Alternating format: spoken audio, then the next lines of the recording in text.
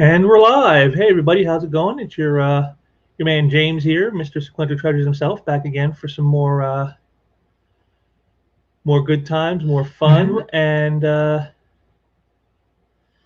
it's been a while since we did one of these sequential thinking pieces. I hope you've all been doing well in spite of current events.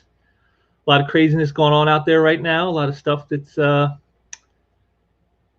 let's just say it's wild times. The old Chinese proverb of "May you be cursed to live in interesting times." I think that's kind of what we're going through right now. It's crazy, and as you can see, my hair situation is still unresolved. I haven't had locks this long since I graduated high school. Back in the before time, in the long, long ago, called 1991. Yes, this is the last time my hair was this long. I swear, it's just like I said, just crazy times we're living in, and you know, it's uh,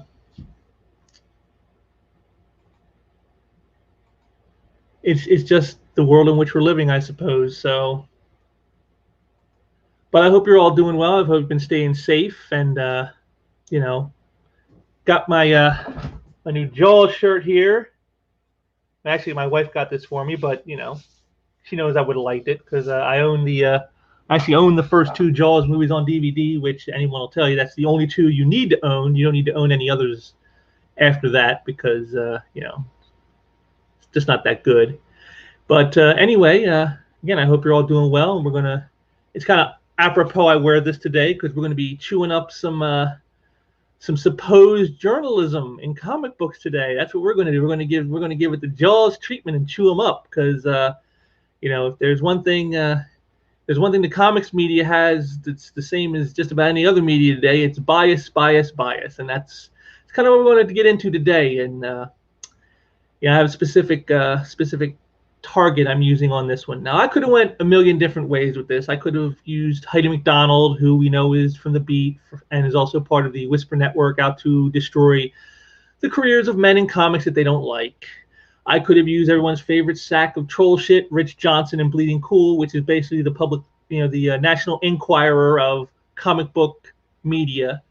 I could have went with the Mary Sue and the SJW infestation over there. That's pretty much just typifies everything that's wrong with comics journalism. I could have went with any of those, and it would have been a slam dunk to point out all the nonsense from them. But with them, at least they pretty much kind of let you know that that's what they're about. They don't try very hard to pretend that there's something that they're not. They're not coming out saying, they're not like CNN, who comes out saying, we're a serious news organization, when really it's just an anti-Trump network. They don't try to pretend there's something they're not. They just come out and say, yeah, we're biased. We hate certain consumers. We hate certain creators. We hate certain things in comics, and we don't care if we destroy the industry, just so long as we get to call out the things we don't like. And that's fine for what it is. That's okay. But I decided to use someone who I thought is more in line with the CNN model, someone who tries to come off like they're more moderate, more middle of the road, more objective, when actually they're anything but. And that's we come in with our example here, Mr. Dan Shahin from Comic Book News, right here on YouTube. He has his own YouTube channel. And the example I'm going to use today is a live stream he just recently did, I think about a week ago, where he had a conversation with artist Ethan Van Sciver. And as you watch this, you're going to see that, Dan, he tries to play up that he's Mr. Middle of the Road, but he's really not. He is anything but. He's completely biased. He is, in fact, everything that the comic book media today is. And his attempts to try to paint himself in a objective light, as like a seeker of truth, I think he calls himself at one point, a seeker of truth. And he's not interested in any truth that he doesn't already hold within himself. His own truths. Dan's decided what the truth is, and anything that does not comply to that, well, then that's just not the truth, and he doesn't care. And that's what you're going to find in this. That's what he does. So I'm gonna get ready here to share the screen with you here, and let's just share screen, and we'll bring it up right here. We'll share it, and there we go. This is the live stream that Dan did with Ethan Van Sciver. And I've sped this up. I have it preset here. I've kind of got rid of, you can see it's already like about 2 minutes in. I've sped past a bunch of nonsense we don't need. And I have upped the speed to 1.25 so we can get through this quickly, because you can see it's quite a long stream here, and I don't want to take up too much time. What I'm going to do is I'm just going to play this stuff for you, and then you can see for yourself, you know, what Ethan says versus what Dan says, and you know, it's like I said, and then I'll take breaks in between and give you my comments on certain things, because like I said, you're going to see in all of this the true face of Dan Shahin. You know, he'll start off with the facade, but the mask is quickly going to drop, and you're going to see what he's really all about. And it's like I said, it's very illuminating to me. You know, to me, it explains so much in why you aren't hearing certain things that are going on in comics that are, and why you're hearing certain things being said about comics that aren't true. You know, sort of certain narratives are being peddled over actual facts. And what he does is pretty much in the same vein. So what I'm going to do here is I'm going to stop my camera, because you don't need to see my ugly mug any more than you already do. And we're going to get this going here. And let's see here. Yeah, that's on. And play. Oh, hello, world. Welcome to Comic Book News. It's me, your old pal Dan Shahin. Let me get rid of this thing. Hey, how you doing? Welcome to Comic Book News. It's me, Dan Shahin, your old pal. I already said that. I'm a little bit nervous tonight. Got a lot of people watching this stream already. 172 people, not eyeballs. People watching. That's a lot for this show. I don't have that many subscribers, not compared to our guests tonight, that's for sure. So you can see already right here off the bat, Dan is, you know, trying to play up like oh shucks, I'm just a small time kind of guy, you know, I'm not that important, I'm not that, you know, not that big a deal. But as this goes on, you'll see that again, like the facade will quickly fade away, you know. And you know, he has about 2,000 subscribers, and so having, you know, 172 people, well, yeah, I think that's a pretty fair amount. That's not exactly a huge number. So I mean, if he's pulling less than that on his live streams, well, I think that kind of tells you how important Dan actually is. First of all, a little bit of show business. If this is your first time watching, please consider hitting that subscribe button. Consider hitting the notification thingy. And let's talk about comics on Comic Book News with Dan Shahin. But today, I'm going to talk one-on-one with Ethan Van Sciver. All right, he's a extremely well-known cartoonist from mainstream comics. Gone into crowdfunding. He's also a proponent of something called Comicsgate. We've talked about Comicsgate on the air before. You know, I've had some negative things to say about what I think's going on with him. I really disagree with the core thesis of what Comicsgate is, but Ethan has agreed to come in and talk about it a little bit, and I'm very thankful for that. I really appreciate his time. It's valuable, and so is yours. There's other things that you could be watching right now, so I appreciate you watching. One of the things that I'm nervous about, and I've been nervous about. So there you go, right there. He's already laying the groundwork for what's about to come, what you're about to see. He's not even really hiding it all that well. You know, he comes in saying, "Oh, we're going to have a discussion. We're going to have a conversation with Ethan Van Sciver. He's a cartoonist, a comic book artist, you know." And then he brings up Comicsgate. And, you know, now he could have, if he was truly being a middle of the road kind of guy, he'd be like, and, you know, well, you know, I have some ideas about what Comicsgate is, but Ethan says that there's certain things I'm missing, so I'm interested to hear what he has to say. He didn't see that. You know, he thanked him for his time, but you notice he wasn't really interested in saying what he's going to be saying, what Ethan's going to be bringing that Dan may be missing. See, he's already decided for himself all the answers that's about to come. He knows what the answers are. At least in Dan's mind, he thinks I've got all the answers. So whatever Ethan says, I can just come in and tell him he's wrong. And that's what you're going to end up seeing. Like I said, he's already laying the groundwork, and we're not even 3.5 minutes into the video. I'm going to lose people who think that somehow. I'll be honest. I lost a friend already. I lost a friend today, who accused me of platforming, like I'm giving a megaphone to somebody who shouldn't have one. Well, to him, I say I don't really have a megaphone. I'm a very small voice, and all I want to do is seek some truth. And when I seek truth, I like to talk to people face to face. I like to hear them tell me the reasoning behind what they've done, especially when I disagree with it. So as you can see, once again, he's playing it up, and now he's trying to play up that he's the victim here. See, I'm taking the risk. I lost a friend. I've had people, get angry at me because I'm going to give my time to talk to this guy that they don't like. Again, once again, setting the stage. You can see it's all building. He's crescendoing this to the point where, like I said, when the mask slips later, and you're going to see that, it's not going to be a surprise. If anything, you might say to yourself, "Wow, I'm surprised it took that long." This is what he's doing. He's already trying to prejudice the audience against the guest before things have even begun. This right here is the thing in modern, not just modern comics journalism, but just modern journalism in general. This is what they do. They prejudice everything against the person that they're going to talk about or talk with. This is what they do, and Dan is doing it right here. Thank you. I see all the comments going. We're going to show comments. We're going to have comments. We're going to talk about comments at the end.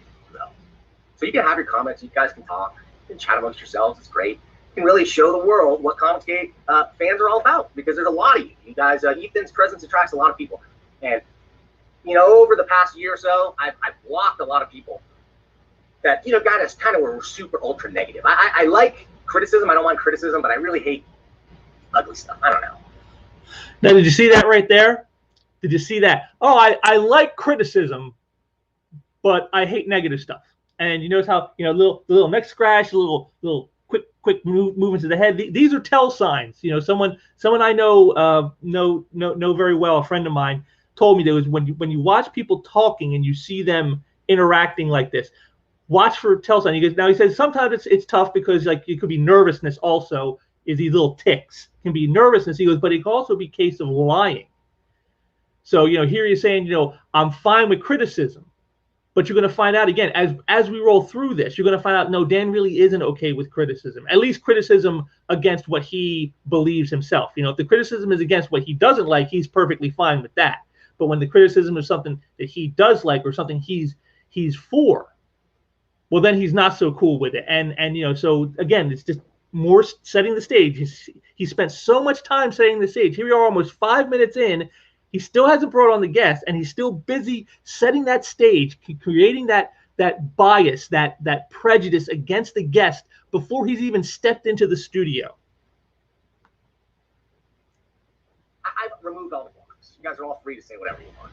And if you're new to this world and new to comics and don't understand and want to know what it's all about, go ahead and check out those comments over there. See what's going on, see what they have to say, see what the culture of Comicsgate is really like. And I want to explore that tonight. I want to talk to one of the leaders and chief promulgators of that culture. His name is Ethan Van Sciver. So without any further ado, I'm going to bring him in.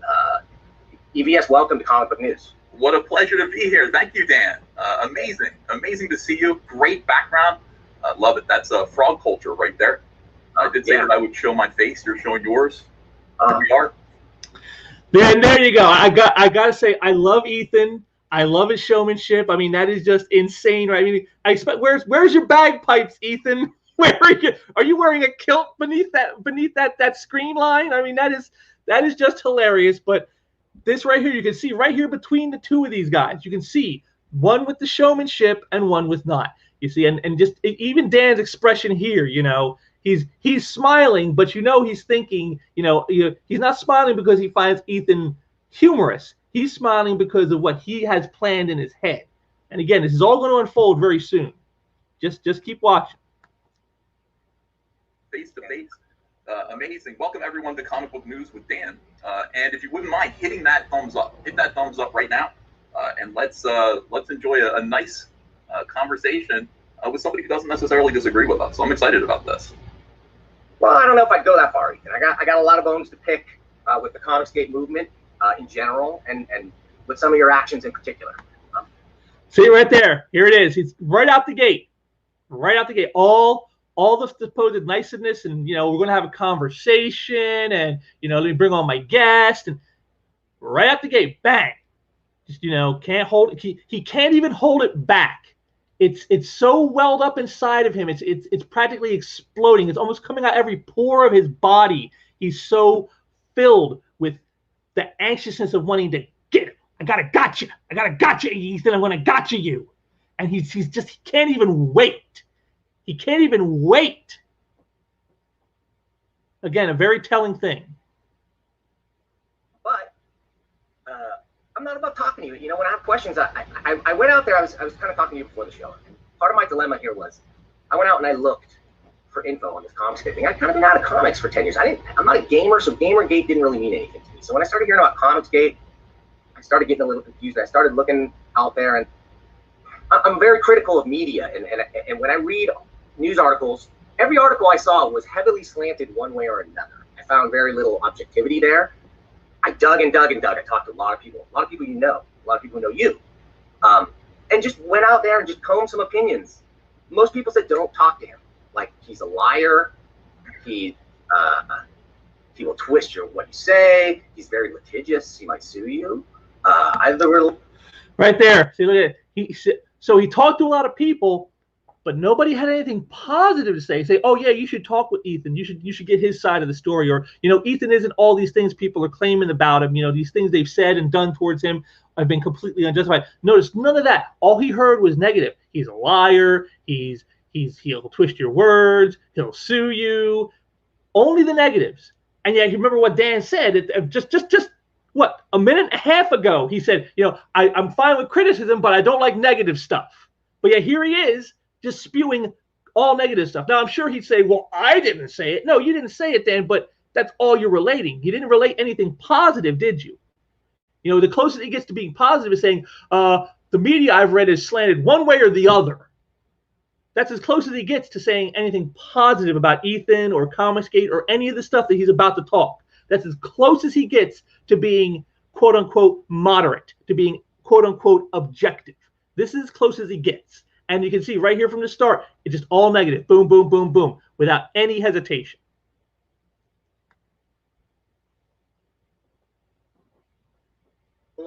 His legion of fans will harass you and your friends. They'll make your channel a bad place. So what do you think about those statements? I think it sounds like a lot of people were trying to get you to not talk to me and find out the other side of the story. I think that they've already worked very hard to establish their partisan, one-sided view of the story, using their friends in the media, using each other, using cancel culture, using threats, scare tactics to get you to not question what's actually gone wrong in comics. Well, let me say this. There were no threats. There were no scare tactics. There was Yeah, no scare tactics, no threats. I'm sure, Dan. I'm sure that all the stuff to you had nothing to do with no one saying, I'll unsub if you do this. I'll never speak to you again if you do this. I'll ruin your channel if you talk to Ethan Van Sciver. I'm sure there were absolutely no threats to you, Dan. I am sure. Which is why you came so hard right out of the gate at Ethan like this, because there was no threats. Because otherwise, why would I come at you so hard like I am? Come on. To quote Joe Biden, come on, man.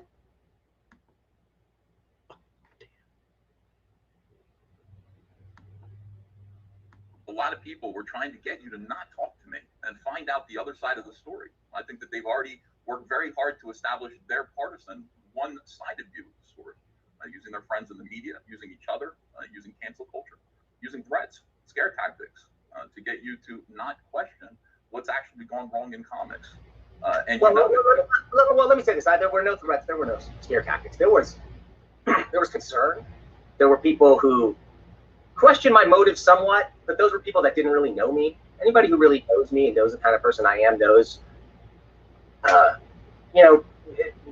what I'm looking for is a little bit more objective truth. I'm not necessarily trying to sell my own agenda per se. I want to understand. Right there, I'm objective. I'm not trying to sell an agenda, which is why when I first started this out, I said that, you know, when I looked into all this, all I heard was people telling me you're a liar, you're a scammer, you're a grifter, you'll sue people. Because, you know, I'm not pushing an agenda. You know, no, not at all. I'm looking for objective truth. Yeah, right, Dan, right. And what's going on with you first, and then I'll respond and let you know some of my thoughts. Why don't you tell us a little bit about yourself first? Let's get some info on the secret origins. Well, my name is Ethan Daniel Van Sciver. I am a Virgo, born in Provo, Utah. Grew up in New Jersey, South Jersey, right over the bridge from Philadelphia. That's my cultural bias. You know, I prefer cheese steaks and good pizza to maybe the food that you'd find on the West Coast. I am a husband, twice married. This is my second marriage, my last marriage. I promise you, I found the right one. I found the right girl. I've got one kid named Hunter. He's 21 years old from my first marriage, and I've got one 4-year-old daughter from Andrea, my wife, and a stepdaughter as well from her prior marriage. And we all live very happily here in this tiny frog-based economy in southern New Jersey in a very large house. It's quite nice. We're enjoying ourselves quite a bit. Big comic book fan. I've been a comic book fan my entire life. Big fan of DC superheroes initially. You know, I saw the Superman movie in 1977. I think it changed my life. Watched the Super Friends. Didn't realize it was horrible because I was so young. It was aimed at me. And then right around 11 or 12, I found Marvel comics. And they seemed to be, I was listening to heavy metal. And so the X-Men seemed so cool to me. DC seemed lame. Marvel seemed great. And those comics from, I like Ghost Rider, I like the Star Wars comics in the early 80s. Those comics from 1977 to Dan Fraga says 91. That's his, I'm like 89, right there. That is my window of when comics were absolutely perfect. They were wonderful. You know, I discovered girls. I stopped reading comics. I sold all my comic books so I could go on dates with girls. And then by the time I was 19, I realized my whole agenda was to work in comics, was to be a comic book artist. So I created Cyberfrog and started working in comics. And then realized there was a DC. I'm sorry, what year was that Cyberfrog, first Cyberfrog? 93. Well, okay, so 93 was when I created Cyberfrog, and I think the first issue was published in 94. And that year seems a lot longer. It got a lot more done in a year when you're trying to break into comics. I drew 5 issues of Cyberfrog that have never seen print, and they're going to see print now. They're going to be a part of this new campaign I'm doing, Words and All the old Cyberfrog stuff that I can get my hands on. I'm going to put out. I'm going to release for historical interest. Did Cyberfrog for a small company called Hall of Heroes. Got discovered by Harris Comics. Took Cyberfrog over to Harris Comics, and then that lasted as long as it could. It never caught on. Cyberfrog never caught on. The first issue sold about 80,000 copies, and that was a failure. In 1996, that was a failure. 80,000 copies was like a disappointment. Just taking a brief break here. First of all, to say, so you can see right here from his quote-unquote secret origin, Ethan is just your typical guy. You know, his story could be similar to mine. You know, about how he got into comics, and you know, I grew up back east. You know, I grew up in Delco County, Philadelphia, which is just south of the Commodore Barry Bridge, which takes you right over to Jersey. So I mean, I'm right in the same area Ethan is. You know, the whole thing with comics. You know, he discovered them a little earlier than me, but you know, I watched Super Friends, I watched Spider-Man and His Amazing Friends, I watched The Incredible Hulk, I watched all those cartoons that he did growing up too. I watched them all. You know, his story is very much a story of any kid who grew up watching cartoons and reading comics in the 80s.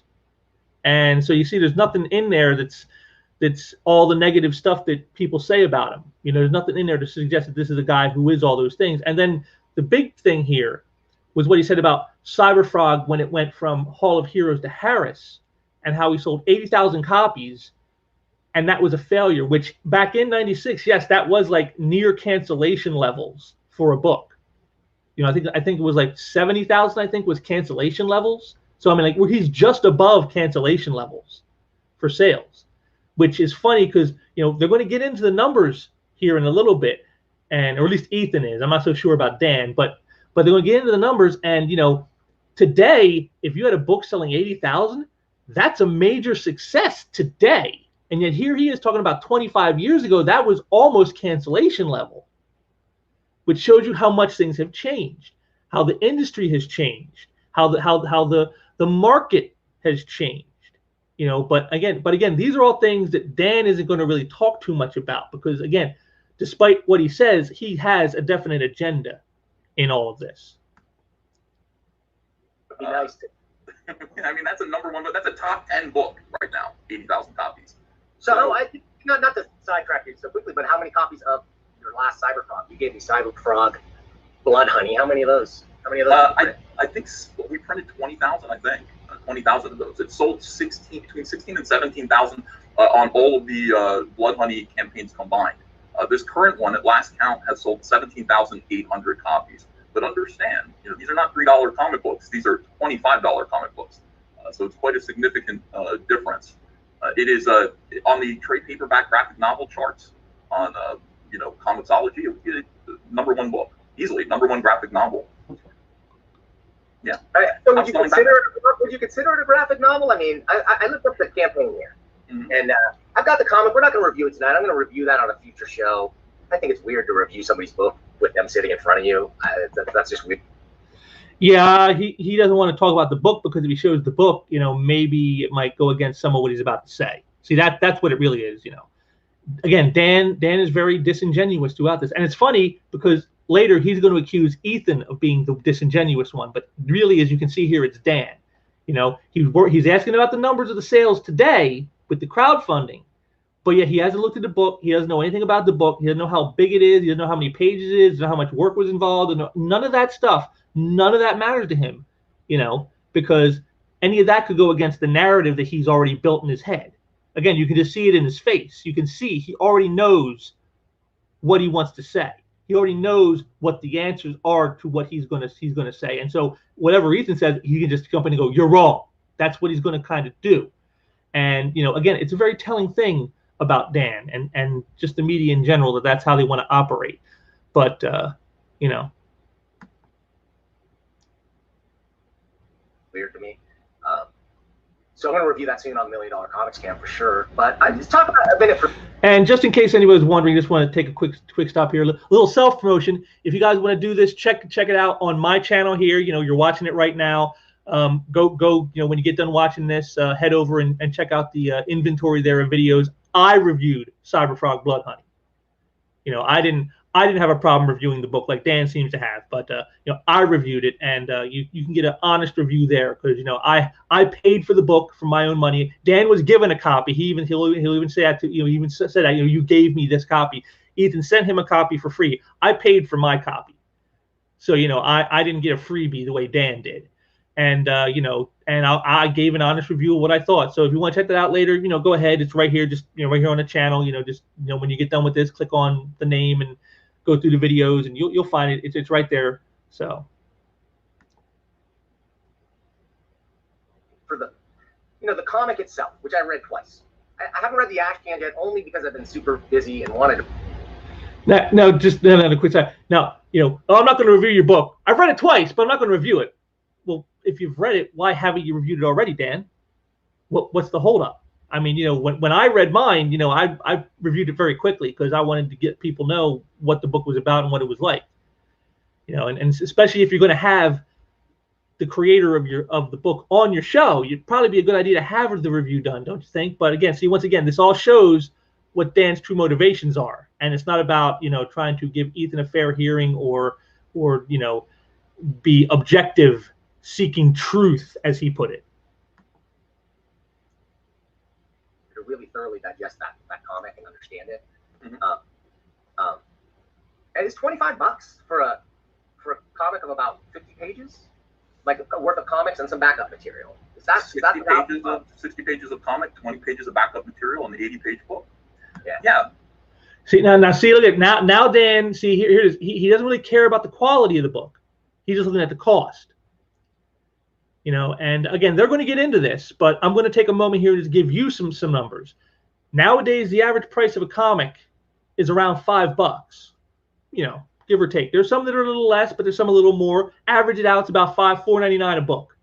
So you get 20 pages in a monthly pamphlet, and that's $5. So if you take that, and Ethan said 80 pages of stories, That's 4 times as much. That's $20. All of a sudden now the price doesn't seem so much, especially when you factor in that in the campaign, Ethan gave like stickers and a window clinger for your car and a bookmark and trading cards and, you know, all this other stuff. So when you balance it all out, it's a pretty fair value. His prices are at the very least in line with what the mainstream is selling new material at 20-page intervals a pop for. He's at least on par with them in price. But you can see here, Dan is looking at just the big number, doesn't care how many pages it is, doesn't care about all the extra stuff that's involved. He just sees that $25 price tag and is like, oh. And again, it's going to reveal itself very quickly here.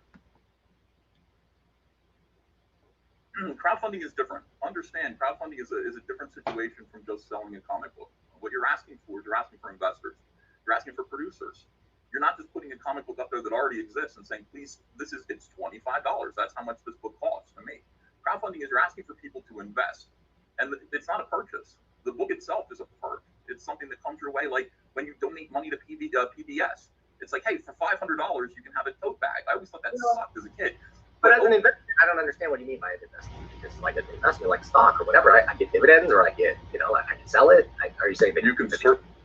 See there, again, focusing on a word, not listening to what he's saying. You know, Ethan was telling you it's an investment. What he means by investment, what he means is you're part of something.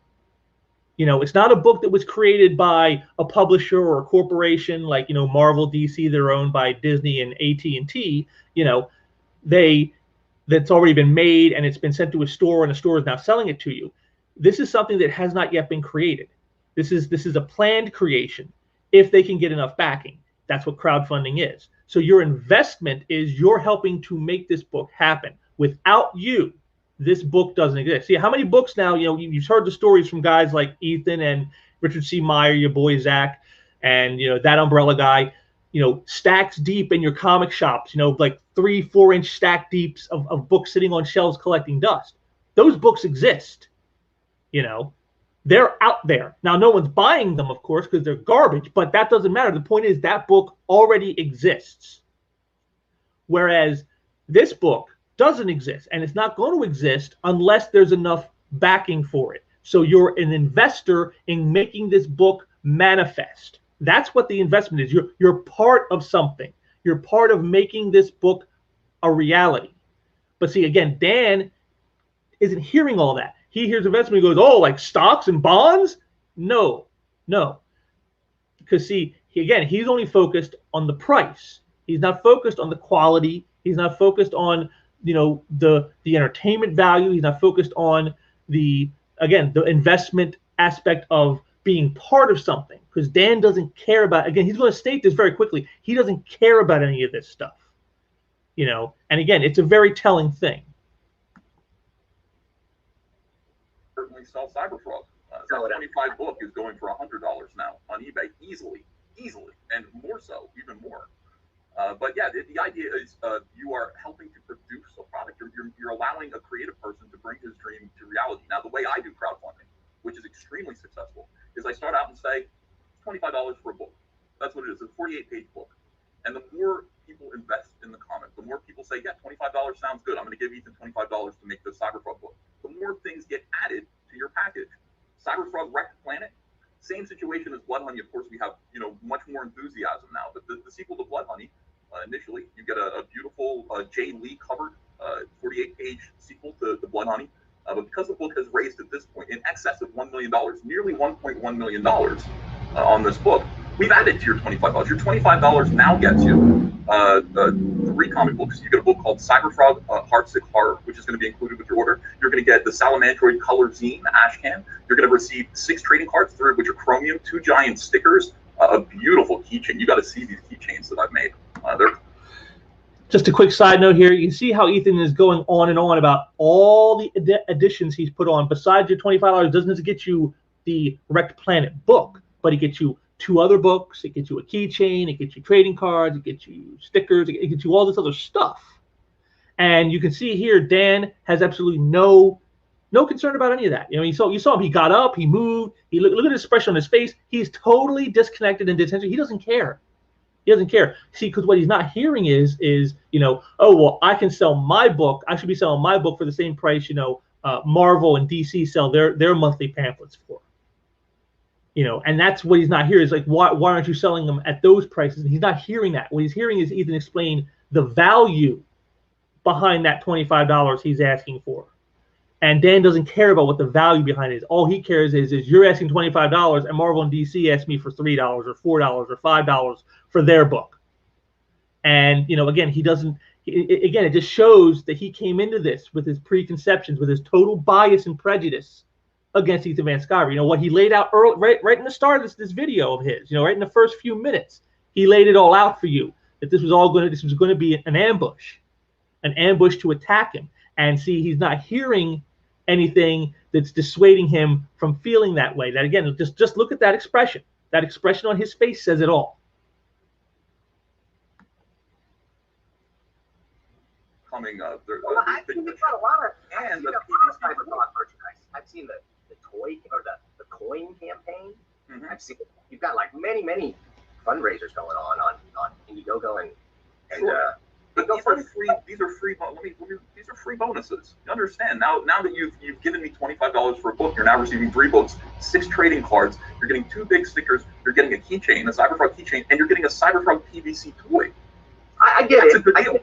So I mean, I don't like trading cards or toys. I like comics. So like, let me just ask you this. So see right there it is. I don't care about the value. I don't care about these other things you're doing. I don't care about this extra stuff you're giving people for free for investing their $25 into getting your book created. I don't care about any of that. You know, never mind that there's thousands and thousands of people who do care, who do want these things. You see again, and this is funny because, you know, you saw Dan. He said, you know, he used to be a comic shop owner. You know, I can't remember if he said it at the beginning, but he definitely says it later on. He's a former comic shop owner. You would think he would understand the principle of consumerism, of when consumers want something, you give it to them so you can make money. And that's what Ethan does. He creates value for your investment. You see, like he said, you're investing that money. When you give him that $25 or $50 or whatever level you pledge at, you are investing in that book, and he wants to give you value for your investment. And that's what the trading cards and the stickers and the PVCs and figures and all this other stuff is, the keychains. That's what all that stuff is. It's meant to be incentive to you to go, this is really a good value at $25. It's not just a comic book. It's all this other stuff too. But see, Dan doesn't care about any of that. So since he doesn't care, well, then it's irrelevant, except it's not irrelevant. It's very germane to the whole point. But of course, again, Dan doesn't care about the true point. All Dan cares about is his narrative. And that's what you're going to see here. The Cyberfrog Blood Honey. If this was in a retail establishment, and I recognize this, if you're saying it's apples and oranges, it's different. But what would you expect to pay for this in a retail store? I would pay $50 or $60 for that in a retail store. $50 or $60, Absolutely. Like off the shelf, brand new the day it comes out. Yeah, most definitely. It's the best comic book I've seen in ages. Comic books that are on the shelves right now, 22 pages full of material that not 22, 20 pages full of material that's been rushed. There's a political bias inherent in the book, and they're selling for $6 now. What is going on? What is going on with comics? That the quality is declining. They're insulting the audience. And here you have a book that looks like it's off the showroom floor. Cyberfrog Blood Honey looks like a Ferrari compared to comics that are out right now. It contains the best work that I've ever done. There's no insulting political message in it. It's chapter 1 of an ongoing series, a Dickensian kind of, serialized comic book of old. And it's beautiful and highly collectible, highly prized. So I feel that's a little disingenuous. But like, I mean, see, right there it is, right there. Here it begins. Here it begins, folks. See, Ethan just explained it all out to you. I explained it to you with the whole price point. You know, $5 for 20 pages versus $25 for 80 pages and all the little extras. You see. But see, Dan doesn't care about any of that, so he calls it disingenuous. So for him to extol the fact of the value, that's disingenuous, except it's not disingenuous. It's very much the point. But Dan doesn't care about the point. Again, like I said, you're going to see his narrative, his preset talking points. That's what matters for Dan. mean, honestly, like I was a retailer, so I know what a book sells for. So I'm saying if I sold this book now, like if I saw it on the shelf, and it had it had a barcode and a price, and I picked it up and it said 50 or 60 bucks, there is no way I would buy it for that. I wouldn't buy it for 25 either. I'm not trying to cast aspersions on your comic. I think it's... Yes, he is actually very much. I'm not trying to cast aspersions. I'm just casting aspersions. That's all I'm doing. I'm saying you're a con artist. I'm saying you're a grifter. I'm saying you're a scam artist. You're scamming people out of money for something that isn't worth the value, despite the fact that you just got done explaining all the value, which I don't care about because that's not part of my talking points. My talking points is to say, hey, this book, it's not worth the money. And I wouldn't pay it. And therefore, if I wouldn't pay it, no one else should pay it. And anyone who does is just being ripped off by you. But I'm not casting aspersions behind you. I'm not casting aspersions. Well drawn and certainly well produced. But value-wise, I would expect to pay maybe $8 to $10 tops, I think, for a book like this. So it feels a little, if I were to just pay... So let's take Dan's number, $10. $10 for 80 pages of material. That would mean at the current rate with comics at about $5 a piece, that they should be 40 pages long instead of 20, but they're not. So Dan wants Ethan to give more value than mainstream publishers who've been publishing for decades with icons that everybody knows, with Ethan using a small-time creation of his that never got the traction in the 90s that those other icons have. And yet he's supposed to give double the value, according to Dan, in page count and in cost of the book. He's supposed to take that hit so he can give more value to a guy like Dan versus people who actually are interested in investing in the book. Again, all Dan is showing here is his ignorance to what crowdfunding is and how it works. Something that all SJWs, mind you, are ignorant of. That's why so many of their own crowdfunders either fail, or if they are successful, they don't make very much money. You're never going to hear one of these SJWs talk about like my $1.1 million crowdfunder. You're never going to hear that from an SJW creator ever. But yet Ethan, who has done this twice and has had other campaigns that made hundreds of thousands of dollars, 200,000, 300,000. He doesn't know what he's talking about. He's ripping people off. He doesn't know what value is, according to Dan, and is being disingenuous.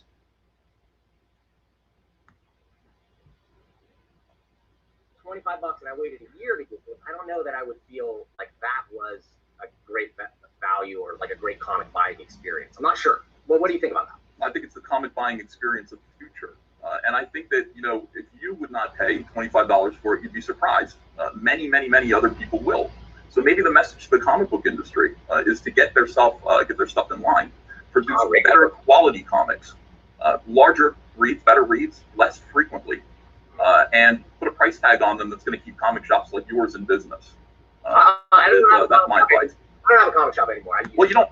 I don't have a comic shop anymore. Gee, Dan, given what you've shown of your illiteracy towards consumerism and understanding how markets work and understanding how your customer base thinks, gee, I wonder why you don't have a comic shop anymore, Dan. I wonder how that could be. And as far as what Ethan was saying, I mean, he's right on the money. He is absolutely correct. That that is more what he's talking about is commonly referred to as the European model.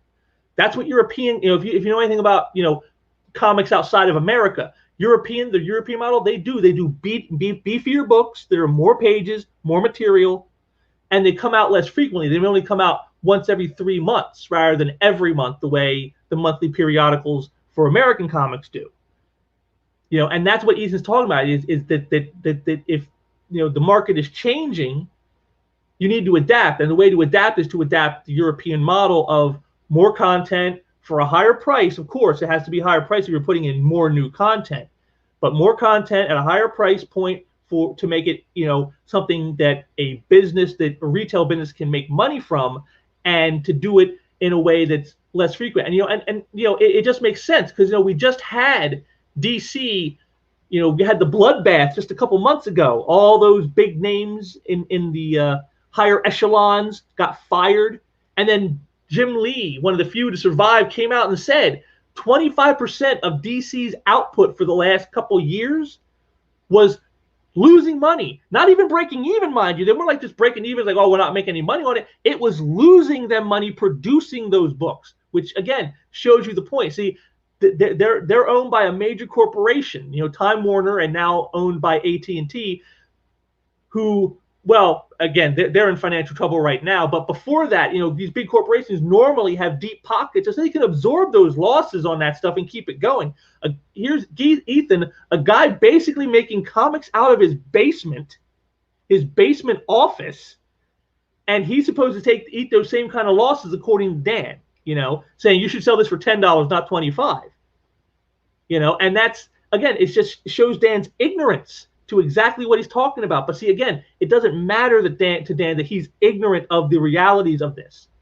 He has his preset talking points, and that's all that matters. All that matters is just that I push my talking points. You see, he's pushing them right here. It's not a good value waiting a year for a $25 comic that's only 80 pages and gives me other stuff that I don't care about. That's not a good value to me. That's not a good buying experience for me. And that's all Dan cares about. You're charging $25, but Marvel and DC will only charge me $4 or $5 for a book, and they'll get theirs out every month, where you get yours out once a year. He's not looking to anything else. He's looking at the old model, the model that's collapsing, the model that is on, it's in hospice right now. The direct market is in hospice right now. And he's looking at that and saying, you need to do this. And since you're not doing this, then what you're doing is either A, a failure, or B, you're just a ripoff artist. And, again, he talks about disingenuous. There it is right there.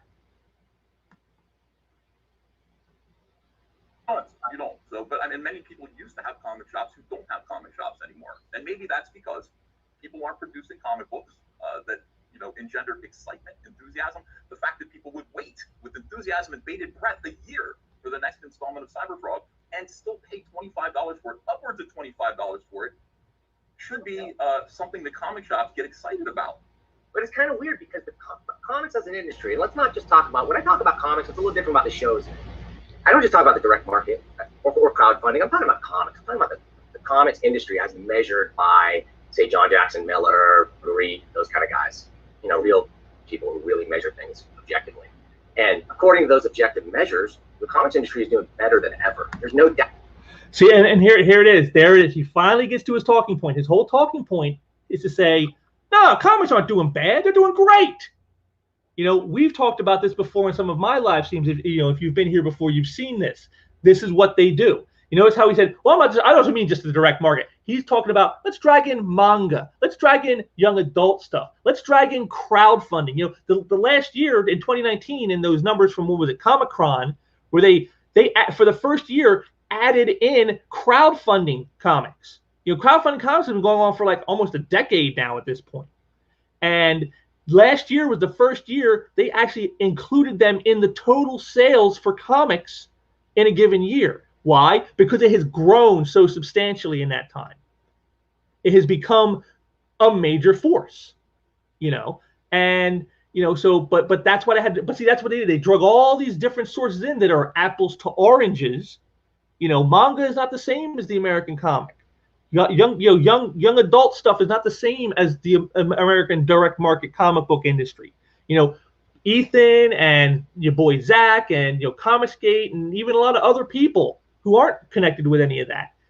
When they say comic industry, they mean the mainstream American direct market. That's what they mean. And you see how Dan prefaced it right at the start. I don't mean just this, because he knows if he focuses on that, yeah, that's doing horrible. Yeah, those sales in there, oh my God, they're in the tank. My God, they're doing awful. And he knows that. So he has to take all these other sources and sort of conglomerate them together and say, this is comics, all this stuff. But it's really not. Manga, if American places stop selling manga tomorrow, manga will be just fine. I mean, there will be a slight dip in their numbers, but it will be fine and it will still go on. Same thing for young adult. It will still go. Same thing for crowdfunding.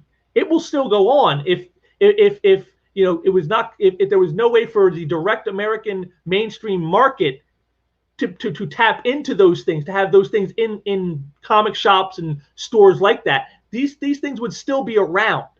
They don't need the direct market to survive. That's the point. But the direct market does need the comics that are there to survive, and they're not selling. And that's the whole point. But of course, again, Dan completely has to obfuscate, because if he admits to this, well, then he has to admit that everything he knows is wrong.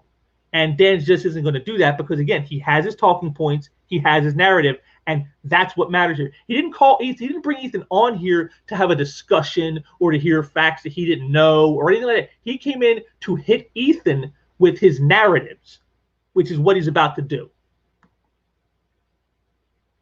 Doubt about it. It's making more money. It's bringing in more people, and it's exposing a whole new audience and a whole new generation of people to comics. So when you talk about the comics industry dying, that's just wrong.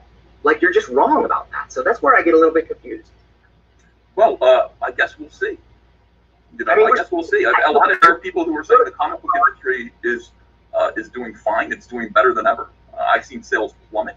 The sales charts objectively are plummeting. What is improving are the sales of things like manga and books like Dog Man. Those are comics, though. Sure they are, but that's not the stuff we're producing. That's not the stuff that keeps... They're great comics. No, they are. I don't disagree with you. I love it. I absolutely love it. But when it's one of the key disconnects I have with comics culture, okay? Is like these comic books, these pamphlets or whatever, this is comics. And Dog Man or Raina Telgemeier, by the way, who's not only outsells you by quantum leaps, is also a great cartoonist, an objective, great cartoonist, reaching an audience that's tough to reach and talking about subject matter that's very difficult to talk about sometimes. What are her sales? What does she sell? They're humongous. She's at the top of the New York Times bestseller list. She knocked Stephen King off of the top of the New York Times bestseller list. So what does that amount to in numbers? I'll let the audience look at it. I don't have those numbers in front of me, and I'm not. Ah, see, there you go, right there. See, right there. See, it shows you that there it is, right here, folks. Look at it. Look at his expression here. Look at the hand gestures. You know, he doesn't have the information. Someone told him. Raina Telgemeier is awesome. Raina Telgemeier, oh look, here's an article where she knocked Stephen King off the bestsellers list on New York Times, but he has no knowledge of the numbers. He has no knowledge of the workings of the sales. Nothing. He has no information to put against Ethan. Just, yeah, she's doing great, and she makes comics, and she blows you away. She's epically above you. She's selling light years above you. Well, how many books in a light year, Dan? Oh, well, I don't have those numbers. I don't have that. The chat can look that up themselves. You know, the classic, oh, I'm not telling you, go Google it. Which is always what someone does when they have no information and no facts to back up their claims. Not great for hundreds of thousands, millions of copies. Okay. Batman sells 45,000 copies right now. Batman. You understand? We're in real trouble. Now, I'm not saying the comic book media. Not Batman, the monthly comic. That's right. But there's also digital sales, which aren't much. But there's graphic novel sales, and there's collected sales, and there's many different markets. This is another disconnect that I find when I hear Comicsgate people talking. Like, they talk about Marvel comics and their unsellable comics, and they're like Ms. Marvel or something. Not Ms. Marvel, but yeah, Ms. Marvel, right? That's the one. Yeah. And with Kamala Khan. That it's a great seller. It sells tremendously, really, really well. Not in comic shops. It doesn't sell very well at all. Well, actually, I dug into the numbers on that. It sells great in reorders. It sells out quickly because it's under ordered. But if you look, but again, notice Dan doesn't give you the numbers. Oh, yeah, I looked into it, and it sells great in resales, but the initial orders are low, and then the reorders are huge. Well, what are those numbers, Dan? Oh, I can't be bothered to tell you those numbers because I told you the numbers. Well, then you'd see how badly it actually is selling. And what he doesn't tell you is some of the predatory practices companies like Marvel are doing to the comic book stores, trying to suck out every last dime they can before the direct market dies, as they know it's going to do. Like I said, it's in hospice right now. And so they're going to suck out every dime. And what are they doing? The variant cover thing. You got to buy 100 copies of this shit cover of the book that nobody likes to get one copy of this retailer incentive variant that you can sell because maybe it's by an artist somebody likes, and I could sell that copy. And so you got to buy all these copies to get these few that you're going to sell. And like I said, that's how you end up, as we said, with the stories of inch-deep stacks on shelves in comic shops. of books that won't sell because they had to order all this product to get the ones that will sell. You know, it's a predatory practice. But of course, Dan doesn't bring any of that up, of course, because, well, that would necessarily show that Ethan knows what he's talking about, that comic sales are sucking in the mainstream, in the direct market, and in comic shops. And I can't have that. So I just got to tell him, I'll just tell him that the reorders are awesome, but I won't give him any figures, pardon me, any specifics, because, again, that could be used against me, because if I came out and said, oh, yeah, well, yeah, the initial sales were only 10,000, but then the reorders were for 20,000. It's like, well, okay, so that's 30,000 copies. And what did you just say Batman sold? 45,000. So that means that Batman is selling not much better than Ms. Marvel. And that kind of would make the point that, oh, gee, I guess comic sales really aren't doing that well. But see, so Dan can't give any information. He just casts aspersions and throws out, you know, just straight up, propaganda, and then leaves it at that. But the reorder numbers are big. And if you look at the collected sales on those books, the collections that are selling into libraries and bookstores and other places, they're humongous, okay? Ike Perlman is not a commie. He doesn't publish comics to lose money. He publishes them to make money. Like those comics are really well. He's a great guy. I agree with you. So, okay, so let's keep going. Let's move on. Let's talk about, See, look at it. Dan feels he won. So now we're going to move on to the next topic. Because, you know, I don't want to give you a chance to rebut anything, to ask me, well, Dan, what are those huge numbers on those trade sales you're talking about, Dan? What are these huge numbers to libraries and bookstores that you're talking about? What are those numbers? Oh, you can't. The chat can look those up. Let's go Google it. You know, I looked into it, I saw it, and but I don't have those numbers with me. I only knew I was going to bring this up to you on my live stream. I didn't have to take any time to actually write down numbers or save screen caps of the information that I could throw up here right now. No, I can't be bothered to do any of that. You know, this is a gotcha interview, Ethan. Don't you know anything? It's not about giving information. This is about just trying to gotcha you. This is about just sticking it to you. This is about pushing the narrative down your throat and saying you're an idiot. Don't you understand that, Ethan? Come on, man. Let's move on to the next topic. because I mean, that's what it is. Comics industry is doing great. Comics are doing great. So when you say it's not, you're wrong. That's okay. We'll see. You know, I'm saying by all objective standards, the comic book industry, as we understood it via the direct market, the comic book industry that employed me and all of the people I ever knew, is in real trouble. Real trouble. It's essentially that's the core. Right. You understood it. Yeah, it's going to change. See, I understand it differently now. Now I'm doing something different to adapt to a completely changing market. But the comic book industry that I worked in is going. It's on its way out. The direct market, it will collapse. It just will. You're already seeing DC Comics using other means to distribute their comics elsewhere. That is going to necessarily mean. Oh, yeah, they made a moronic business move. We've discussed that in depth on this channel. You think so? You think it was moronic, or do you think it was, oh my God, we got to do something to protect ourselves? During this pandemic. There were plenty of ways to adapt without throwing the market in chaos. Like, it's clear that people. Now see again. Here you go. Dan just admits the market's in chaos. Well, wait a minute. How you just got done saying comics industry's doing better than ever. It's doing awesome, but the market's in chaos. What? How does that work? How can everything be going awesomely and yet also be in total chaos? You see, again, Dan, he didn't think any of this through. He has his talking points. He has his marching orders. He has his narratives. That's what he pushes. And then, when the facts come in, it's either deflect them, obfuscate them, or, admit them, and then, just figure that, people are too stupid. They won't know. I just contradicted myself 5 minutes ago saying that everything was great, and now I'm saying that the industry's in chaos. At the reins there, DC have really no clue about what's going on in the comics publishing industry now that they've been taken over by AT&T. Decisions are being made at a much higher level. If you'd watch other previous episodes with Bill Shaines or some of our other episodes where we talk to some people who really know the industry really, really well, and those players really, really well. Yeah, but notice, Dan, you had all these discussions, but you can't bring up any of the points that were made in those discussions. So either one, you don't really care, or two, well, you just don't know what you're talking about. You're sitting here telling Ethan he doesn't know, but yet Dan is the one here who doesn't really know. He has all you can do is say, well, I had discussions with these people on my live streams, go look them up, or yeah, I saw the numbers and they were awesome, but I don't have them with me. Go Google them.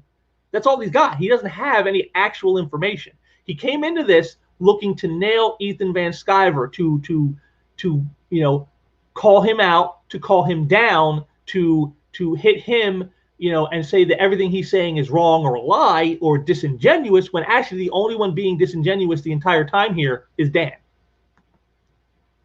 Yeah.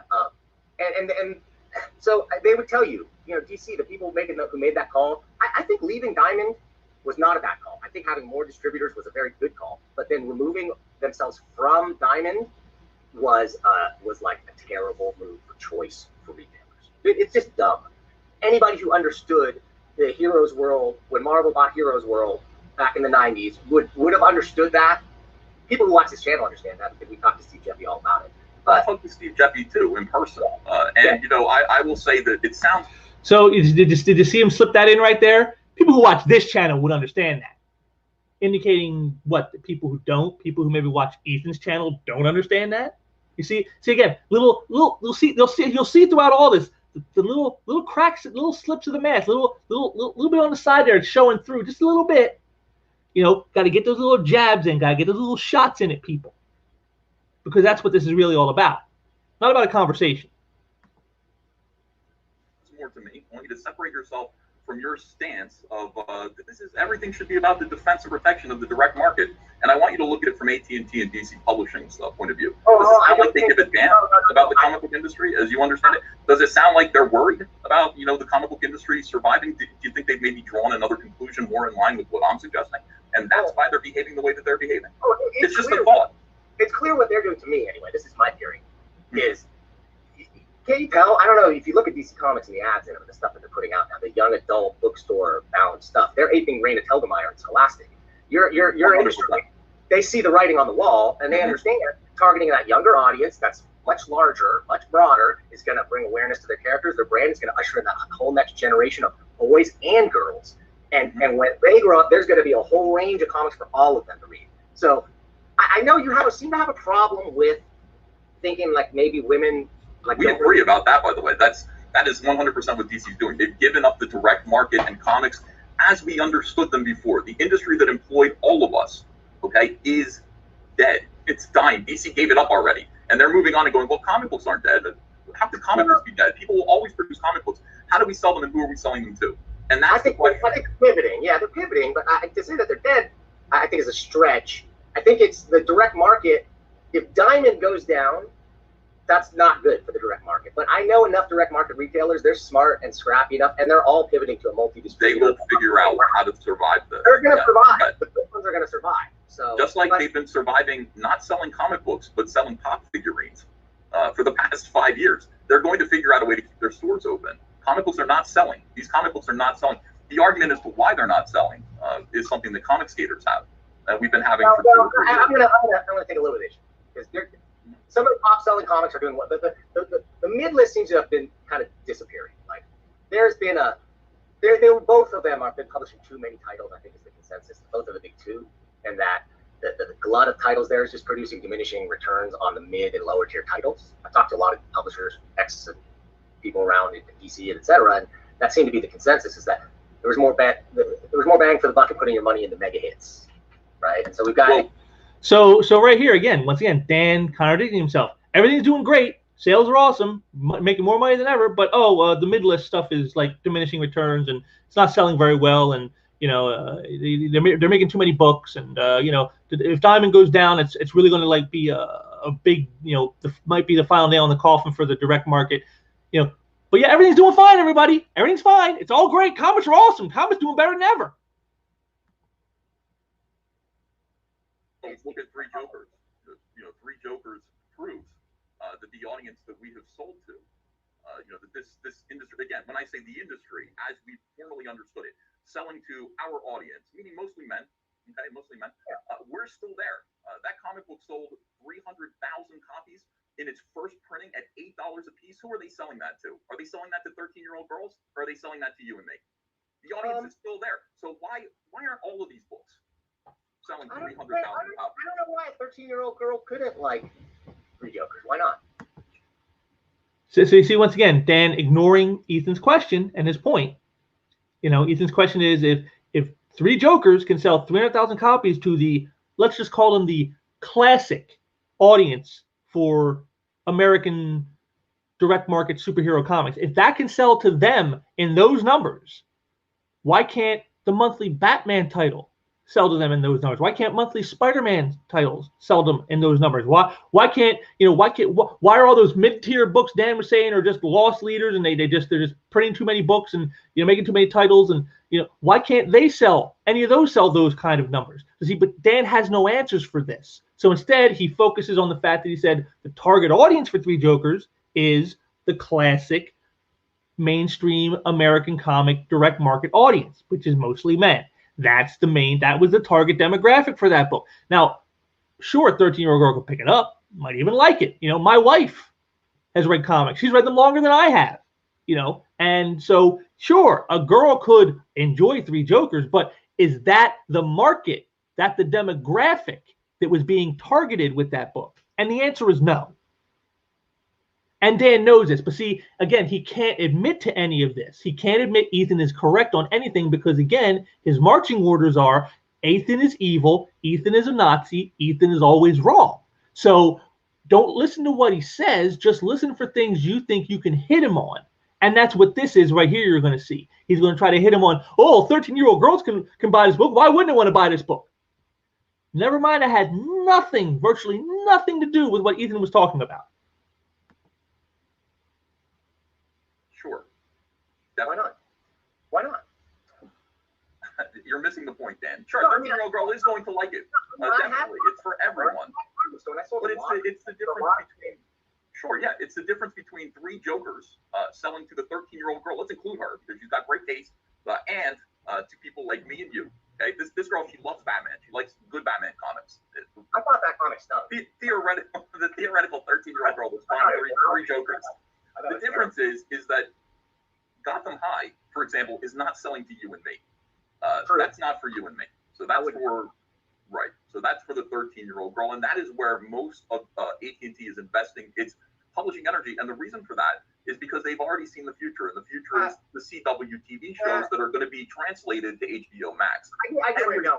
Everything is going to be about what's on HBO Max. They're being a little short-sighted on that because I think what they're doing is creating a publishing strategy where they have an entry level, a mid level, and like sort of an adult level. DC is the one comic company that really has that pretty well dialed in.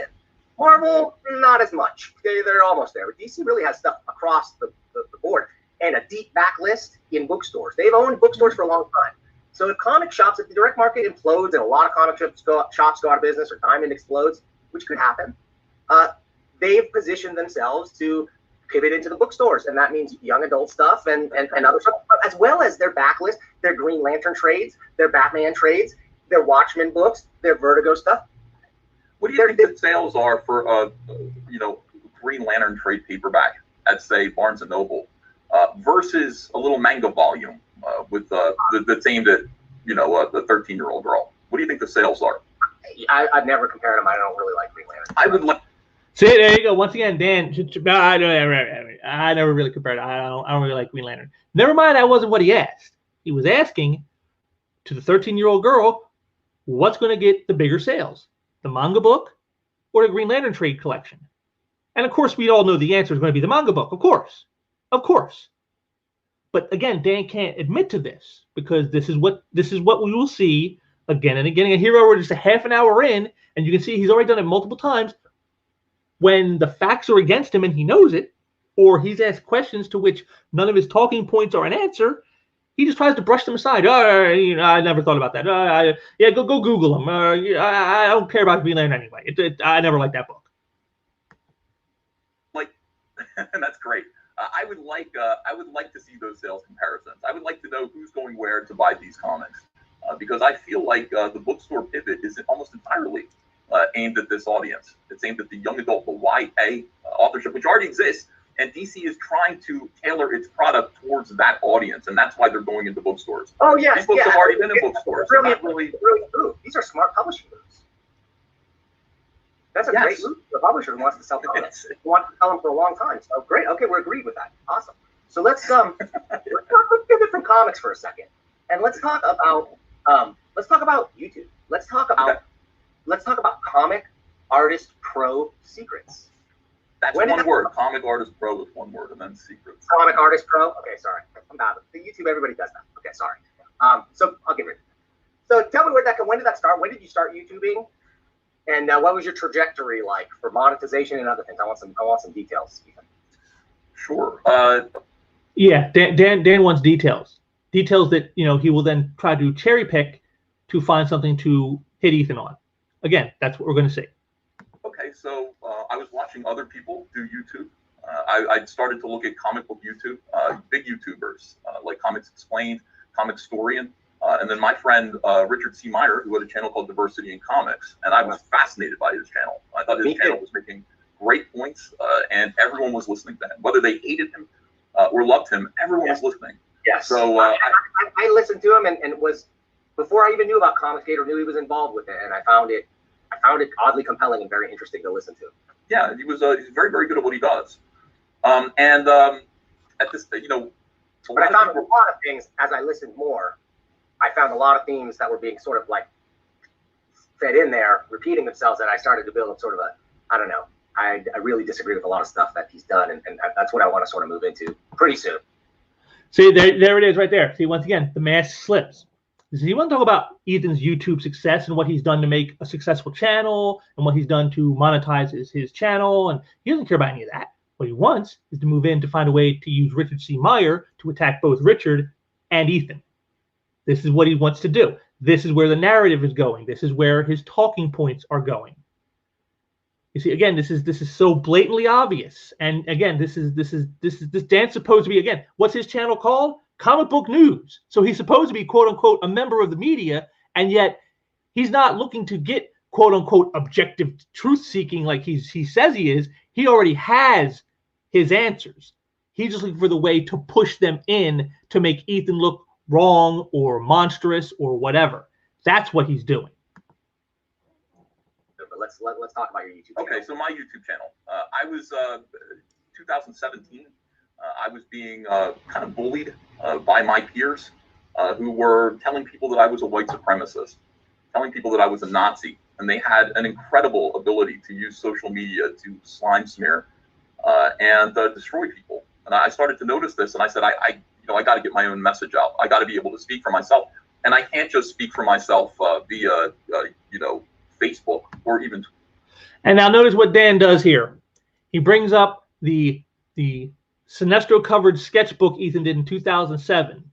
One of the things that these people, these SJWs, have used for years, and especially so in 2017, to hit Ethan on to suggest that he is a Nazi. And you see, he did it quite quietly. You can see he moved around in there. You can see he was moving around a bit, and then all of a sudden, boom, the image comes up. Ethan doesn't know what's happening. Just boom, there it is. And he just brought it right. He didn't tell Ethan, hey, well, here, let me bring this in here real quick. And no heads up, nothing, just bang. See, and this again, this is it. This is Dan's true motivations in all of this. This is the reason he wanted to talk with Ethan, not for a conversation, not to learn about facts or information he didn't possess, to do things just like this. Twitter. I need to actually speak because that's what I do. Is this one of the messages? Is this one of the messages that you put out? This is a book that I put out in 2007, as you could see. I got it so small I can't even read it right now. It says My Struggle, Volume 1, 2007 sketchbook. Yeah. So this is an obvious, well, maybe not so obvious to some people, reference to Mein Kampf by Adolf Hitler. That's correct. Yeah.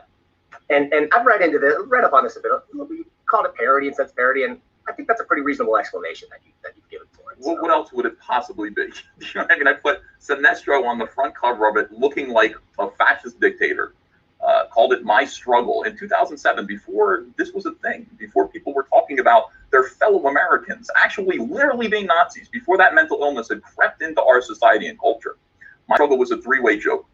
One, Sinestro looks like Hitler there. Two, this sketchbook contains my drawings all the way back from 1993 to current. It's my struggle in comics to become a comic book creator. That's the other joke.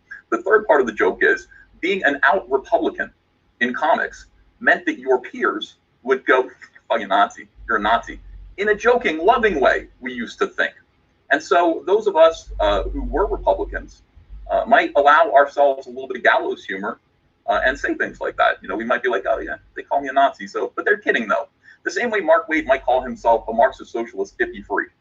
I don't think well, maybe he is. But I am in no way. That is a denigration that I thought was meant lovingly. So when you go along with record, just to clear it up, and obviously, I hate the idea of calling people Nazis that are just kind of mean people. Like it's sort of like doesn't disservice to the word Nazi. It sort of like dulls your point. I find when you say somebody is a Nazi, but really what you mean is they're kind of mean or they did something shitty. That's not what it means. That's not what it means. It no, means I understand. You understand? That doesn't mean that you're a mean person, because Mitch Breitweiser, not a mean person. Nazi. So it doesn't mean that. It has nothing to do with you being not nice or being seen as not nice. In fact, I think being called a Nazi should lead someone to be not so nice in response. Okay. Ethan's really nailing it here. I got to give him this. This is probably one of the best parts of this video, where he calls all this out, and tells you how things used to be, and how in the wake of the election of Donald Trump in 2016, it's like everything just overnight, it just all changed. Like for years, things that were seen as okay were suddenly now evil. People who for years, voted a certain party suddenly now were Nazis, and just all that happened. And you see here Dan trying to soft shoe it. Oh, well, they're just trying to say it's because you're being mean. It's like, no, they're not saying it because I'm being mean. They're saying it because I voted in a way they didn't approve of, and this is their method to try to destroy me. That's what this is. And of course, Dan is soft shooing it and pretending he doesn't get that. While he keeps throwing the cover up to keep saying, look, see, he drew a Nazi cover. See.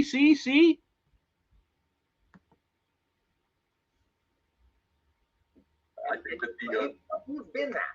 Let's be honest. I talked to you before. When we talked, you told me on mailing stream, which has been deleted now. I don't know. I'm not sure why or hidden.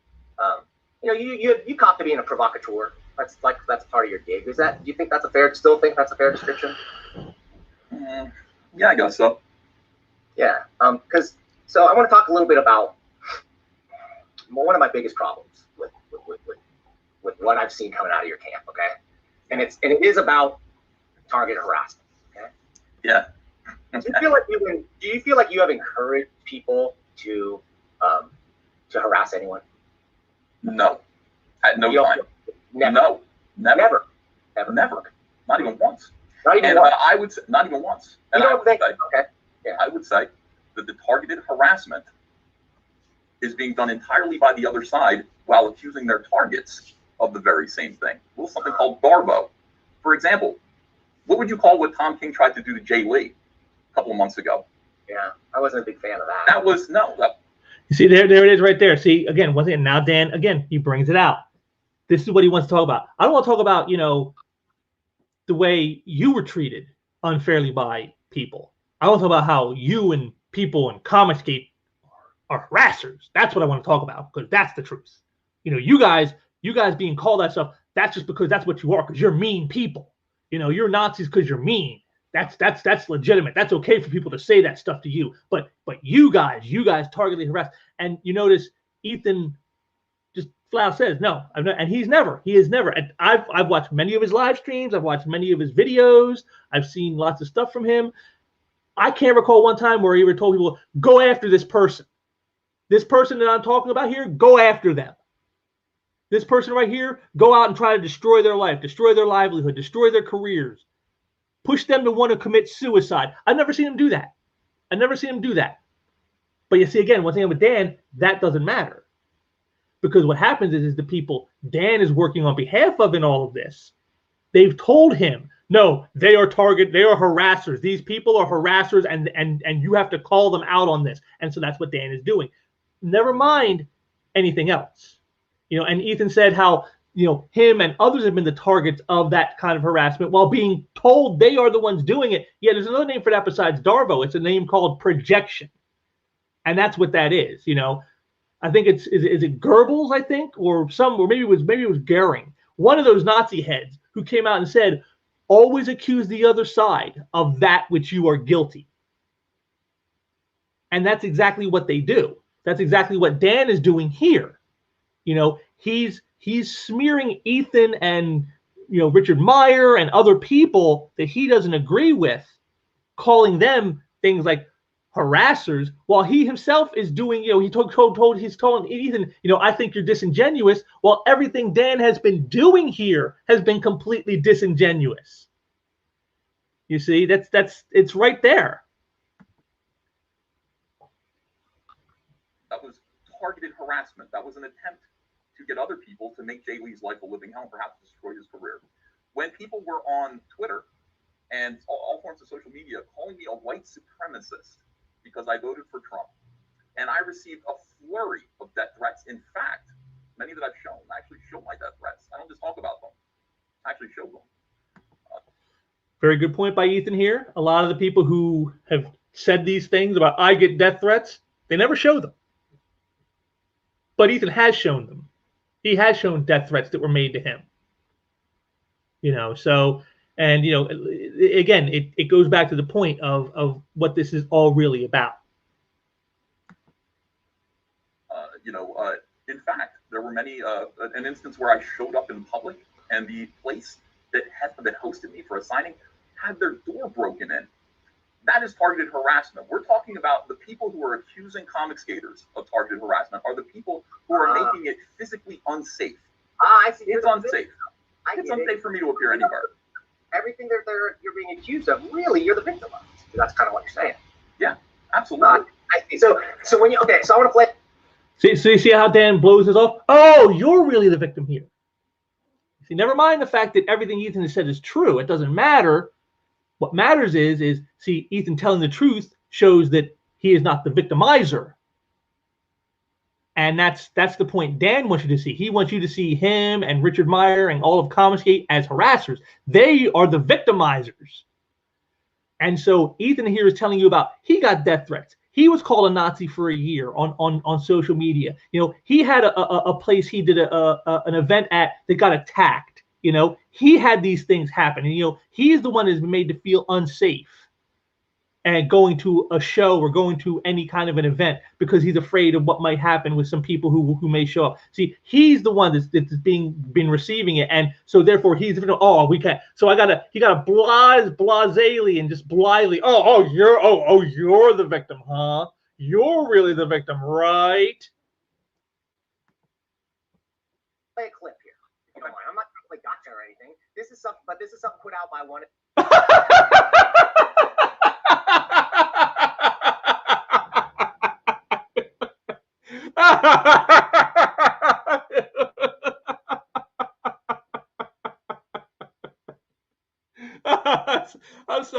I'm sorry, folks. I couldn't hold that one in. My teeth would have exploded out of my mouth if I tried to hold that in. Oh, I'm not trying to play gotcha. Dan, this whole entire interview has been one big gotcha. That's all you've done. And it's all you're going to continue to do for another hour and a half. One of your fans, actually. And this is something that I stumbled across on Twitter, and I reached out to them to make sure. What did you guys do out there? What did you guys do? I reached out to them to make sure that it was okay to show this, and I don't know his name. I forgot. His name was A. Hitler. You've probably seen this before. Let's take a look. This is a couple of minutes. I might stop it before it's over, but we'll get the idea here.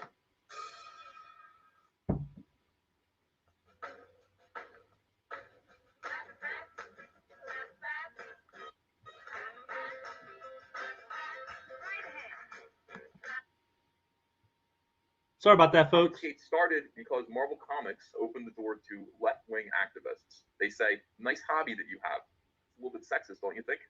Maybe you better let us in to fix it. Bitch, it wasn't made for you. You had no business coming in here and ruining it. You killed the comic book industry, and you weak-ass, fat-beard cucks who let these bitches come in here and make it unhospitable. Tell the fans that they're Nazis, that they don't like their characters being destroyed. And nobody wants to speak out. It's going to be like, oh my goodness, even though he is 100% absolutely right about this problem. I do not want to be attacked by cat ladies on Twitter. I'm afraid of that blue-haired land whale. I'm fucking Ahab. I'm Captain Ahab of the blue-haired land whale. Fuck them. This hobby means something to so many people. You be Captain Ahab too. Tell the truth. Talk about what's gone wrong. Because if you don't talk about it, and if you're afraid, then this hobby over the years will be gone for good. Now, I'm afraid the comics as we have understood them are dead. The comic book industry, as we have known it, is dead. But comic books are you. The comic book industry is you. If we're not going to fix this, nobody is. They're going to sit there and go, it was because of COVID. We don't know what happened. It's just suddenly no. Left-wing activists came in and decided to take over this industry, spit in your faces, and destroy what you loved. Wake up. That is what happened to the hobby that you cherished. What classic stories are coming out of this social justice warrior generation of comics? Nothing. We're not worried about secret identities anymore. We're worried about identity politics. Oh, we got to represent more people. Why don't you entertain people? Why don't you stop applauding yourself? 2017 Marvel Retailer Conference, some brave retailer stood up and said, I can't sell this shit. You're changing Thor into a woman. I can't sell it. Where is Bruce Banner? Who is this little Asian kid who enjoys being the Hulk? Fuck this. I can't sell it. You're killing my store. I can't sell these comics. And you know what Marvel did? Marvel made fun of them. Called them bigots. Said, we hear you. You're saying you don't like women. And it was over. It was over at that point. It was just over. The comic book industry was dead. I love this. I love this. Dan plays this in an effort to try to smear Ethan. You know, because he referred to some of the SJWs as blue-haired land whales, which they are. And then when he comes back, there's Ethan, hands raised in victory. Like I got nothing more to say. There it is. There it is. I love that Dan thought this was a gotcha. I love that he thought this was a gotcha that he could use against Ethan. That is hilarious. Again, it shows you how out of touch Dan is with the actual reality of things. Not just the comic book market, but the comic book community itself. Thank you, everyone. That was beautiful. So I stand by every single word. There, by the way, I really like. Very good job. That's why I have 131,000 viewers. Yeah, I feel like this was a call to action to tell your followers. Correct me where I'm wrong here. To tell your followers to go out and be vocal and to really let those people know that they're ruining something. Yeah, it's called a consumer movement. If activists invade and destroy your hobby, why wouldn't you complain vocally?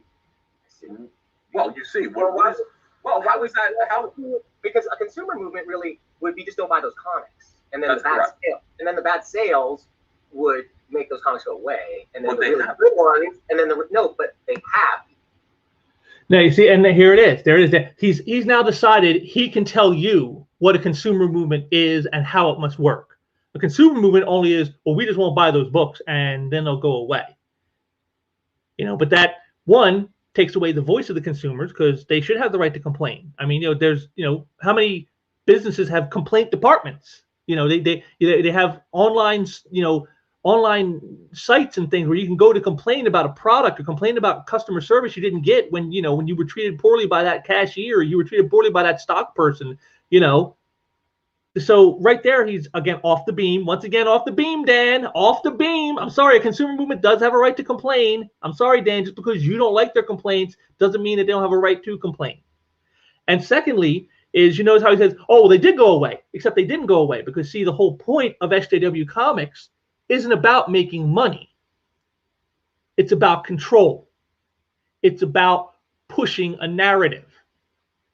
You know, how many times has Ms. Marvel failed and then been relaunched with a new #1? How many times did Squirrel Girl fail and then get relaunched with a new #1? How many times did Carl Manver's Captain Marvel fail and then get relaunched with a new #1?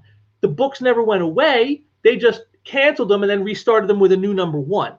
That's what they did, because it was never about creating a book that would sell. It was about pushing a narrative, a political agenda, you know, an ideology. And if the sales were bad enough that it would necessitate having to cancel that book, well, we'll just cancel it and restart it with a new #1. And that's what they did. So Dan is, again, completely wrong again. The books didn't go away. They just kept rebooting them over and over and over and over because it was never about making money. See, Dan's using what we're supposed to look at. Oh, we're supposed to be about making money, and yet what he doesn't get, or at least is pretending not to get, is that these books aren't about making money. They're about an agenda, pushing a narrative and an ideology. That's the point I already established earlier, is those comics sell really well. They just don't sell in the comics market that you imagine in your mind that used to exist. See, and then here it is. Now the condescension comes in. Oh, they sell really well, even though I didn't provide any evidence except to say that their epic sales I showed you no numbers. I showed you no statistics. I showed you no evidence whatsoever. But I made that point, and so therefore, it's irrefutable. I said it, therefore it is, because that's just how it goes here. And you're just having these fever dreams of what you think the industry should be, and it isn't. And never mind the actual looking at the numbers of sales in the mainstream, in the direct market that I have shown you, that guys like that Umbrella guy have shown you. He's been one of the most consistent in this. I mean, how many videos has that Umbrella guy done about IDW's numbers, which are publicly available? They're because they're a publicly traded company. They're there for everyone to see, losing millions of dollars year after year after year, losses, millions of losses, not lost revenues, not like we were making 50 million extra and now we lost 26 of it. We're talking they're $26 million in the hole for the year. And yet Dan wants to tell you that those books are doing great because they sell really well, except they don't. And again, he fails to miss the whole point that those books, the reason they exist isn't for sales. It's not for entertainment. It's not to make money. It's to indoctrinate in an ideology. That's what it's about. That's what all comics has been pushing back against. Like, we don't want this crap in our entertainment. And you can see it's made its way all over the place. It's in sports now. It's in movies. It's in music. It's in knitting. I mean, my God, you can't do any activity, it seems, without some Trump derangement syndrome person being involved, or, someone pushing, you got to be for socialism. You got to be for free healthcare. You got to be all this nonsense. If you're against open borders, you're just a Nazi bigot. I mean, this is what they're doing. Saying I want my country to have actual borders and be an actual country, well, that makes you a bigot now somehow. And this is what they push in these books. Ms. Marvel, the Kamala Khan, is Muslim propaganda because she's a Muslim, but she doesn't wear her head wrapping. And she runs around town as a superhero with her hair out and her body showing off and all this other stuff. And, in the Muslim, if you know anything about the Muslim faith, those things are verboten. I mean, where's the story where she and she never faces anybody on her side that's bad. All Muslims are good in the Ms. Marvel book. There's no Muslims who are radicalized terrorists or extremists. Where's the story where Kamala Khan fights some Muslim extremists who are going to blow up the city hall? Where's that story? Oh, we can't show that story. Why? Because we can't show Muslims in a bad light, only a good light. So who does she fight? Oh, well, she fights the kids at school who give her a hard time. And who's that? Oh, white boy and white girl. Yeah, the white people. They're the evil. This is what they do. This is what these books are. And Dan knows this, or he should know this. But he doesn't care because, again, his marching orders are, you are to take down Ethan Van Sciver. You are to call him a liar. You are to say everything he says is wrong. And, whatever his facts are, whatever evidence and statistics he presents to you, you just brush them off and say they're a lie. And that's what he's doing here. Again, this has been the whole point of his entire reason to get Ethan on his show. It doesn't exist like that. You have such a narrow slice in your mind of what the comics industry is.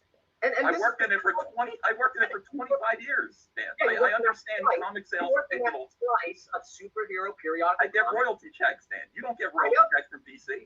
I'm wondering what's going on right now. Why people who are really, really talented are no longer being employed in comics, and instead, people who are willing to work for a budget are being hired right now. It's no longer so much about putting out great comics. It's about doing things cheaper and charging more for them. I don't know. I mean, I'm seeing some really great comics coming out right now. Have you read any of the great giant-sized X-Men that have come out, or have you read Batman's Grave? I like when the idea of giving all the X-Men swords was absolutely ingenious. You like that one? How do you like it? Nice one, Ethan. Nice one. But again, here's Dan trying to again run cover for the flagging industry. I've been seeing some great comments. Haven't you read any of these giant-sized X-Men? Oh, you mean the X-Men stuff where they're all a bunch of plant people who are now mutant segregationists who do things like try to kidnap someone's child for them, like they did the FF, where they tried to steal Franklin Richards from his parents because they thought since he's a mutant, he should be with the mutants and not with his parents who love him. Those X-Men books, Dan? Is that what you're talking about, Dan? Those books? The books where the X-Men are the villains now? The villains? The book where where Wolverine and Cyclops and Jean Grey are in a three-way relationship where, you know, you're basically saying Wolverine and Cyclops are somewhat gay. Those books, Dan? Those are the books you're talking about that are so great? Those books, Dan? Come on. Come on, man. I'm not reading that part, but I really like it. I really like it's X-Men, but we'll give them swords. Well, Rob Liefeld gave them all guns in the 90s, and that was seen to be really, innovative. So let's give them swords this time. Well, and that seems to be like that sort of like what you're. When I look at Cyber Frog, it really. I mean, obviously it's a period piece, the Blood Honey thing. It goes back and I forgot to ask you about this. You say that it doesn't have political content. What is with the Bill Clinton cameo in the middle? Like, what am I saying? What's the political content of that? No, I'm wondering if there was any implied, or it was just to establish a point in time. Wouldn't you think so? Once again, more disingenuousness from Dan. He's trying to here now say that Comicsgate, which has long said we don't want, it's not that they don't want politics per se, they just don't want hard left politics or hard right politics, you know, politics that are just like identity politics stuff. We don't want that in there. You know, we don't want you trying to indoctrinate people to believe a certain way. You know, if you had the politics of, hey, you know, don't go steal other people's stuff or don't go murder people. Well, I think we all agree with those politics.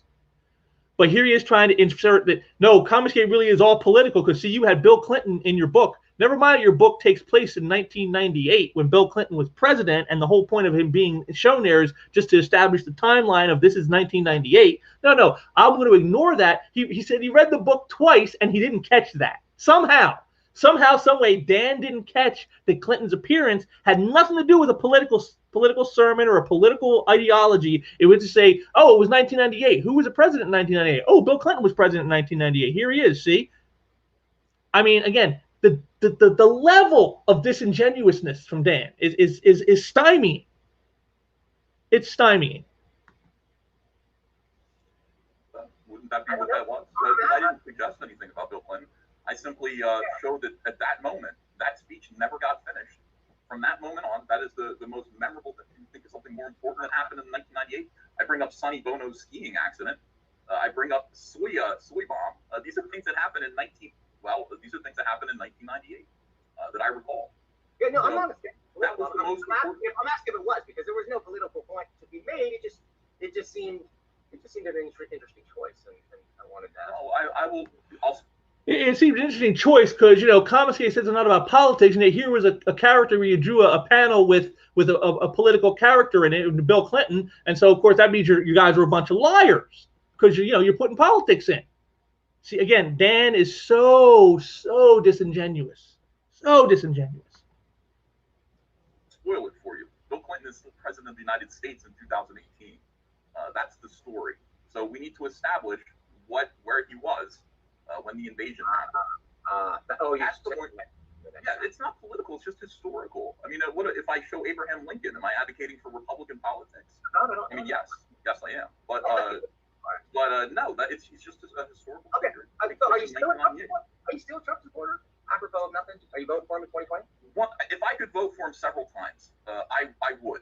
I would love to do that. But no, I'm going to vote for him once. I'm going to vote for him once. Yeah. And maybe again, if he's able to fix term limits when he wins, and he runs again in 2024, I'll get to vote for him again.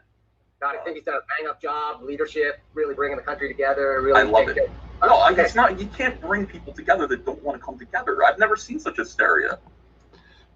I love that. Bang, right there. Ethan got him right there. Boom. You know, Dan again, once again, trying to use Trump to hit Ethan. Say, see, you like Trump, and Trump's evil, so that of course makes you evil. And here's Ethan's coming saying, bring the country together. He goes, these people that are against Trump and against people like myself, they don't want to be brought together with us. They hate us. They hate us like a Jew hates a Nazi. That's how much they hate us. And there's no bringing us together. So, to say that is stupid. And he's right, it is. But again, it just goes to show this is Dan's plan. He drops these little things in like that, the value of your book, your work, your friend Richard C. Meyer, Bill Clinton, Donald Trump, all these things as sort of like things to think he's going to trip Ethan up. But he never does. And that's the funny part about it all. He threw a temper tantrum and started calling people Nazis and setting fire to comic book shops. You know, I've never seen such a temper tantrum over politics in my life. It was crazy. The day he elected, there were people in the streets talking about how blood was going to be drawn over this. Why? He's a transitory political official. The real reason is because this was a serious prize. This election is not about Trump. Trump is just a guy. The real reason is because there were 3 Supreme Court nominations that were going to happen in that time period. That was who it is. So Trump must be the absolute devil. You got to get rid of him by any means necessary. Maybe that'll fix it so that he can't nominate all 3. But he did. Well, on this one, I kind of don't all the way agree with Ethan.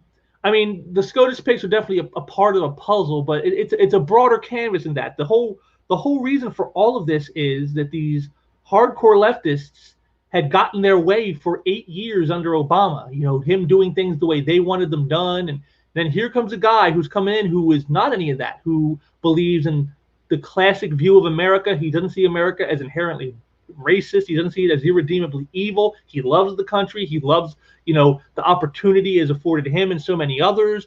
And, you know, he stands for, you know, the classical view of what most, you know, I'd say most Americans view the country as. And these hardcore leftists just could not tolerate that. It's like, no. We were supposed to get our first female president. We were supposed to have history. We were supposed to continue on and get more of what we wanted of our socialist agenda. And now you're in the way. You are in the way, Trump, so we must destroy you.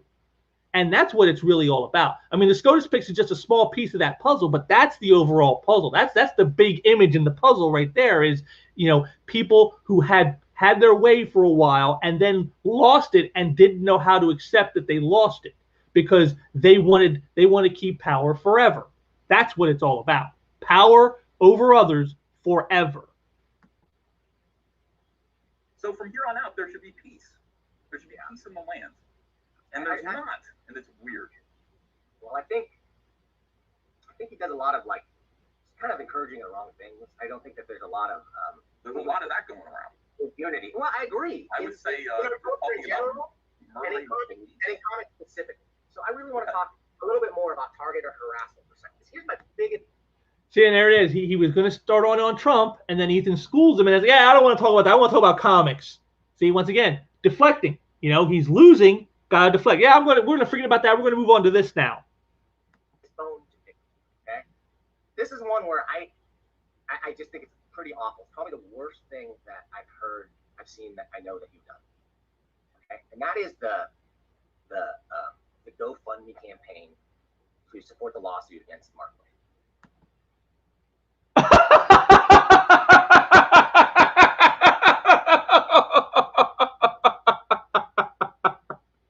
Oh my God! This right here. This is the antithesis. This is what Dan, when he was all fidgety in the beginning, when you saw him and he's all, you know, all over the place, you know, in his build up. This is what he was waiting for. This was it. This is it right here. Now you see the mask is off. This is what all of this was about, to get him on here, to hit him up because of the lawsuit that Richard C. Meyer put against Mark Wade for interfering in Richard's business dealings between himself and Antarctic Press, a company that Mark Wade has no connection with, that he does not work for, that he does not own, that he does not know the owners of, and yet he stuck his nose in to Meyer's deal because he hates Meyer.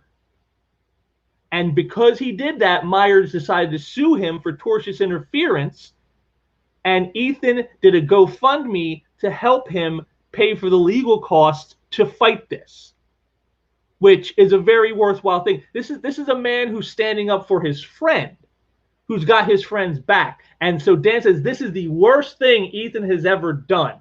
That is the height of hilarity. And again, it exposes exactly what Dan's intentions this whole time have been.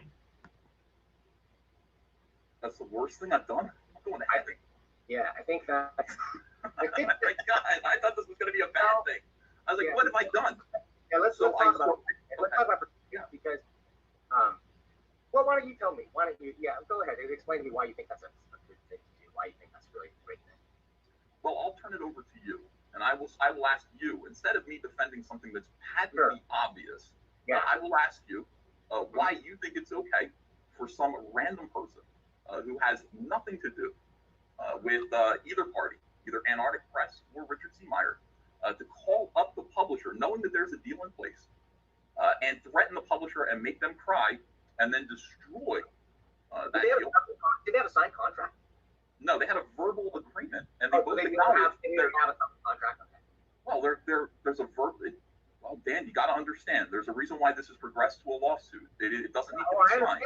It only needs to be a contract. I read the deposition by Dunce. Or by the publisher. Have you read it? Yes. You read the whole thing. Yes. So I'm very closely involved with all of this. Yeah. So you would. I mean, then if you've read it, and you seem like a smart guy, I think anybody who reads that could pretty much. It's impaired, man. It's impaired. Wait a minute.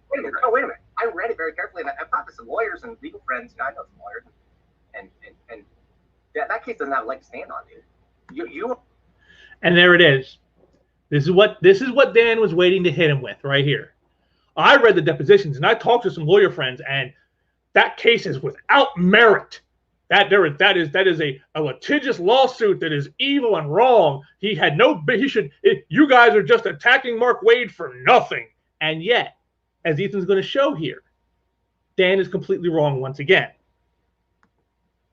You are propping up a specious lawsuit with that thing and making people think that you're doing something righteous when really you're using litigation as a weapon, dude, and that's cowardly. That's one of the worst things a person can do, in my opinion. Cowardly to sue somebody who interferes in business dealings between you and a third party that has nothing to do with them.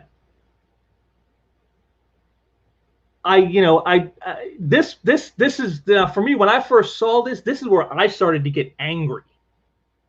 When Dan started talking this kind of nonsense, because the whole point of lawsuits is it is the civil way to handle things. See, this isn't like you screwed me over, so now we're going to go to the back alley and I'm going to knife you. See, that's the way things used to be handled in the olden days. When you wronged somebody, you ended up paying for it, usually with your life. That's how it used to be. The whole process of jurisprudence was created so that we said, you know what, we're not going to do that anymore. We're going to go over here and we're going to act like civilized people, and we're going to work this disagreement out over here, and we're going to have a judge, maybe a jury of peers who are going to listen to evidence, hear both sides, hear all the stuff that happened, and then they're going to sift through it and find out the truth and present that and rule on that truth. That was the whole point. There is nothing cowardly about that. That's actually the opposite of cowardly. This is again, Dan once again talking out his ass. He doesn't know what he's talking about. It's all because on his belief, based on nothing but reading a deposition, that somehow, well, I now know what all this means, and so I find it a frivolous lawsuit, and so therefore it needs to go away. It should never have happened. Except the judge doesn't agree because things are moving forward.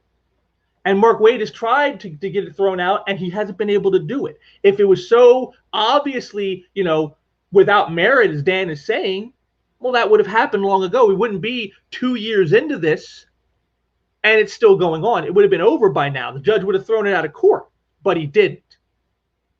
And Wade, in fact, is doing everything he can to drag it out, hoping Meyer runs out of money so that he'll either settle or drop it.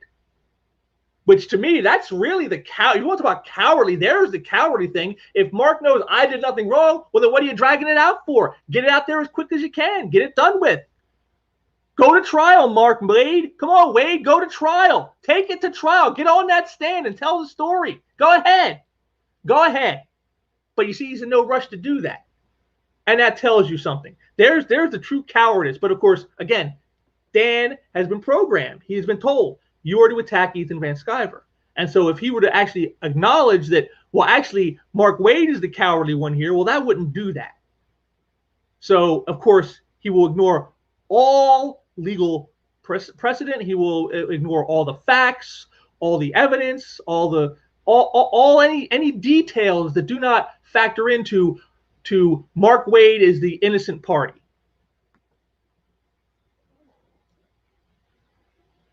tell me why you're not doing it. I don't know. This is just what I see when I objectively read the legal documents that anybody here can go look up, by the way. You can go read that deposition for yourself, and you can decide whether. And notice again, once again, Dan, go read it for yourself. Go look it up on Google, just like his numbers. Yeah. Oh, yeah. The sales numbers. Yeah. Go look them up. Go look them up. Oh, what's Raina Telgemeyer's book selling? Oh, well, you can, the people in the chat, you guys can go use Google and figure it out. What are those awesome sales on Ms. Marvel that are on the reorders and on the Scholastics and libraries? Oh, well, that's available on for public. You can go look it up. Go look it up on the internet. See, again, he wants to make these claims that that Raina Telgemeier sells so much, that Ms. Marvel sales are awesome, the industry's doing great, that there's no basis, no merit in this lawsuit. He just makes the pronunciation, and then when you say, well, where's your proof? Then where's your? Just go look it up. Go look it up online. You can see it online. Go look it up. Again, this is a very dishonest way of having a debate with somebody, and that's what this is. This isn't a conversation like Dan said in the beginning. No, this is a debate. He's trying to debate Ethan Van Sciver on these topics, and to debate, you need to have evidence, you need to have facts, you need to have data to support what you're saying. You can't just make claims, and then when someone says, well, where's your evidence to back that up? Go, oh, look it up online. That's not debating. But that's what Dan does. That's his style. For the $150,000 that you have raised to pour into hurting another human being, just to take money away from that person, for all they did was say, go talk to a publisher, and this is in the sworn deposition, and said, hey, they had already made this decision, by the way, before Mark Waid made any kind of contact with them, and said, have you looked at the stuff that this guy said? And when it was brought to his attention, they decided they did not want to be associated with that, and that was the end of it. They didn't have a signed contract. And once again, Dan doesn't know what he's talking about. He does not know what he's talking about. Hurt another person? Well, I would say injecting yourself into a business dealing between two other parties, none of which is you and which you have no connection to, and which costs the one person their opportunity, I would say that's hurting another person, right? I'd say that'd be costing that person money, right? And all he did was inject himself into this thing, telling this guy, hey, look over here. Do you see the stuff this guy said? Never mind that they already knew about this stuff. Meyer has already said that when he first talked to the Dunn brothers about publishing through Antarctic Press, he informed them, I'm kind of a controversial figure with some people. And they're like, oh, yeah, we know all that. It's okay. They didn't care. They were willing to do it anyway because they saw the potential in the money and the potential in the sales. They were looking at it as businessmen. See, whereas Mark Waid is looking at it as a crusade. Meyer is evil, therefore we must keep him out of the industry by any means necessary. And if that means me interjecting myself into something that I have no business interjecting myself in, that's just fine. And Dan here, and then has to bring in like, oh, and they didn't have a signed contract. Never mind that in the state of Texas, verbal agreements can be binding.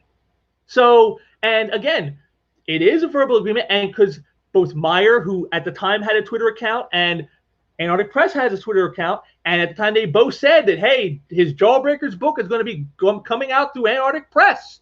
So they both, why would the company have announced that if they didn't have a plan to do so? So they evidently did have a contract. Again, maybe not written down, just verbal, but there was a contract. And again, see, Dan's lack of knowledge of not just the law, but of business is stymieing here. I can't believe he says this stuff. I really can't. I mean, does he realize how badly he has made himself look here? Because I don't think he does. Got a problem with that contract, with them breaking the contract, you would sue the publisher. You wouldn't sue somebody who called them up and just said, hey, look at some public information that's out there. Except the guy that called him up had no business sticking his nose in, Dan. That's the point. That's what tortious interference is. It's where you interject yourself into something that is basically none of your business and cost somebody else money, opportunities, etc. You cause them damages, as they would probably claim in the more technical legalese. You cause damages to them. That is what tortious interference is. So when you say, well, all he did was call him up and say, this guy is not a good guy, you probably should disassociate from him. Guess what? That's tortious interference, Dan. That's how it works. Mark Wade didn't own the company. He doesn't work for the company. He has no connection to the company. He doesn't even know the people who run the company. He's not friends with the. He's like, he say, well, I was looking out for my friends, the Dunn brothers. He doesn't even know the Dunn brothers. That is what Wade did, is the antithesis of tortious interference. And that's why the case hasn't been thrown out in over 2 years. That's why it's still going on right now. I feel like it's cowardly. Tell me why it's not a coward's move to use a lawsuit to just hurt someone when you know it's not. Use a lawsuit to hurt someone. No, you notice it's when you were wronged by this guy, anything you do to seek justice against that is you being cowardly and just trying to hurt that person. See, when he did it to you, it was okay because, well, he would just made a phone call and that's, well, whatever. And if that had an effect in getting them to back off the deal, well, then you should take it up with the guys who backed out of the deal, not the guy who actually was the cause of the deal being backed out of. Again, just total stupidity. Not legitimate. Dan, let me ask you a question. Who gets to decide who gets to make comics? Does Mark Wade? Is that Mark Wade's job? Does Mark get to decide who gets to make a comic? No. Publishers get to decide, or people get to decide. Whoever wants to. So Mark Wade decided to take it upon himself to tell the Dunn brothers, that he was holding back a furious army. He said, "I stand between you and the hounds of hell." It was a quote that weird. He's a writer. And I'm telling you that this is not a good idea that you publish this G.I. Joe book starring a giant monkey. And before Mark Wade called, there was a contract. It doesn't have to be written. There just has to be an understanding between two people. That's a contract. That's a legal contract. That's why this has progressed. You're behind. This lawsuit is already well in motion. We're 2 years into this now. Yeah, because you're questioning whether or not this lawsuit should exist. And I'm telling you that everybody already understands that. Another guy. That's the thing. That's the problem that I have. Mark Wade hurt himself. Why would Mark Wade do that? Mark Wade has no control over what Antarctic Press publishes. Bottom line, no control. Your argument is completely invalid. Well, and there you have it, folks. There you have it. See, Dan's already made up his mind. No other facts, no other information matter. He's decided. Since Mark Wade doesn't own AP, he has no control. Except, well, if you threaten somebody, like mafia style, like, hey, that's a nice business you got here. Be shame if something happened to it. Well, isn't that kind of a control? I mean, Mark Wade isn't exactly an unknown quantity in the industry. He's been around a long time. And as Ethan explained here, he went out and told the Dunn brothers that he was holding back these hordes of people who he was going to unleash on them if he didn't back out of the deal with Richard C. Meyer. Now, Wade may not control the day-to-day operations of AP. He may not be the one in the head honcho seat calling the shots every day. But when you intimidate people in that fashion, yeah, that is control. And yeah, that is a crime. And that is what is going on here, which is why he's in a lawsuit. Because the thing you'll see here is you saw Dan bring it up, is like the Dunn brothers already decided not to do it. They changed their mind and decided not to do it. Well, if that were the case, that's more of an indictment on Wade, because all that says is if Wade would have just sat down on his fat ass, kept his fat mouth shut, and kept his fat nose out of it, he'd have got the same outcome that he did by getting involved. The only difference would be is that maybe, yes, then the suit would be against Antarctic Press for breaking the contract with Meyer versus against Wade for sticking his nose into the contract that had nothing to do with him. You see, all Wade did by getting involved was make himself legally accountable and liable. That's what he did. When Ethan says Mark Wade hurt himself, that's exactly correct. And that's exactly how he did it. But of course, Dan isn't going to cop to any of this, because to him, Mark Wade is fine because, Mark Wade doesn't own the company, and him telling these guys this stuff, saying Meyer is a monster and, you don't want to work with this guy because if you do, all these people that I'm telling to hold back and not do anything rash on you just yet will be unleashed upon you if you don't. that somehow is perfectly legitimate, and there's no, that's perfectly fine. Although I have to wonder if Dan were the target of that, if it was someone getting involved in a dealing Dan was making with somebody and they threatened him or the other party that way, I wonder what Dan's opinion would be then. I guess the mafia has no control over the people and the businesses that they threaten. When they come in there and say, "You want some trouble? You want some trouble because I stand between you and trouble." I read the deposition because it was his own. It was his own employees. You got it, Dan. You are so wrong about this. No, you're so wrong. I've read the legal depositions. Are you saying that they perjured themselves? No, I'm saying you misunderstood the legal deposition. You are 100% out of phase with this. This is tortious interference. I can agree. And if it wasn't tortious interference, it's clearly not. Well, Dan, you should argue for Mark Wade on behalf of his case in front of the judge, which is already pushing this case forward. It's already been established that it is tortious interference. So, in the laws of the state of Texas, make it very difficult to fight back against. My advice is that people mind their own business. My advice is that Mark Wade mind his own business and not get in between two people who want to make a comic book together. Let me put you in. Mark Wade is not the ethics police, the morality police. He has no business. No business making a threat. No business. What he thinks the effect on the market will be from a guy who docks comic shops and their employees. He didn't. It's a lie. See, again, here we go again. He's using all the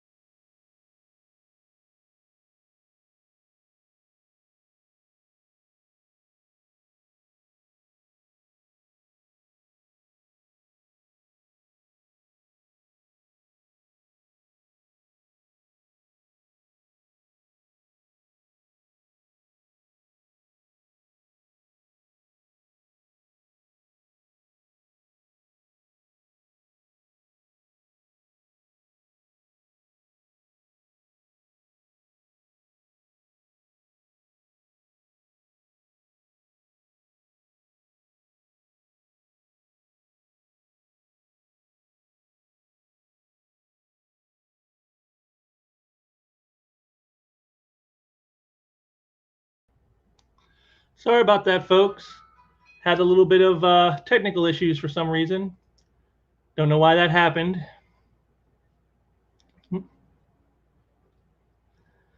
Just one of those things, I guess, you know. It's just the way it goes. So here I gotta reboot everything up here. What a pain. And let's see here. And that's right. No, wrong one. Just, you know, yeah, just the internet went down for some reason. I don't know what the problem was. I don't know why that happened. It just cut out for some reason. And, you know, I just, it's very strange. Never had that happen before.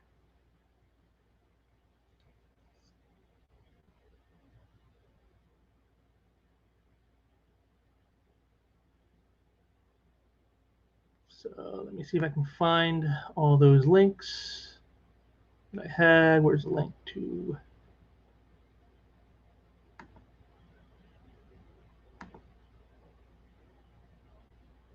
Okay, and let's see. I'm just gonna turn my own camera off for now. I don't think you guys can sit here watch me go digging through stuff, trying to get everything back up.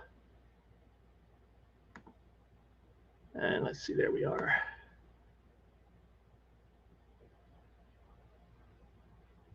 And let's see.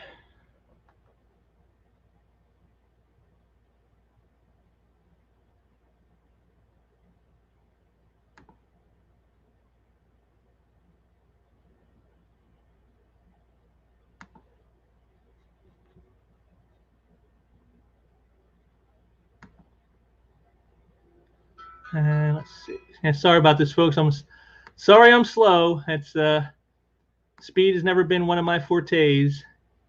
I do one thing at a time. I do it very well, and then I move on. I almost got it here. Almost got it. Let's see where there's the link for that. And we'll boot it up. Grab Taco Bell's Nachos Party Pack whenever you're dressing up to stay in or witnessing a miracle. Go big with delicious nachos topped with all your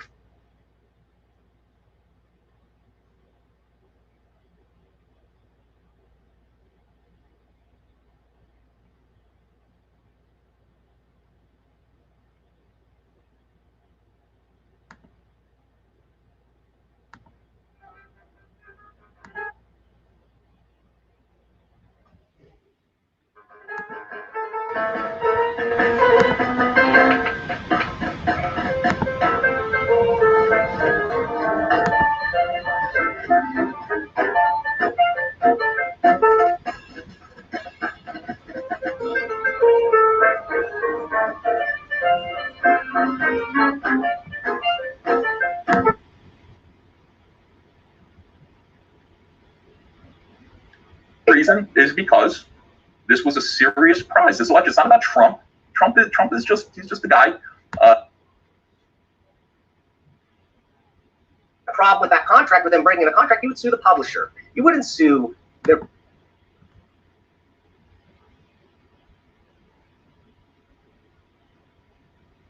In the laws of the state of Texas, make it very difficult to fight back against. The money. My advice is that people mind their own business.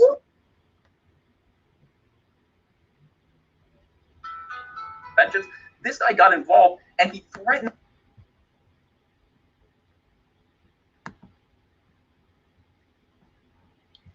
Comic shops and their employees. He didn't. It's a lie. He did. Okay, folks, I think I got it all back up now, so we'll share the screen once more. Hopefully get all this working again. Go there, go here, and then share. Yeah, sorry about that, folks. Technical difficulties, they tend to happen sometimes. Just the way it goes. But hopefully we can get it back on track. Anyway, the whole point is he's saying Meyer doxed retailers, and they didn't. What happened is they were in a secret group conspiring against him and Antarctic Press, and this was released publicly, and he spoke about it.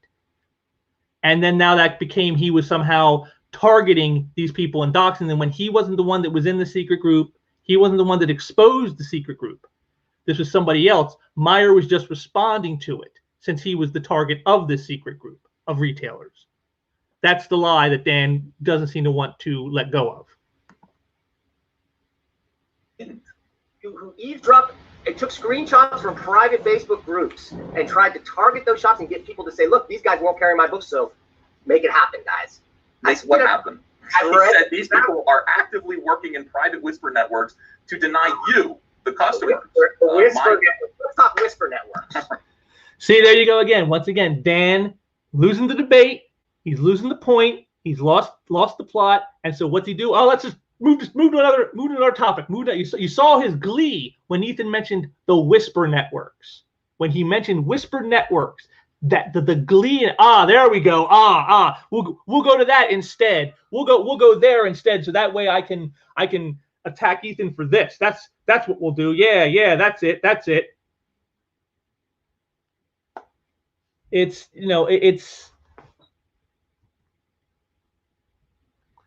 ridiculous. We're not even. Can we finish a point? Let's finish a point before we move on. It's tortious interference. Mark Wade had no. We're not. It's pretty clear. Anybody can read the deposition. We're not going to. Let's agree to disagree. Let's let the people look at the legal documents and judge for themselves. Is that fair? It's already happening. This is already a thing that you and I have no control over. My friend Richard C. Meyer wanted to make a comic book. A bumbling idiot, a buffoon, Mark Wade, a fool.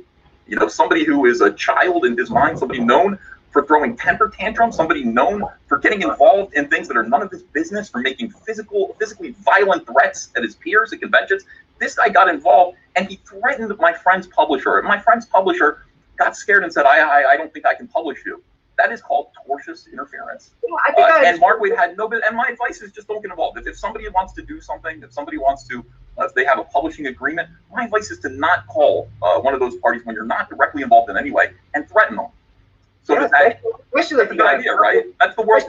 We have to decide what world that we want to live in. Lawyers just to hurt somebody, dude, it's how it is. But you don't really mean that. That is an incredibly childish thing. You think we did this to hurt Mark Wade?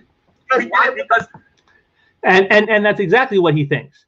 Dan believes that this is cowardly because he agrees with Mark Wade that Richard C. Meyer is a monster and therefore should have no place in the comic book industry. He shouldn't be published by anybody. Hell, he probably shouldn't be allowed to crowdfund as far as Dan is concerned, because that's what Mark Wade thinks, I'm sure.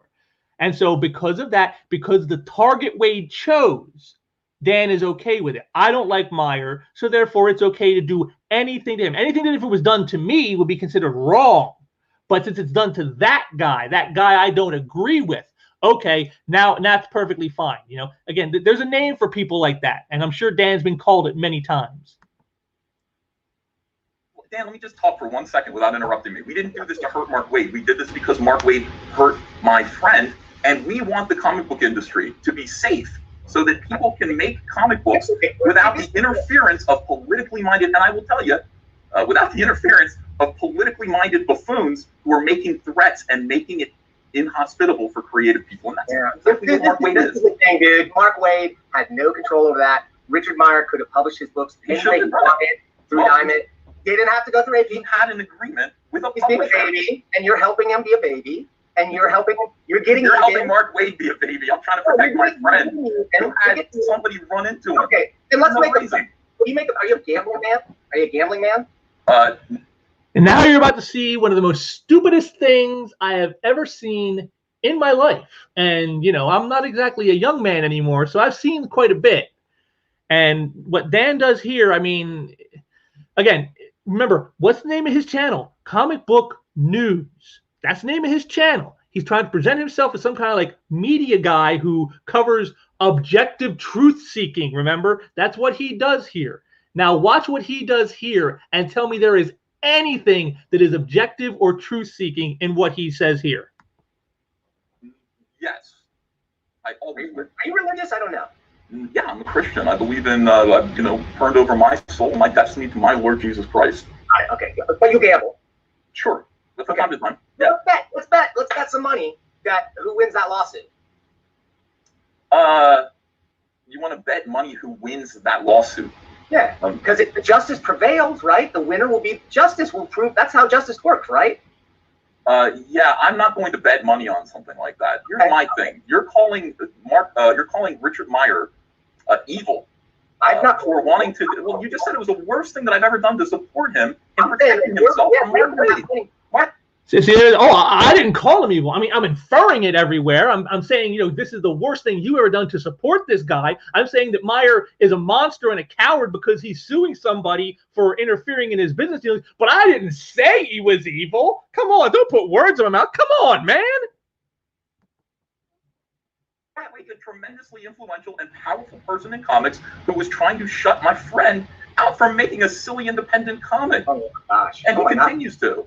Wow, you're really disconnected, I think, from the reality of the situation. I don't know if you believe this or not. This is why I've said that I feel like what you're doing is a bit of a grift. It's a bit of an act. I don't see. There it is. There it is. See, it's all a grift. It's all an act. You're faking this stuff. You're just scamming people. It's all a bunch of lies. See, this is what Dan wanted Ethan on the show for, to say these kinds of things. Remember, what did we hear at the beginning? I'm okay with criticism, but you know, I don't like any negative stuff. I don't like any negative stuff, except when I'm giving the negative stuff to somebody I don't agree with or I don't like, and then it's perfectly okay, and that's an objective truth-seeking right there. Real, I can't feel like I feel like you're smart enough to know that, like, the controversy it's created has been very lucrative for you, and it's been extremely lucrative for Meyer. Like this thing that you keep stoking and churning and being and pouring money into lawyers' pockets to sue other people when they would settle because the case has no merit. One lawsuit, and I think what it did was it sent a message, because we haven't had any more instances of assholes stopping us from making comics. Yeah, because we haven't had that because we actually stood up into non-existence, dude. It's cowardly. Let your actions speak. Let the book speak. He could have published it himself in Diamond, no problem. But it's better to be the victim. He needs a publisher. He wanted a publisher. Why? But we he had a publisher. What business is yours? Why does he have a god? Here it is. He let your actions speak. Let the book speak. Well, of course, you can't let the book speak when you're denying somebody a publisher. You can't let the actions speak. But don't judge Mark Wade on his actions. No. Don't judge him. Judge Meyer on his actions in the aftermath and say, oh, you're a monster for going after somebody who targeted you for destruction, who targeted you for blacklisting, who targeted you for bankruptcy. Don't worry about his actions. That guy was perfectly legit. That got nothing to do with anything. Let's look at your actions in the aftermath of that, and then judge you by those actions. Don't judge you by your work. Don't judge you by the fact that you worked out a deal with a publisher. Forget all that stuff. Only the fact that you went after this guy who I like over you, and it doesn't matter what he did to you. What you did to him was wrong, and so therefore let's judge you by that. It's so stupid. It's so stupid. Like I said, Dan Shahin has to be one of the most stupid people in comic books I have ever seen. And that's saying something considering some of the ones I've seen. Given right to be published by Antarctic. Why can't he publish himself in previews? God-given right. It wasn't a God-given right. It was a right that the two of them came to his conclusion. Both of them thought it was going to be financially profitable for this company that wasn't making very much money. And Zach, who wanted a publish. That's right. So both of them wanted to make money together. And Mark realized he would lose money, because he had not been privy to all of the things Meyer had been saying in public. Don't be silly. Which, of course, is a lie. Another lie from Dan. Another lie that is part of his talking points. Of course they knew about the controversy surrounding Richard C. Meyer and his channel Diversity in Comics, which is now called Comics Matter with your boy Zach. Of course they knew about that. That's why they wanted him. That was the whole point. They knew his name would attract attention. They knew that people might want to check it out because of the controversy. I mean, because that's certainly what happened with Meyer's crowdfunder. You know, his Jawbreakers crowdfunder made first ones, Lost Souls, made over $400,000 because of the controversy. So of course they knew that about him. That was the whole reason. What they didn't know was that there were psychopaths in the industry like Mark Wade, political activists, who would then go and try to destroy the company if they dared to publish him. That's what they didn't realize. That's what Dan is not telling you. See, that's why they backed off. Before that, they were willing to go full speed ahead. They didn't care about what Richard had said in videos on YouTube. What they cared about was, this is a guy who could make us some money. That's what they saw. And it wasn't until Mark Wade stepped in that they saw differently, because Wade basically, I won't say he threatened them, but he definitely inferred that there would be serious consequences to them if they did publish Meyer. And that's tortious interference. Dan can dance around that all he wants. You know, oh, it was just a phone call. Oh, he has no control over Antarctic Press. All of that is irrelevant, Dan. All of that is irrelevant.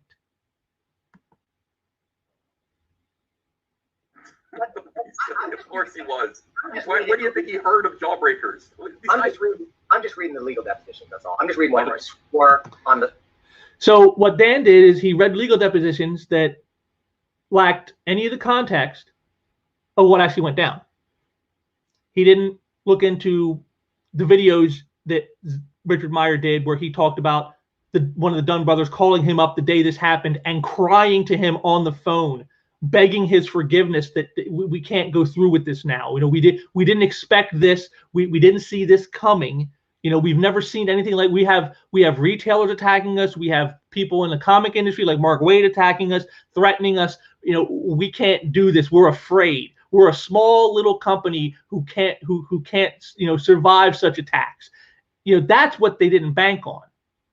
You know, but none of that is in the depositions. You know, the Mark Wade then going out on social media in the aftermath and championing himself, saying how great he was that he got that deal broke down until the lawsuit. And then all of a sudden he torched his social media accounts, hoping to take all that away. Never mind that there's archive and probably tons of people who screen capped his bullshit long before he did that. You know, never mind any of that. But see, Dan can't be bothered to look into any of that stuff. I'll just look at the legal depositions, and the legal depositions say this, and that's all that matters. Like, well, no, Dan, that's not all that matters. If you actually cared about this the way Ethan is explaining, you would look into all of it. But see, he doesn't, because he doesn't need to. Oh, I got the depositions, and I can read the depositions to say that this is how it is, and so that goes along with my preconceived notion of hatred of Meyer, so therefore I don't need to go any further. And that's what Dan does. And that's not what someone who's an objective media personality would do. That's not what a seeker of truth would do, but that's what Dan Shahin does. Up to God was the truth under penalty of law. So that's all I'm using for my facts. You can use your suppositions and you can use your implications, but I'm just using the legal documents that I read. Okay, so let's talk about Whisper Networks, because you brought it up. I can't believe that argument just happened. You should be on Richard's side. Mark Wade knows he messed up. Everybody knows Mark Wade messed up. It's a question of, at this point, has there been actual damage done to Zach? Probably not, because he's making a lot of money. He's a publisher on his own now. But 2018 was a different story. The fact that you're not willing to put your money where your mouth is on the lawsuit bet, it tells me everything. Everything. I need to. See, and there it is again. See, this is why he made it. Not because he actually thought he could win it, but just as something he could use to hit Ethan with. Never mind that, well, gee, isn't like betting on the outcomes of like legal cases kind of, I don't know, shady? I think it is. And what happens if there's like some obscure little law that says people who, you know, do such things could hurt the case? Maybe that's why Ethan didn't want to do that. See, I like how Dan sees no possibilities other than just Ethan knows that the case is a bunch of bullshit, and therefore, well, that's the only reason he won't bet. It can't be because, well, maybe he knows that that's a sketchy thing to do. Maybe that could have legal ramifications for the case. Maybe, you know, this is something that, you know, you could then use to try to hurt my friend in his case. Maybe that's why he didn't do it, Dan. Maybe it had nothing to do with the fact that he's afraid of you or afraid to bet. Maybe he just sees that as a sketchy thing and doesn't want to be a part of that. But see, you don't care, Dan, because you really don't have a dog in the race. For you, whether win or lose for Wade, it doesn't matter to you. You don't gain or lose anything, do you? But the only thing you're gaining is your virtue signaling points by taking Wade's side and just saying this is all a bunch of baloney. No, that you don't think we will win. And that you're encouraging people to spend money to fight a lawsuit that you know has no legal merit. That's my opinion. I don't want to get sued, so let me just state that right now. That's my opinion. I like this too. How he thought, I don't want to get sued. So I'm just going to state that this is my opinion. Never mind that for one, he's not projecting this like an opinion. He's projecting like this is just cold hard fact. There's no merit in this case whatsoever. Any reading of the depositions, anybody with a working brain would come to this conclusion. I don't know why you don't. You seem smart enough that you should be able to see this, Ethan. And that's why you won't bet me, is because deep down you know the case is bullshit and it's gonna fail. And so you're just scamming people and grifting them for money to fight a case that you know is a loser. But that's just my opinion, though. I'm not saying it for sure like it's a fact. Even though I am, I'm not saying that because I don't want to get sued. As if Ethan would take time out of his busy schedule to sue this loser for talking a bunch of nonsense that makes him look like a fucking moron. I think that these other arguments. I think that's an incredibly childish opinion. I think that's that's fair. That's fair. Let's talk about whisper now. Let's talk about more silly opinions. So you think that somebody out of a private Facebook group, this is a conspiracy that somehow is ethically wrong, illegal? What's the problem with people out of a Facebook group and talking shit? Nothing. And here's the next one you try to hit him with, that somehow secret Facebook groups are illegal or unethical because people get together and just talk shit. Except that's not the point of the whisper networks. Kind of like the thing with Meyer with the retailers, that secret retailers network, that had nothing to do with, just talking shit. They were plotting. They were plotting on boycotting all Antarctic Press books and pressuring other retailers to do so. They were plotting on not ordering the book, not just for their shelves, but not even for the customers who specifically requested it. That's what was going on in that secret Facebook group of those retailers. That's what was going on. And that is what they were doing was unethical. May not have been illegal, but it certainly was unethical. The whisper networks are the same thing. The whisper network with, the people I've shown you here before, Stephanie Cook and Gail Simone and Mag Visaggio and, Heidi McDonald and, all the whisper network gals, all those bitches. Their network isn't about just getting together and talking shit. Theirs is to get together to craft narratives against people, so that when they go out and start saying things about them, it's said in unison. And you keep hearing the same thing over and over and over. And then when you do Google searches for their names on those people, that comes up. They targeted Warren Ellis that way. They've targeted, they seem to be targeting Scott Schneider that way. This is what they do. That's the quote unquote illegal and unethical stuff going on. See, that's what makes them bad. You want to have a secret group where you just go and hang out and talk shit and talk comics and do whatever, that's fine. No one has a problem with that. But when you want to use your secrecy to craft narratives to destroy people's lives and livelihoods, I think that's in a whole different ballpark than just talking shit. On this channel, I've talked shit. On Ethan's channel, he's talked shit. But nowhere have any of us tried to destroy somebody's life. We haven't tried to craft narratives so that somebody can never be hired again or will lose opportunities or, push them into bankruptcy and try to destroy their lives and make them want to kill themselves. See, we don't do those kinds of things. The Whisper Network does. That's what they do. And that's the difference. A difference Dan, of course, is obfuscating because, that's what he has to do to make his point that Ethan is wrong.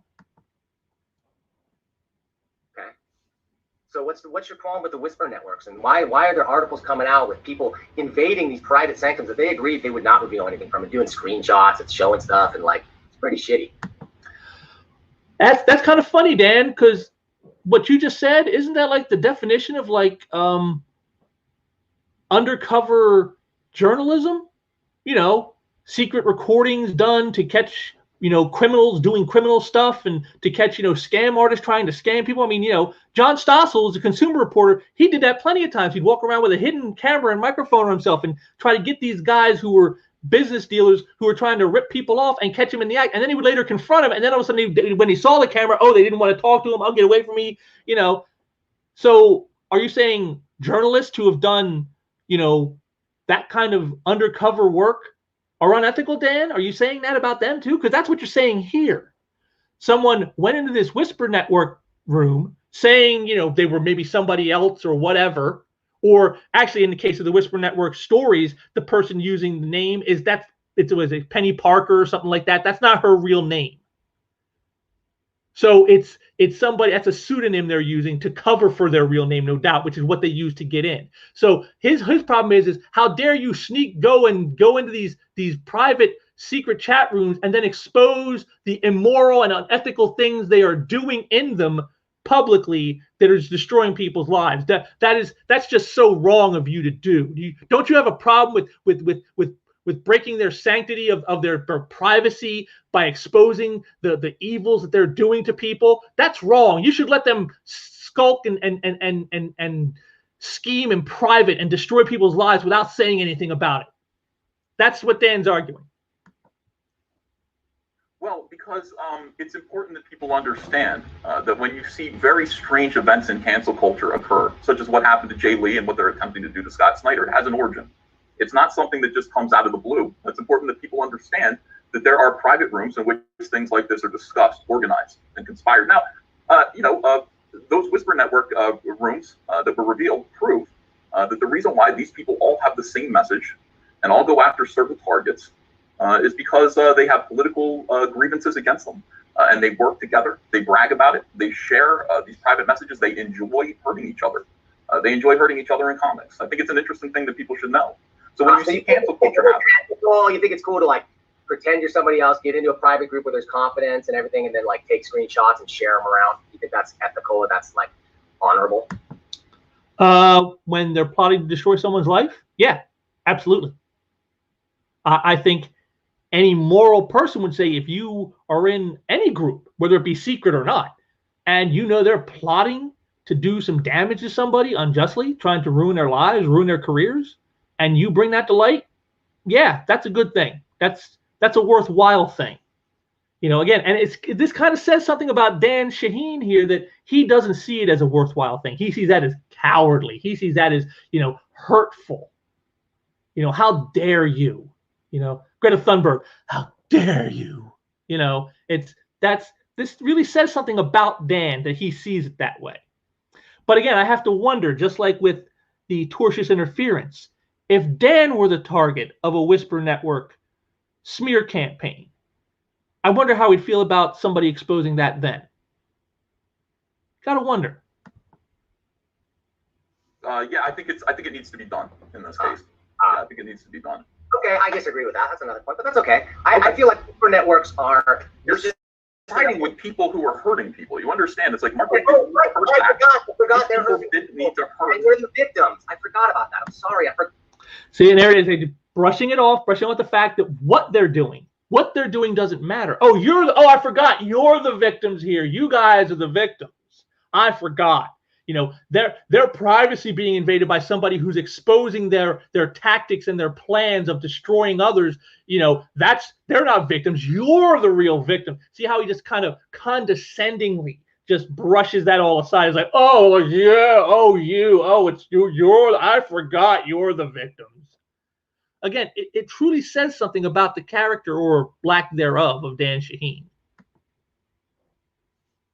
Forgot about that you're not weaponizing litigation and laughing about people with cancer. Let's talk about Touch Fowler first. Oh goody. Oh good. This was probably the best one because Ethan schooled his ass. I'll probably do less talking and commentary on this one myself because Ethan does it much better than I would. But this is the best one because you watch Dan's reactions when Ethan is schooling him, because it'll truly say something. Yeah. Okay. I'm not going to play the video because a lot of people. You should play it. Well, no, you should play it. I don't have it handy. You can play it if you want. Do you watch it a lot? Just once again, just a quick side here. Notice once again, yeah, he's going to talk about this stuff and tell you about it and state factually, even though it's just his opinion, of course, state factually all these things, but he's not going to give you the evidence. I'm not going to show you the evidence. I'm going to tell you what the evidence is, and you just got to believe me. Because if you don't believe me, well, then you're just a hurtful person who's a mean person. And laugh about it a lot. So have you ever lost a loved one to cancer? Yes. How'd that feel? It felt very sad. Yeah. How would you feel if somebody was like, going on a video stream and saying they think that like maybe God was punishing that person by giving them cancer. How do you think? How do you feel about that? Well, how did you feel about it all this week when all of your friends were doing it to the president? Well, that's whataboutism, and I wasn't doing it. And my friends were. Look, I have a lot of friends. Whataboutism, which is basically everything Dan has done. This entire thing. Well, what about, comic sales are in trouble? Well, what about manga, and what about young adult? What about the scholastics and the library? What about?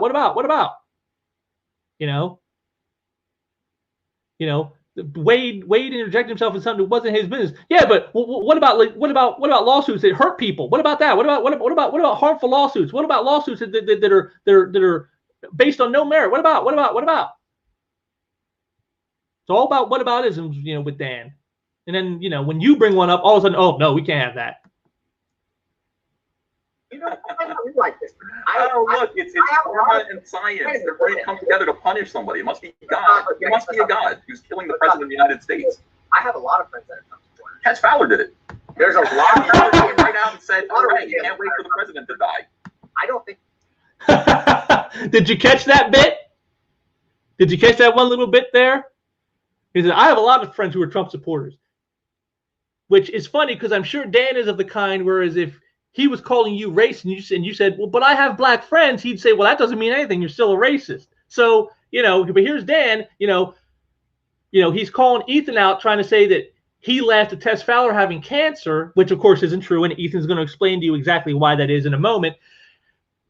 But that Tess Fowler herself, and this is proven, that she and other creators, when it came out that Trump had contracted COVID, were wishing him to die.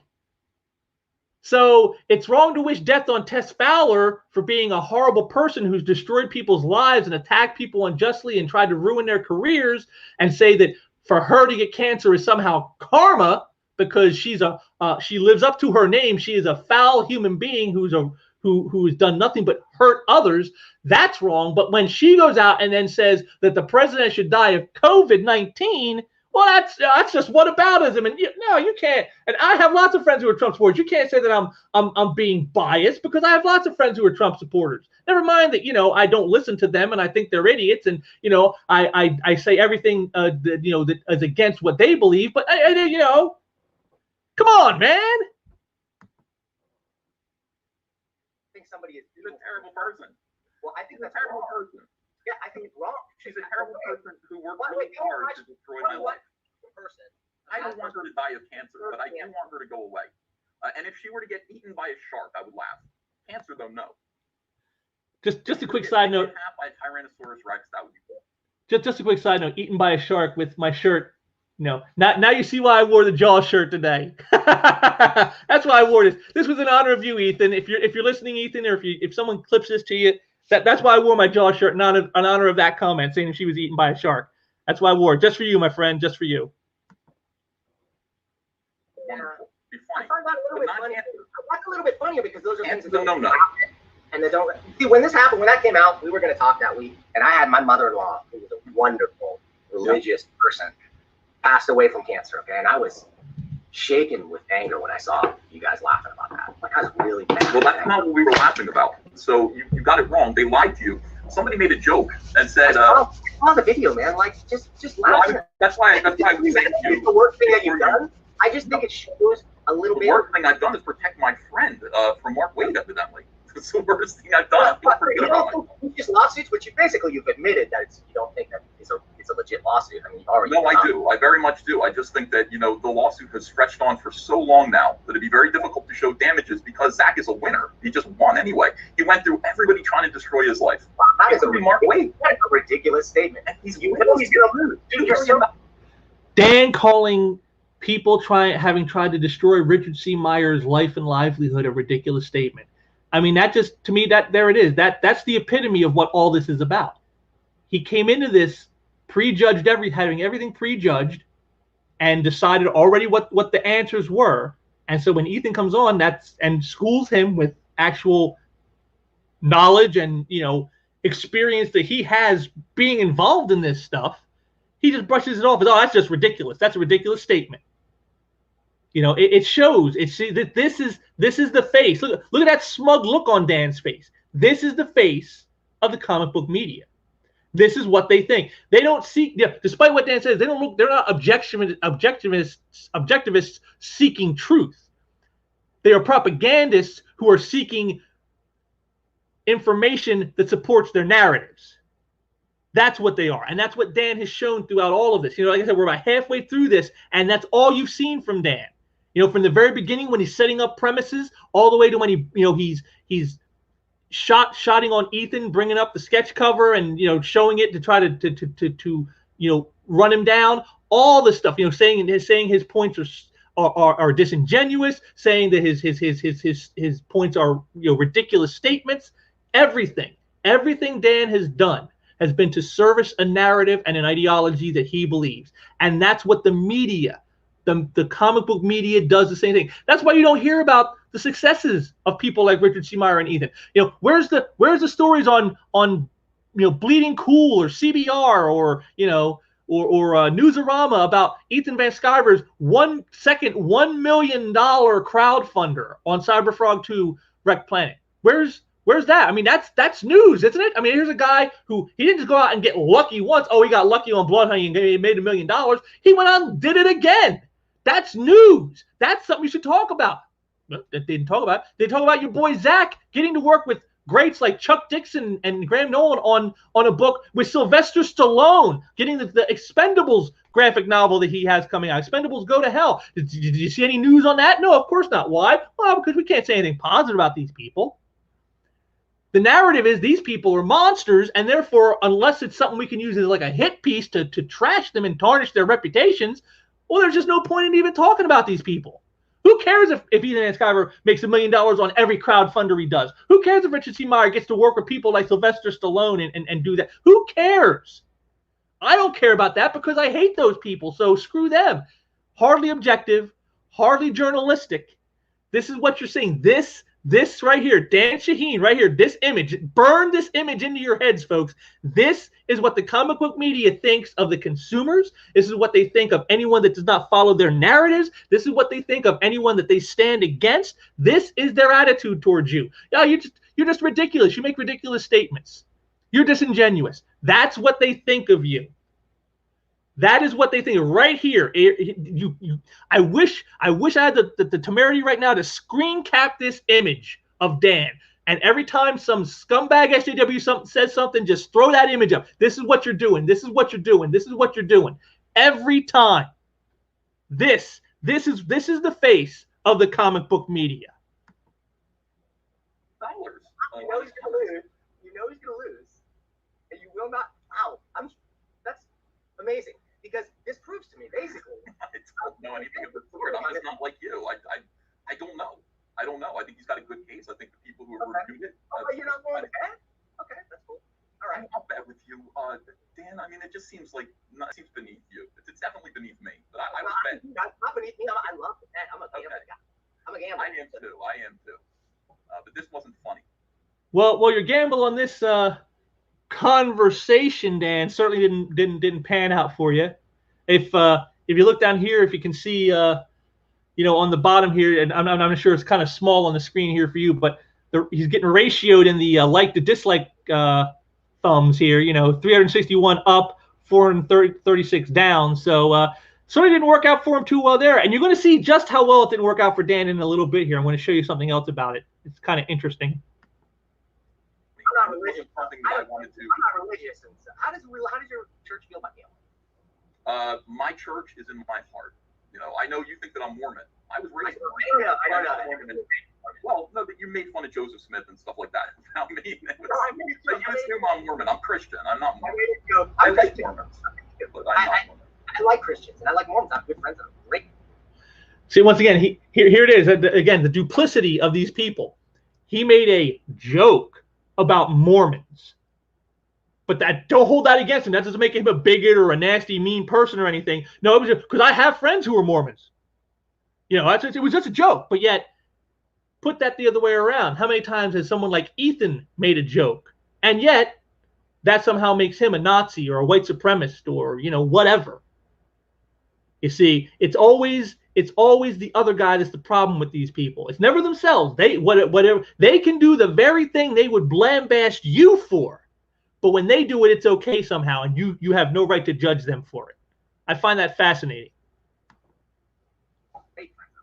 My joke was that I haven't met a Mormon who's built so many followers since Joseph Smith. It was something like that. Yeah. Because I feel it's really, you're taking these people who believe this stuff, because you're a good broadcaster and you're a good speaker, you speak with passion, and it really feels like you believe what you're saying. But I respect your intelligence a little bit more than to think you really believe the nonsense that you're telling me right now. You're talking kind of in circles. See, and there's more condescension. You know, you seem smart, but you're talking in circles like an idiot. And, you know, I don't think you believe what you're saying, because I think you should be smart enough to know you can't believe what you're saying, because, you know, but yet you talk with passion. So how do you talk with passion if you don't actually believe what you're saying? You know, like me, myself, you know, the way I was raised, you know, and I'm sure probably many of you out there who may watch this feel the same way. The way my father, God rest his soul, taught me was, you know, when you're talking about something and it's something that matters, say what you mean and mean what you say. Now, you've been watching this with me. Have you seen anything here to denote that Ethan does not believe the things he's saying, that he does not believe the comic industry is on, you know, in hospice, that he does not believe that his friend Richard C. Meyer was tortiously interfered by Mark Waid, that he does not see that you know, that he does not believe that the Whisper Network is a real thing and a dangerous one that is harming people in the industry? Has he said anything, done anything to make you believe that he doesn't believe these things he said? You know, because again, this is just Dan trying to downplay and denigrate Ethan. This is how he's denigrating him. Just, oh, you can't believe it. Oh, it's just ridiculous statements. Oh, you don't believe that stuff. You're just a grifter. You're just a grifter.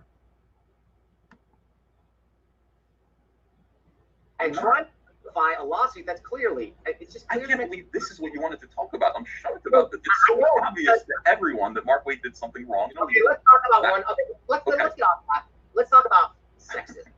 All right, sexism. Yeah. You claimed on shows I've been on with you, you said in passing that you were a devout sexist. So tell us what. Chauvinist. I wouldn't say sexist. Chauvinist. Okay, so tell me what. I wouldn't say sexist. I don't hate women. You know, just. I don't think it's hate women per se. That would be misogynist. Misogynist. Yeah, sexist. Yeah. All right, fair enough. So tell me why. Tell me why you're so when you say you're chauvinist, that means you think what, men are better than women? Yeah, definitely. Definitely.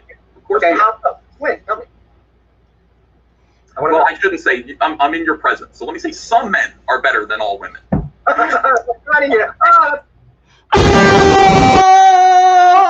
Oh, savage! Savage! He just got burned. He burned his ass. Damn! Shahin got burned so bad he should be a charcoal briquette. Damn! Good one, Ethan. Good one, Ethan. Against me and my masculinity. It's funny. Okay, so tell me why. Tell me why. It's a joke, Dan. It's all a joke. That stuff is funny. It's funny to guys. Guys think that stuff is funny. I like it. Men think that chauvinism is funny. Actual chauvinism isn't funny. Actual sexism isn't funny. It's mean. But put on chauvinism jokes about men being better than women are funny to guys. I've made those jokes. Okay, so that's what that is. Let's make that clear. That's kind of stuff. I'd like to lay it on thick, because I heard you say you were sexist or chauvinist or whatever. I just copped to that. People say, here's the joke. People go, Ethan's a racist, homophobic, sexist, bigot. And I go, I'm not racist or homophobic, or that I leave out sexist. That's the joke. Right. But do you think, okay, well, that's interesting, because you feel like being a sexist is as bad as being a racist. You feel like there's a difference between those, and you feel like one's like. The most irrelevant question to ever ask anybody. Do you think this is less evil than this? Never mind, the whole point of what he just said is it's all just a joke. I don't actually take this seriously. You know, Ethan said many times on his stream that the comic industry itself is quite frivolous. If it went away tomorrow, the world would go on. It's not like, oh God, commerce is going, so oh my God, the world has to stop. No, that's not going to happen. It's a frivolous industry, and he's having fun, or at least trying to. And, you know, he does it in a way that's, you know, politically incorrect, you know, a bit provocative perhaps. That's his style. You know, I've often thought sometimes the reason I understand Ethan's humor so much is because, again, like I said, I grew up in the same region that Ethan did. So I know that whole way of talking, that whole way of thinking, that whole way of being and acting, you know, the way you clown on people. I get that. You know, maybe other people in other parts of the country don't get that. I don't know, but I get that. And I just think people like Dan Shahin, no matter where they're from, they don't get it. That's the problem. Is they don't understand that type of humor. And, you know, that's because these people themselves very much lack a sense of humor. I mean, did you see how forced Dan was when he tried to play off that, you know, Ethan's joke about, you know, Dan not being a real man, basically, you know, because he's, you know, some men, and because you're not really a man. Did you see how forced Dan was in trying to project it? Ah, see, that's funny. That's a joke. I get the joke. See, it's a joke. See how forced that was? That didn't come off as natural.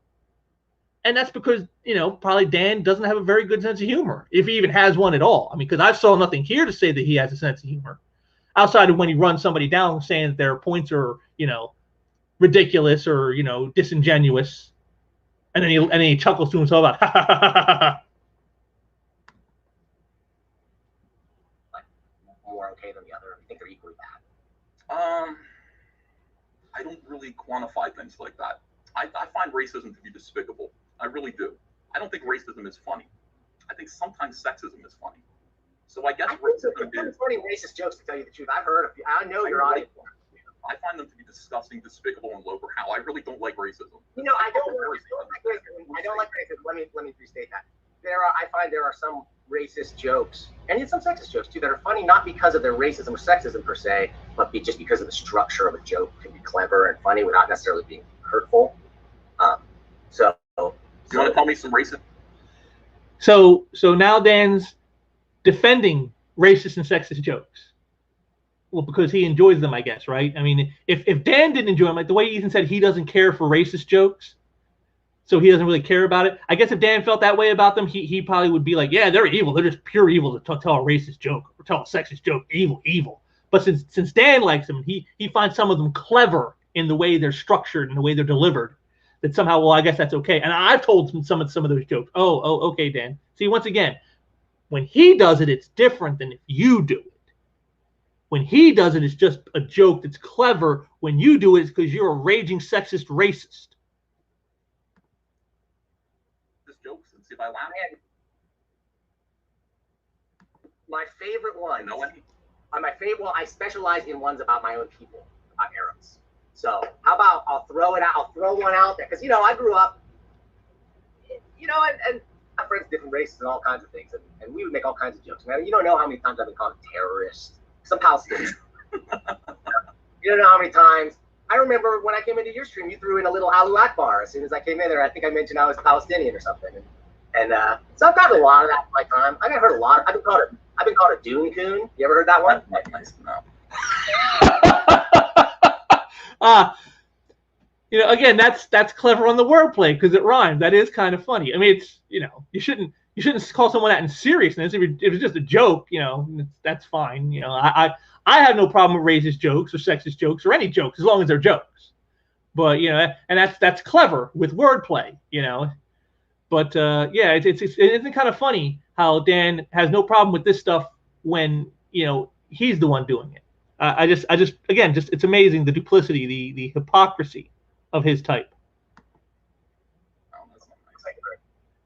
So my favorite racist Arab joke, I'll just say the joke, I won't say the punchline. Why is the camel called the ship of the desert? I'll let the Comicsgate people fill in the punchline over in the comments.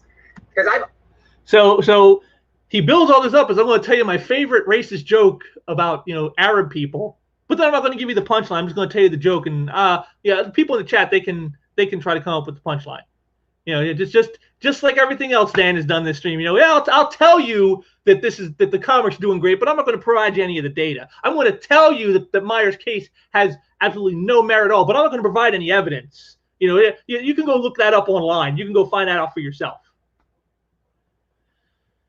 Well, at least he's consistent. I'll give Dan that much. Not much more, mind you, but I'll give him that much. Unblock all the Comicsgate people. We got so many comments they've gone by, super chats and everything. I've lost a lot of the super chats, so I can't really. I'm waiting. I'm looking at the comments. I'm waiting for the end of the joke. The shit I'm waiting of for the the jokes. desert. I want the jokes. And nobody knows it. Oh, it's funny. It's funny. Look it up. You'll find it on the internet. It's funny. It's funny though because it's a pun. It's a play on words.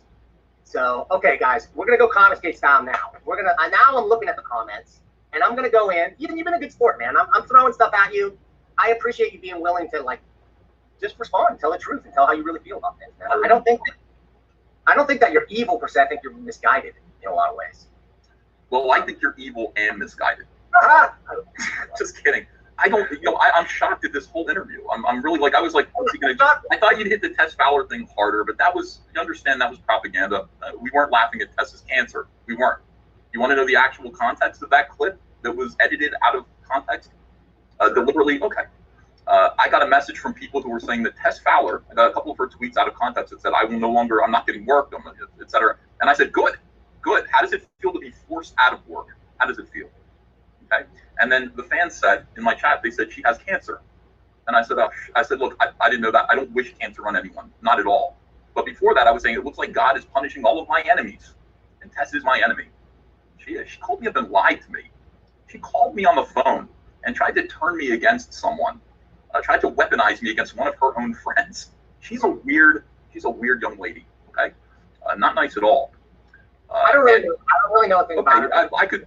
She's a nasty piece of work, and I don't say that about many. I wouldn't even say that about Mark Waid. I think Mark Waid's just a buffoon. Tess Fowler's a nasty piece of work. She's a nasty person. And if something bad happened to her, that'd be great. She shouldn't be working in comics. She should find out what it feels like to be forced from comics, because that's what she does to people. She tried to do it to Sean Gordon Murphy recently. It wasn't nice. It just wasn't nice. So then people said she has cancer, and I said, oh, I don't wish cancer on anyone. And then Cecil, my friend Cecil, who's a clown and tells jokes that are inappropriate, said, yeah, I heard Max Passaggio had ovarian cancer. Yeah, I get it. That's very funny because Max is trans. That she doesn't have ovaries. That's right. So funny. So, well, you know what? And so now you see the true story behind the Ethan wished cancer on Tess Fowler. Now you see the truth. He was responding to the fact that she wasn't getting work, saying that was a good thing because she deserves to suffer the way she has made others suffer in losing work and trying to destroy their careers. And then when he found out she had cancer, he backed off and said, yo, no one should know. I would never wish cancer on anybody. And then Cecil made a joke about Mags Passaggio using ovarian cancer. And even Dan here say, oh, that's funny because she's a transgender person and so she doesn't have ovaries. You see, even there, the joke is understood. And see, now that the context is there, all of a sudden, well, gee, I guess you didn't really wish Tess Fowler cancer then, did you? No, I didn't. But of course, that didn't stop Dan and others from running with it at the time when the edited clip was around. Where's those media journalist skills there, Dan, trying to track down the truth? What happened to seeking truth, Dan? Objective truth. But it's the kind of thing that you go, holy shit, that's a really inappropriate joke. Like you were just saying, it's the kind of thing that's a setup, okay, and it gets a guilty laugh out of you. Now, to put those two things together and suggest that I was laughing that Tess Fowler might be fatally ill is a lie. It was a lie. It was meant to do me more harm than she's already done me, and that's pretty much it. And I'm going to leave that to God to continue to punish her. Okay, fair enough. Like you said, I didn't hit that hard because honestly, that's the internet is ugly. Like people say things all the time. People make jokes. I understand. You had a whole segment on it where you had a lot of po-faced retailers who you showed that clip to, and you went, I can't believe Ethan Van Sciver would go that low. Comics. I don't think I ever showed that clip. You did. I watched you do it. I watched you show that clip to people. Did I show? I guess you're right. It's been a while. So you helped us spread that lie. So right there it is, Dan. Oh, I never showed that clip until, oh, wait, did I? And then Ethan keeps pressing, oh, yeah, I guess it was a while ago. I forgot about it. See, again, and this is telling of these types. They go and try to destroy you, ruin your reputation, ruin your career, ruin your life, and then after they're done, they just go about their business because you're really not that important. You don't really matter. I mean, they hate you and they want to destroy you, but whatever happens afterwards, in the wake of that, well, that's got nothing to do with them. I'm just going to move on down to the next one. Move on to the next outrage. That's what they do. And Dan's basically admitting it right here. He used that clip and got people outraged and helped stoke that fire. A fire, a same kind of fire that he then says Ethan does when, he makes his commentary on the industry or on the behavior of certain individuals within it. And that's targeted harassment. But yet what Dan did when he did the very same thing using that edited clip in a live stream with people to stoke the fire there to get them all angered and outraged, somehow, that's okay. It's, I just forgot about it. It was no big deal. But yet, it's again, like I said, it's always the other guy that's the problem with his type. Always. Wait a minute. There was no lie to be spread. There was video clips from your site. The video was a lie. The video was an edited lie that implied something that wasn't true about me. And you shared it with other people in order to go, oh my man. goodness. Again, you're the victim. Everything is turned around. Night is day. Day is night. If you don't See, look at Dan playing it off. Here he is again. Oh, you're the victim. Oh, night is day. Everything is flipped around. Oh my God. He's trying to play it off like it's no big deal. Like, it doesn't matter. Because see, he's the one who did it. Oh, I'm the one that spread fake news. I'm the one who spread something that could damage your reputation. I'm the one who was spreading lies about you and victimizing you. But yet, you're supposed to be the harasser here. You're the one who sets out mobs of people to target others. You're the one that's the monster, not me. So, oh my God, I got to play this off as, oh, you flipped it all around. Oh my God, night is day, up is down. Again, it's telling. Dan can never admit when he's wrong. And again, this is a guy.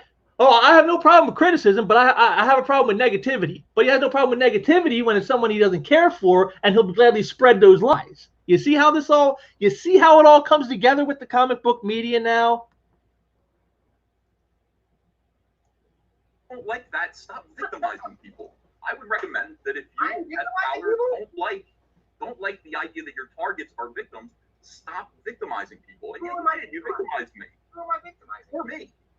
For you. Well, Dan, you had retailers on. You made it. Dan, you showed a clip out of context that was meant to make me look like a monster, and you shared it with other people while going, I can't believe it. And here I am on your show. I'm happy to be here on your show, but that was me. That was a lie that you shared with other people. And I don't know why. I mean, if it comes down to it, our disagreement. We have a panel discussion show. Wait a minute. We have a panel discussion show. We show a clip, and we respond to them. You took my video, and you had a 6-hour live stream.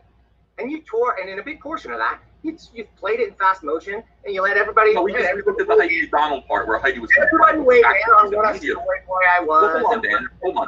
What we did was we focused on Heidi McDonald, who was a panelist on your show, who was being confronted by the fact that she is a major media figure in comics, and also a part of the same Whisper network that was exposed by Bleeding Fool and by Penny Parker. Oh boy, Penny Parker. Poorly written articles, by the way. They're very poorly written. I thought they were pretty good, and I think Penny Parker has a big future. Big future. As a rat or a... What happened to I'm okay with criticism, but I don't like negative stuff. And here's Dan here again. Once again, the hypocrisy of Dan Shahin, folks. The hypocrisy on display. Someone who did investigative journalism into a group that was doing things to damage the reputation and livelihood of other people and exposed it, and she's a rat. Who calls people that do that rats? Well, isn't that like what the mafia does? Criminals aren't there the one? Isn't that the bit? Snitches get stitches and then are turned into bitches. Isn't that how that goes? Something like that. So if she's a rat, then I guess that means Dan is down with people destroying others' lives in secret Facebook groups. That's what he's saying. I can't see anything else there but that. Like pretending to be someone she's not, and then getting into people's confidence, and then screenshotting conversations. Somebody let Penny Parker in there. Somebody did. Because obviously she pretended she was something or someone that she was not. Disingenuous. People just not try to hurt people. No. Those people were convenient. Talking to each other. My thing is this. People wouldn't have to worry about their privacy or being sued by Richard C. Meyer if they just wouldn't seek to hurt people for political reasons. That's intimidating. So, don't get in our way, or you're going to get sued, and I'm going to weaponize my fan base and sue you. That's what it sounds like you're saying. Except that isn't what he said. What he's saying is if you don't want to end up getting sued, if you don't want people to expose your nefarious scheming and plotting in secret groups, then don't seek to hurt other people. Don't go sticking your nose into other people's business that is not your business. Don't go out and try to craft narratives to destroy others' lives, and they won't have to be exposed publicly. See, this is what he is saying. But see, Dan, again, the actions of the people that are exposed here, the actions of the people who are being sued here, those are perfectly fine for Dan because the targets of those people are ones Dan doesn't have a problem with. Oh, those people over there? Oh, I don't care if you attack Ethan Van Sciver. I don't care if you attack Richard C. Meyer. I don't care if you go after Comsgate. I hate those people. They're scum anyway. Who cares? You know, do whatever you want to them. But then when the law or the worm turns and it comes back on them and they get exposed publicly, all of a sudden, oh, you're breaking their confidence and going into their secret groups and ruining their trust, and you're filing litigious lawsuits to try to hurt people unjustly. It's again, he keeps claiming Ethan doesn't believe what he says, but I can't, does Dan, does he really believe what he's saying? Because, this does not say anything good about you, Dan. You're basically saying, the mafia did nothing wrong. The mafia didn't do nothing. It's like, that's kind of a funny way of going. Oh, those cops who took those mafia guys down with secret bugs and who drug them into court and put them in for long prison sentences, they were wrong and cowardly. They were hurtful to those poor mafiosos. Do you hear what you're saying, Dan? Because I can't believe that you believe these things. You're the disingenuous one here, Dan. You cannot believe these things, because if you do, what does that say about you? Nothing good. Well, no, I would say, why don't people mind their own business and not try to hurt each other? I actually That's what I would say. Well, then we're on the same page, because you have to tell Mark to mind his own business. Why not? You have to tell Max to mind his own business. How about drop the funding campaign and encourage Meyer to drop the lawsuit? Dan, I'll do it right now. Do it. I just did. Say it. Yeah, let's hear it. What do you think? I dropped the GoFundMe. It's gone. It's already gone? It's gone, yeah. I was just looking at it. I got it right here. It's no longer accepting donations. Oh, okay. It's still up. I guess it's still up, but you can't try to donate to it. You can't. I don't want to do that. It's got a donate now button, so I feel like you're not being genuine right now. Oh shit! Well, they sent me a message and said it's closing on September 30th. All right, wait. Let's make sure. Let me just to make sure. Yeah, see if it is. If it's still open, that's good. People should donate to the Boys Act's GoFundMe, because he was run into. Mark didn't need to do anything. Yeah, this is still open. Publishing a comic. Yeah, it's cowardly though. I don't think it's cowardly. I never think standing up for yourself against powerful people who are bullying you. Yeah, stand up for Mark. Yeah, don't take it into court like a coward. What are you talking about? Where should you take it? In the back alley of a comic book convention like Mark Wade wanted to do? Mark Wade's spending his... Are you afraid of Mark? Meyer's got anything to fear from Mark Wade? No, but... See, again, hear it again. Once again, Dan is cornered, so he just plays it off. Saying, no, you shouldn't take it to court. If someone wrongs you, don't take it to court. Where do you take it then, Dan? Again, historically, as I said, it's been at the tip of a sword. That's how most of the world has been done, by the tip of a sword. You conquer land, you slaughter people, you murder those who wrong you. That's what you do. That's how it's been for centuries. What we do in this country, in America, and in the West in general, that's a relatively new thing. Taking someone to court and having a civil action against somebody that way that does not involve someone ending up dead, that's a relatively newfangled thing in the history of humanity, my friend. And here you are saying, well, that's cowardly. It's cowardly to do things in a civil manner. So what then are you suggesting, Dan? That we go back to the old ways? And here you say Richard C. Meyer would have nothing to fear from fat-ass Mark Wade. Well, you're right. Zach's a former Marine and Wade's a fat-ass comic book writer. So you're right. In a physical confrontation, I'm thinking unless Wade tripped and fell on your boy Zach, I don't think he's going to do any harm. I don't think he's going to be able to hurt him too badly. I think in that confrontation, it's not going to turn out good for Wade. But then again, I don't think it's going to turn out good for Wade in this lawsuit either. So, that's just how it goes, I guess. But, again, Dan Shahin, total disingenuousness. Look, here's the... Dan. I agree that Mark Wade may be like, it's not his place. Mark Wade threatened to... You say you say, I'll say, I'm not... Let me put this scenario to you, okay? Let's say you were good friends with a publisher. And someone would go into that publisher and was going to publish a book through them. But that guy didn't know some things that other person had said. And they had said some things that were widely regarded as controversial and alienated retailers. Would you feel ethically bound to tell your friend, the publisher, anything about that? That would still be tortious interference. I might. You wouldn't do it. But here's the thing. Mark Waid is not friends with the Dunce. He's never spoken to them before, except for maybe once at a convention. He sought out their phone number. And they don't know him. Oh, my goodness. And they called him in the middle. Wow, he called them and said, look, this guy, you might want to... Called him at night, and he said, I'm holding back the hordes of hell from your company, which is barely making ends meet. I'd advise you not to do business with Richard C. Meyer. They were very afraid. They called Richard C. Meyer the very next day, crying. The guy was crying. This is an adult male, crying, and said, I cannot publish your comic. It's not what he swore to in court, so I can't comment, because all I know is... Well, you have, we have print, first of all. He said other things in written messages to other people, so we have that documentation. Whatever he said in court, where it differs, it's going to be up to a judge to decide what the truth of the matter is. And he's going to lose. And then all those people who believed you and who put that money into days ago, 7 days ago, 8 days ago, there's people pouring money into this campaign to hurt another guy in a lawsuit that you really know, you all but admitted is just bullshit. So once again, he lies some more. Where did Ethan ever say that the lawsuit is bullshit? All Ethan has said is he believes the lawsuit was necessary because Waid tortiously interfered in Richard C. Meyer's contract with Antarctic Press. And it was a good thing in the fact of it has prevented other creators from trying to do similar things, perhaps to other people that they don't agree with. So that, if you or I wanted to start a comic book and we went to a publisher, maybe we said some things and they didn't like it. These activist creators didn't like it. They couldn't go to our publisher and say, yeah, he said X, Y, and Z, and if you publish him, we're gonna unleash the hordes of hell upon you. They can't do that now because they know that I'll end up getting dragged to court like Waid did. That's what he's done.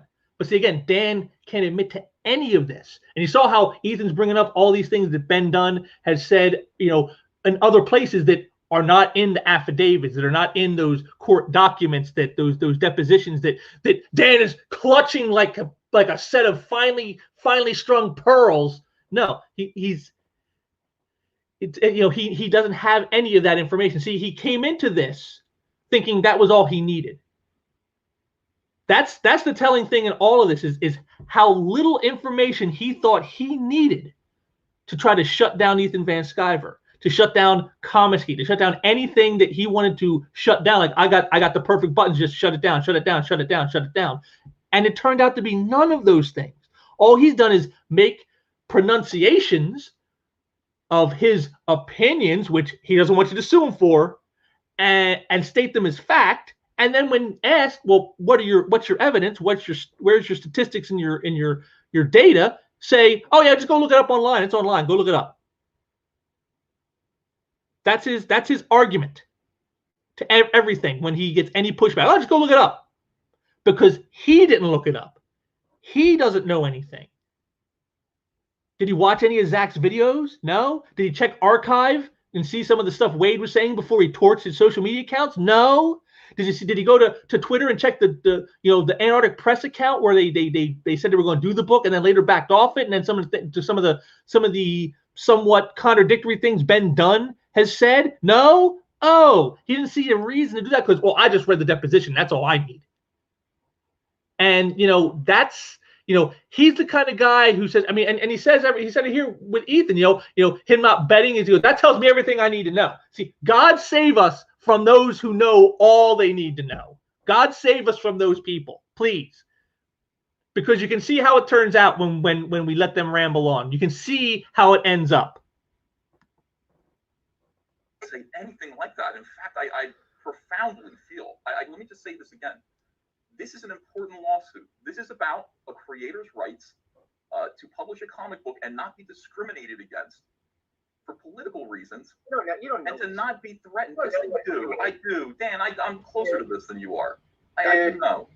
This is your right to publish a comic book in a comic book industry and not have somebody with a political axe to grind threaten to cancel your publisher if they publish your comic. This is one of the most important lawsuits in comics. Yeah. It just is.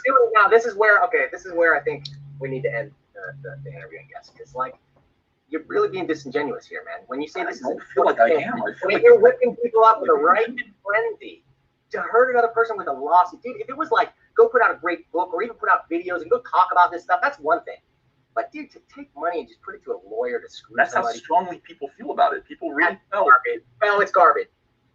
So there it is. He thinks all of you who think that people who tortiously interfere in someone else's business dealings should be sued, and that you're willing to support people who you feel have been wrong in that way, you're just garbage. You're just garbage. Because, you know, Dan Shahin said so. Because he read the depositions, and that's all he needs to know, and so therefore, you know, there's no merit because he said so, and anyone who thinks differently for any reason, despite whatever evidence or whatever data or whatever facts they have that support that there is merit to it, you're just wrong, and shut up, you're garbage. There you are. That's the media for you. Again, look at that expression. Look at that expression. Total disregard for anything that goes against the narrative. That's not objectivity. That's not objectivity you're seeing there. That's zealotry. That is someone zealotly devoted to their narrative. And you're stoking it, and I don't like that. So, Dan, I'm not stoking it. You're stoked, dude. You got a GoFundMe campaign. I'm trying to make sure that $82 on a lawsuit that you know is bullshit to hurt a guy. I don't know that. You're saying that. I don't. You might disagree with me, but I tell you, I feel it. I've thought about it. This is an important lawsuit. To me, it isn't to you, but it is to me. I got it. And there's nothing disingenuous about it. I mean it. I really mean it. You know, I mean, this is something that's important. Dan, it's important. You can't allow people. Okay, go. I'm sorry, Dan. Don't get upset. No, I'm not. Well, maybe I'm a little upset. Okay, don't be upset. Use your words. Okay. Let me tell you what I think. When I was trying to think, the analogy. Yeah, I'm not upset. I'm not upset. Well, maybe I'm a little upset. See, he's upset because this isn't going the way Dan planned. Again, he thought he had all his ducks in a row and that he was going to be able to just knock them down, boom, boom, boom, boom, boom, on Ethan. And Ethan was going to be sitting there stymied, And that didn't happen. Ethan came in with facts. He came in with supposition. He came in with, his experiences in dealing with all these things and being involved in a lot of this stuff. And he wasn't prepared for that. Dan had no defense for any of that. He thought he did. He thought, oh, I've read the depositions and I've looked at Raina Telgemeier's sales, even though I don't have them on hand. And all these things he said that he looked into. And I have lawyer friends and blah, blah, talk to them and all this stuff. And he thought he had all he needed. And it turns out, no, you didn't. You didn't, Dan. And that's kind of sad when you think about it, for a guy who's supposedly a part of the comic book media world, they would be so ill prepared. And then they get frustrated and angry because what they thought they were going to do isn't happening. He's not making Ethan look the fool. Dan knows he looks the fool. And that's where his anger and frustration is coming from. The realization of that. Like in our wider culture of what kind of figure you are within the comics industry, the person that comes to mind to me is Alex Jones. And it's interesting because he's a very controversial figure, but he's somebody who, like, I think was kind of unfairly treated in some ways, but then crossed the line in other ways. And this is where I say, I think that, being alienated for your political beliefs, I think is wrong. I have a lot of friends who are strong Trump supporters. I didn't vote for Hillary, but I didn't vote for Trump either. I voted Libertarian, and I live in California, so it really didn't make a big difference, right? So I don't have a problem with people's political beliefs. I have all kinds of people on the show, all political stripes. You're one of them. I don't think you're evil because you're a Trump supporter. I don't think you're a Nazi because you put a Mein Kampf parody on your thing. I think you're stirring up hatred for financial benefit. I think that you're doing this to make your crowdfunding campaigns more successful and your channel more successful. And I think the other thing is, I think if it happened to me, if what happened to you happened to me, I would think about going down that path too. Like, I would go, fuck. And there you have it. All it. So everything we've seen for the last hour and a half was all building to this. Ethan Van Sciver, you're a grifter.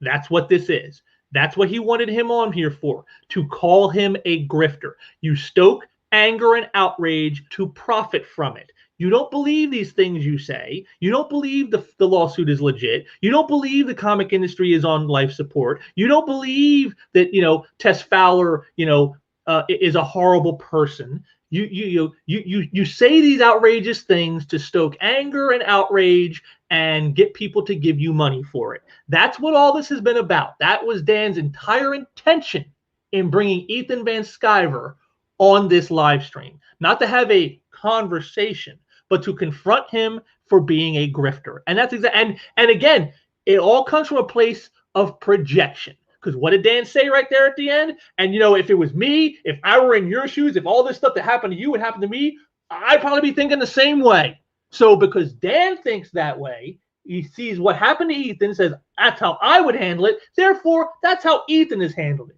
Never mind that maybe that's not the case. That maybe Ethan isn't grifting. That maybe he actually does believe these things he's telling you. You know, but he can't do that because, see, to admit any of that, to admit that Ethan believes these things he said and these things he supported and these things that he has done would mean that perhaps, just perhaps, he's correct. And see, and that's what all of this is, not just with media personalities like Dan Shahin and Rich Johnson and Heidi McDonald, who, you know, refuse to speak on any positive things to come out of people like Ethan Van Sciver and other people in the Comicscape movement. You know, they will not talk about any of the positives, only the negatives. This is why, because they have decided already what the narrative is. And the narrative is these people are evil.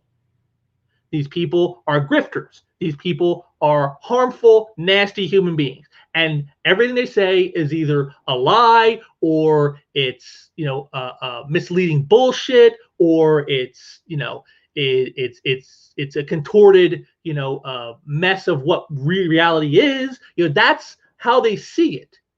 And so everything has to filter through that. And anything that doesn't is just, you saw, he just brushes aside. Oh, yeah, yeah, oh, yeah, you're the victims. Oh, I forgot. You know, just brush him aside condescendingly. Doesn't matter. Doesn't matter. You know, he's sitting here telling me these points. Hey, let me get up out of my chair from front of the camera and not listen to it and go do something else and then come back in and smile smugly at him. That's, there it is. Because that's the narrative they have, you know, committed themselves to. That's what they want people to believe. And they know that if that isn't true, if Ethan Van Sciver is not a grifter, if he is not someone stoking outrage, if he is not someone just trying to profit from hurting other people, then not only were we wrong when we attacked him all those years for all that stuff, calling him a Nazi and a white supremacist and even worse things, I'm sure.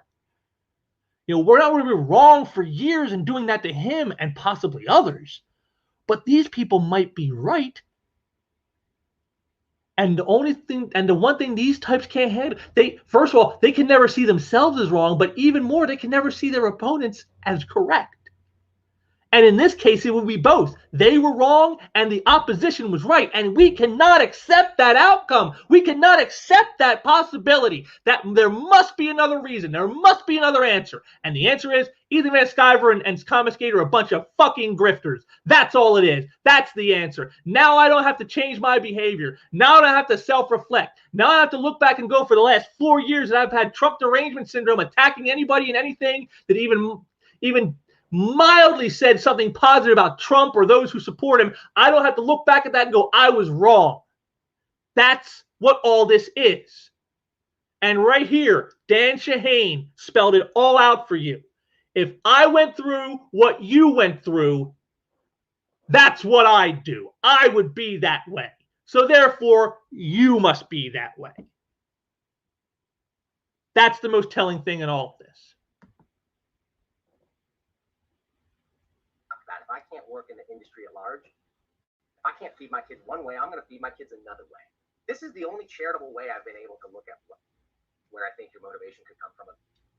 How dare you? What else can I say? How dare you? I put 25 years of blood, sweat, and toil into this industry.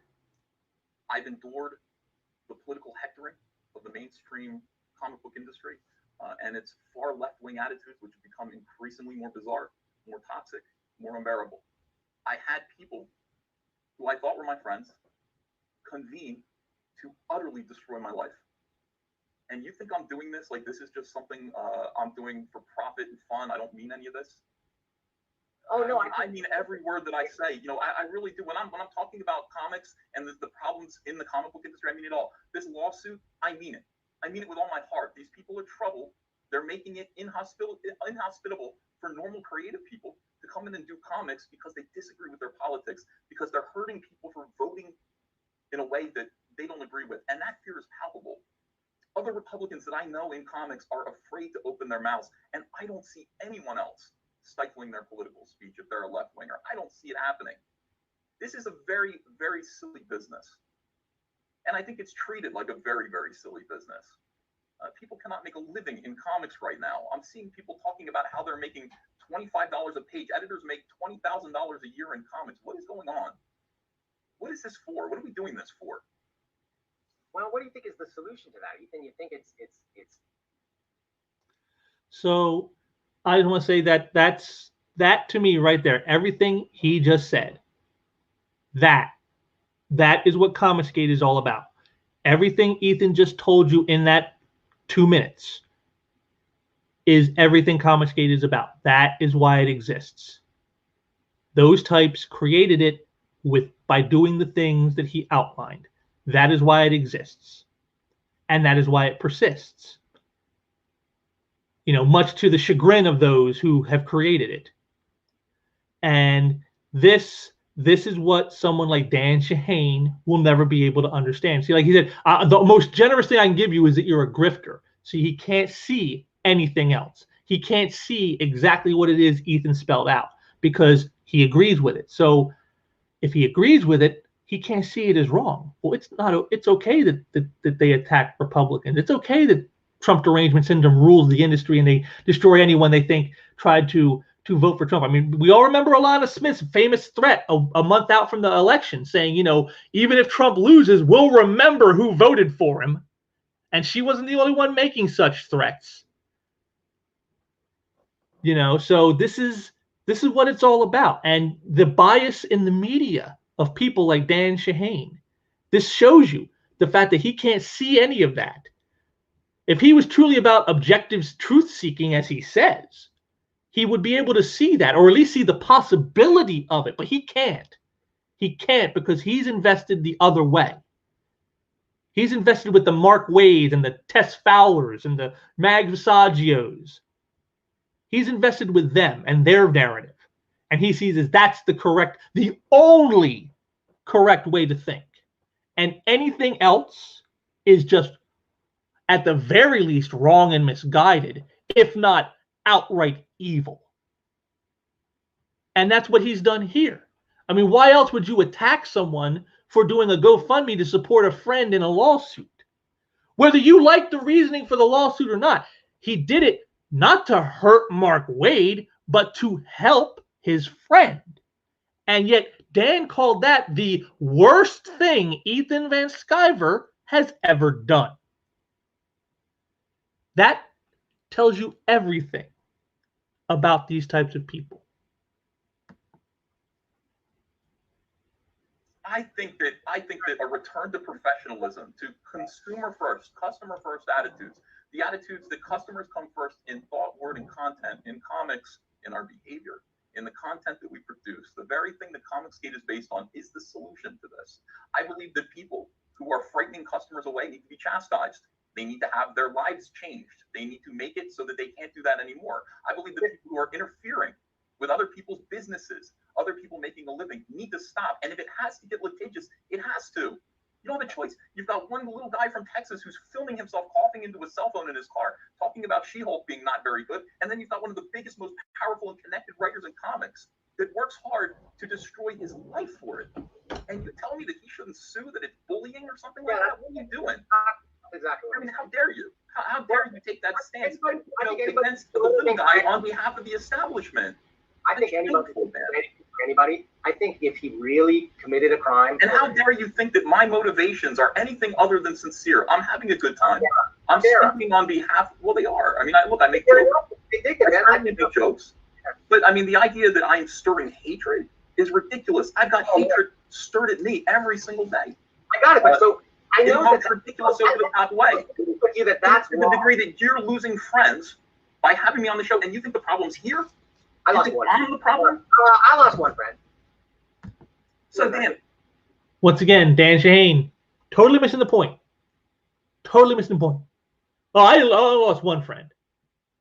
Well, I guess we all would say that anybody who would say, I won't be your friend if you have this person on your show on YouTube to talk to, I won't be your friend if you do that. Well, then we're really much of a friend anyway. So I guess Dan could technically say I didn't lose any friends because that guy wasn't really much of a friend, was he? But again, he misses the point. If Ethan had, he has had in the past, he had Mark Waid on his show once. And, I think Mark Waid's a piece of shit.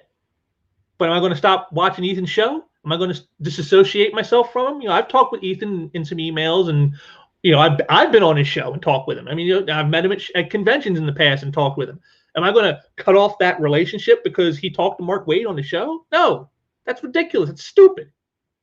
Only an asshole would say something like that to somebody. But yet Dan Shahin's friend said that to him, and now he's lost that quote unquote friend. And again, that's the point. This is the mentality of the people Dan is siding with in all of this. That is how they are. I mean, we've all heard stories about this. Again, to use Trump, because that's where a lot of this all originates from. It's all Trump derangement syndrome. And family members. I mean, I've seen it written on Facebook and Twitter where I saw one guy said he gave an ultimatum to his father that he can either, 1, vote for Trump in the next election, or 2, never see his grandchildren again. I mean, an ultimatum like that, forcing someone to vote away you want them to by using their connection to loved ones against them. I mean, that's just horrible. But that's what these people do. Because these people that Dan is sticking up for are all political animals. Everything is politics to them. Even the professional in a business setting. Even the personal. It's all political. Everything is. That's why you see it today. You see it not just in the comics. You see it in movies. You see it in music. You see it in television. You see it in sports. You see it in, like in knitting. Everywhere. You can't go anywhere without anything, that's meant to, to get your mind off politics being injected with politics. That was the whole point of hobbies and of entertainment. The point is to get away from it's what you do to get away from politics. And yet these people that Dan Shahin is siding with, the very friend he lost, they are of the kind to say, no, politics is everywhere and in everything, and we are going to force you to accept them into everything. And that's why Comicsgate exists. They don't want that. They want the comics the way they were done in the 80s. Were there politics and stories? Sure, there were. Sure. But they weren't identity politics. They weren't rammed in. They weren't forced on characters where it had no place being. They didn't alter icons to fit those narratives. They didn't do that. They didn't ram it down your throat. They didn't propagandize you with them. The entertainment came first. And, I'm reminded of something. I'm reminded of a letter I read in The Incredible Hulk one time. This was in the wake of the famous AIDS issue, the one where Jim Wilson dies from AIDS, and I believe it's Hulk 420. And while the Hulk is deciding whether he should give Jim his blood to save his life, knowing it would create another monster or not, Betty is working at a hotline, talking to a guy who found out he was HIV positive and is considering suicide. And the way the story ends, the guy's on train tracks talking to Betty. And, he says that he hasn't told the last person he was with he was positive. So he doesn't know if she was infected. And Betty's telling him, you need to tell them. Tell them now. Don't talk to me. Go tell them. Don't kill yourself. Go tell them. They need to know. And the story ends where you don't know what happens. The train is coming, and you don't know if he gets out of the way in time. It's a very somber ending, which is probably why that story resonated. But I remember somebody wrote a letter in, and they admonished the writer, Peter David, who, by the way, is another one of these far lefties. and admonished him for doing that way, for not having a quote unquote Hollywood happy ending type of story, where everything all works out in the end. And it was a very downbeat ending because it's kind of left up to the reader to decide, but you kind of feel, yeah, the guy ended up letting himself die, and now there's a person out there who's infected that doesn't know they're infected, and who knows how many others they'll infect. And they admonished him for it in a letter, in the letters page. And I'll never forget what the editor, which I believe was Bobby Chase, said. They said that Peter's priorities are as an entertainer first and a social commentator second. And that has always stuck with me, because that's exactly the opposite of what we're seeing today. Today, social commentator and social propagandist matters more than entertainment. And that's why comic sales suck. That's why movies are bombing all over the place. That's why sports revenues and viewership is way, way down. I mean, it's not hard to understand, except for these people who are political animals, who all they see is politics. They say everything is political, and they treat it that way, and you see the results. This is where Comicsgate originates from. This is where anything that stands against such types originates from. And this is what Dan Shahin is not acknowledging. This is what he will not accept, because to accept that means that then he has to accept he is wrong on so many things. And Dan does not want to be wrong, just like all these political zealots. How is this coming from me? How could it possibly be coming from me? You're very passionate and very good at expressing your passion about the subject. I just think that your argument is not super sound, and I think though that the people. Well, I could be wrong, and comics are going to experience a new boom. That could happen. They are. There's no doubt about it. Comics are doing better than ever. That's great. I hope I'm wrong. And the mainstream comic industry, good. That's fantastic. If I'm wrong, that's because I love comics and I want comics to succeed. Good. And dude, then all I really want. I mean, I look at who watches my channel. I got to look at a report of the other videos that people who watch my channel, what they watch. They watch a lot of you. They watch a lot of cartoonist kayfabe. It's pretty split, 50-50. Mm-hmm. Real big difference between those two audiences, you think, but there's a huge overlap in the people that love comics and love talking about comics. The whole reason I wanted to bring you in here is because this is going to be my last Comicsgate culture story, right? Mm-hmm. I'm willing to talk to any. His last Comicsgate story, his last Comicsgate interview. Why is that, Dan? Because if you like talking to anybody, you just, as he was just saying right there, and you see there's a discussion to be had here, why would you want to cut anybody out? Why would you say, I'm not going to do this anymore? I mean, unless you're going to quit your channel altogether. Oh, you're not going to do that, but you're just going to see again. I'm not going to do a Comicsgate thing. And why? Because this didn't work out too well for me tonight.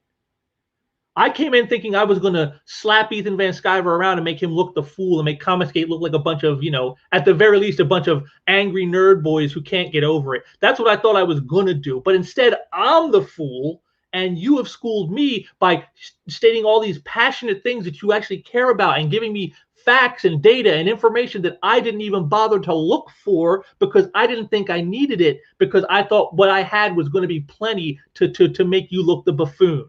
That's why you won't do another one, Dan. It's no different than your boy Zach with the dark roast, the one that people have ripped him on many times in the past. He never did another one. Why? Because the people who were there said, yeah, this wasn't very funny, guy. It's just we're trying too hard, and it just didn't land. And so he never did another one. Why? Because it didn't work. And this is the same thing here for Dan Shahin. He thought this was going to go one way, and it went completely in the opposite direction. So therefore, I'm not going to do this again. Why would I make myself look the fool? Why would I want to make myself look like an idiot that doesn't know what they're talking about, even though I'm an idiot that doesn't know what they're talking about? That's why he won't do it, despite that I want to talk to everybody and I'm a seeker of objective truths and blah, blah, blah, blah, blah. This is the real story here. It was never about seeking objective truth. It was never about a dialogue between differing people or factions or ideologies or whatever. It was never about any of that. It was all about, I was going to bring you on to castigate you, and instead it turned on me, and I don't like that. anybody about their comics. I just think that the Comicsgate argument is invalid, and I don't think it's commercially sound for anybody to attach their name to the Comicsgate. It isn't commercially sound. Get ready for trouble. Get ready to have your life turned upside down by political activists on the left who are going to seek out ways to hurt you. So if you want to attach yourself to Comicsgate, be prepared. Now, having said that, and you agree with it, how can we be wrong? How are we wrong? How do you not realize that you are on the side of, we're using this word now, evil, that you are promoting evil? Because somebody like Shane Davis comes over and says, you know what, I think you're right. I'm noticing a lot of weird attitudes in comics. I believe in Comicsgate. I believe in customers first. He finishes his obligations at DC on Metal Men, working with Dan DiDio. He comes over to Comicsgate, and immediately they threaten him. What did he do? He made this personal choice out of his own private conviction. How could he possibly be wrong? Who is he threatening? Whose life is he threatening? No, he's not. He allied himself. So he is a victim. So you're mocking the fact that he's victimized. Victimized himself. People. Anybody who aligns themselves with Comicsgate is asking for commercial. You just said it. They're asking for commercial failure. They're asking for trouble. The only reason you align yourself with Comicsgate is because you know we're right. You don't do it for money. You don't do it for money. You do it for comics. For money and jitter for GoFundMe's that will go nowhere. And let's talk every day about social justice warriors. Let's not talk about our comics so much. Let's talk about social justice. And there you see it. Now you see Dan's problem with Comicsgate. They are against social justice warriors, as any, moral thinking person should be, because these people are awful. The Tess Fowlers of the world, they are awful people, and you should be against them. But Dan doesn't think so. And so anyone who is standing against them, well, then you deserve to be destroyed. Shane Davis, yeah, you deserve to be destroyed. Why? Because you're standing against social justice warriors. And he says they don't talk about their comics. Ethan talks about his comics every day. Every time he's on a live stream, every time he's on someone else's live stream, he's always talking about Cyberfrog. He's always plugging his GoFundMe's and his crowdfunders. He's always doing that. Your boy Zach, look at any video by Richard C. Meyer on his channel, and you'll see him. He plugs his crowdfunders. They're always talking about their comics. John Malin does the same thing. All these people do this. But see, again, Dan doesn't know any of this because he doesn't really watch any of those people. He doesn't care. It's just something to say to try to hit them. Oh, you don't want to talk about comics. You want to talk about the Justice Warriors. Well, they talk about both, Dan. They talk about both. And they're right to talk about both. And you're wrong to say that they have to choose one or the other. And if they choose to talk about Social Justice Warriors, well, then they get what they deserve. You're just wrong, Dan. You're just wrong. Warriors. And let's talk about let's talk about how identity politics are bad, but then engage in your own form of identity politics. That's all you're doing. Identity politics is bad, but you are subscribing to it. This is not the disconnect that makes, because your identity now is Comicsgate, and there's SJW, and there's Comicsgate.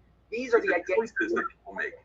These are choices that people make. These are not immutable characteristics. So if I have to choose, if people have to choose, and I don't think you have to choose. You make good choices. You make good ethical choices. I'm going to choose based on the best comics because that's what my decisions are about. So I'm not seeing the best comics come out of Comicsgate.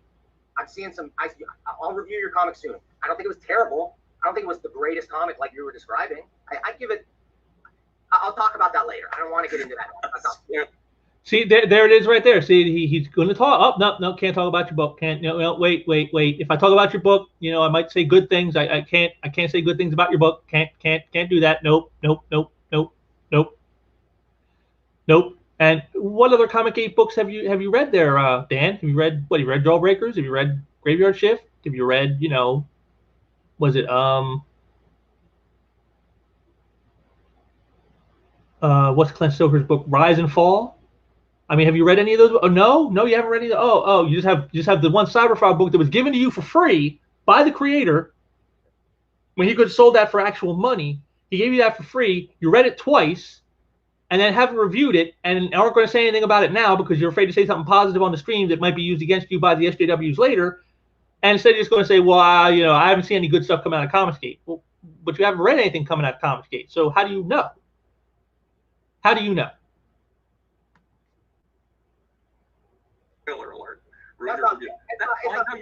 Dan, you're allowed to read my comic and go, it's not that good. That's fine. It's the best comic that I've done in my career, my long and storied career. I'm very proud of it. Very proud of it. The second one's even better. I think when you join Comicsgate, when you join Comicsgate, you're saying, I believe we need to return to customer first attitudes. Customer's always right. I believe we need to create product that people want if this industry is going to survive and if we're going to make money. That is what Comicsgate is.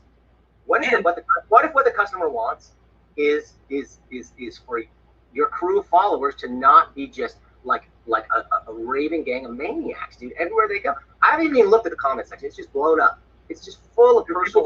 The audiences are responding to the show. They're enjoying themselves. It's full of, yeah, but it's you don't have to react to that. I don't care. It's full of personal attacks that are so off base, that know nothing. You guys just make assumptions. Like the very first time I appeared, it was like, oh, Dan is an SJW. I hate identity politics, dude. I'm so anti that when I got smashed by. Yes, he hates identity politics so much that he calls Ethan a grifter. That he links to show the sketchbook cover that people use to call him a Nazi. That he says that Wade was perfectly justified to tortiously interfere in Meyer's business dealings, but then when Meyer goes to sue him, that is somehow unjustified. This is how much he's against identity politics. This is how much Dan hates identity politics. He hates identity politics that would go against what he believes.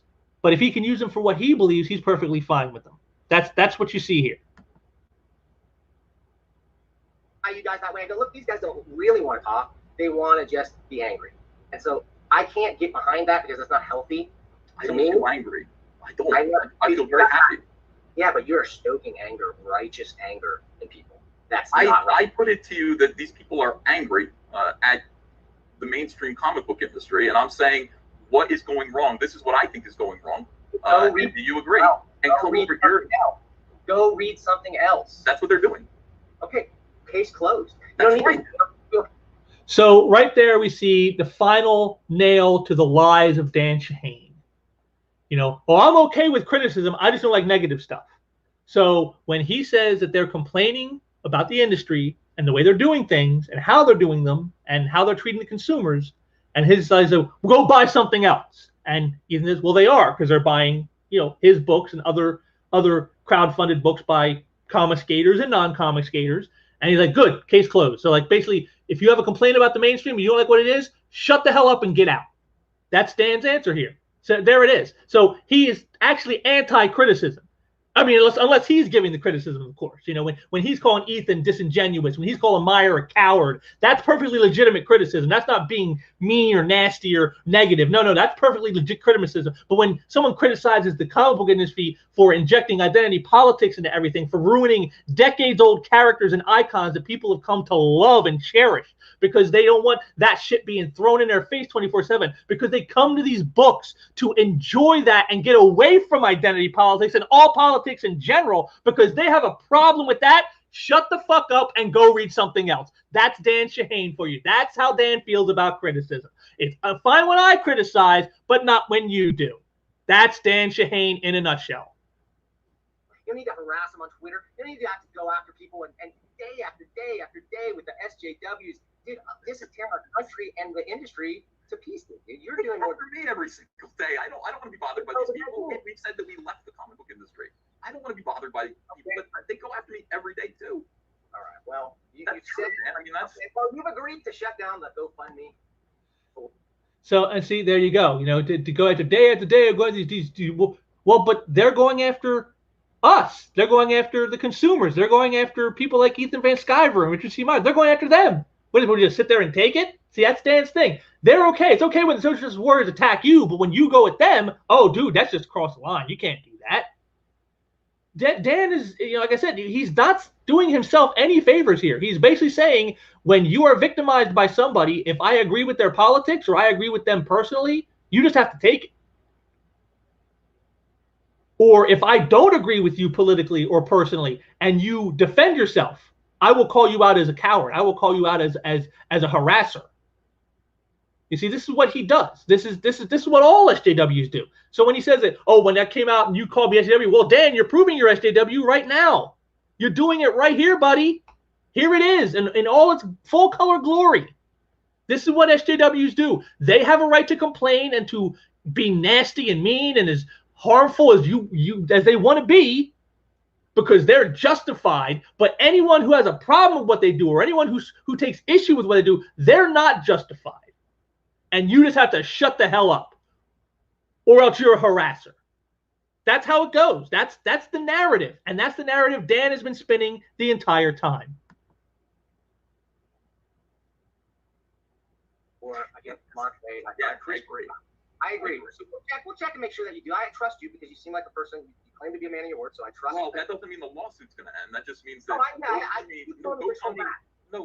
just understand. GoFundMe only allows you to collect money for 2 years. It's been up for 2 years, so it's going to come down. So I can either relaunch it. I've talked to Zach about it. Zach says he doesn't need me to relaunch it, so I'm not going to. So it is going to come down. I see the last donation was 6 days ago.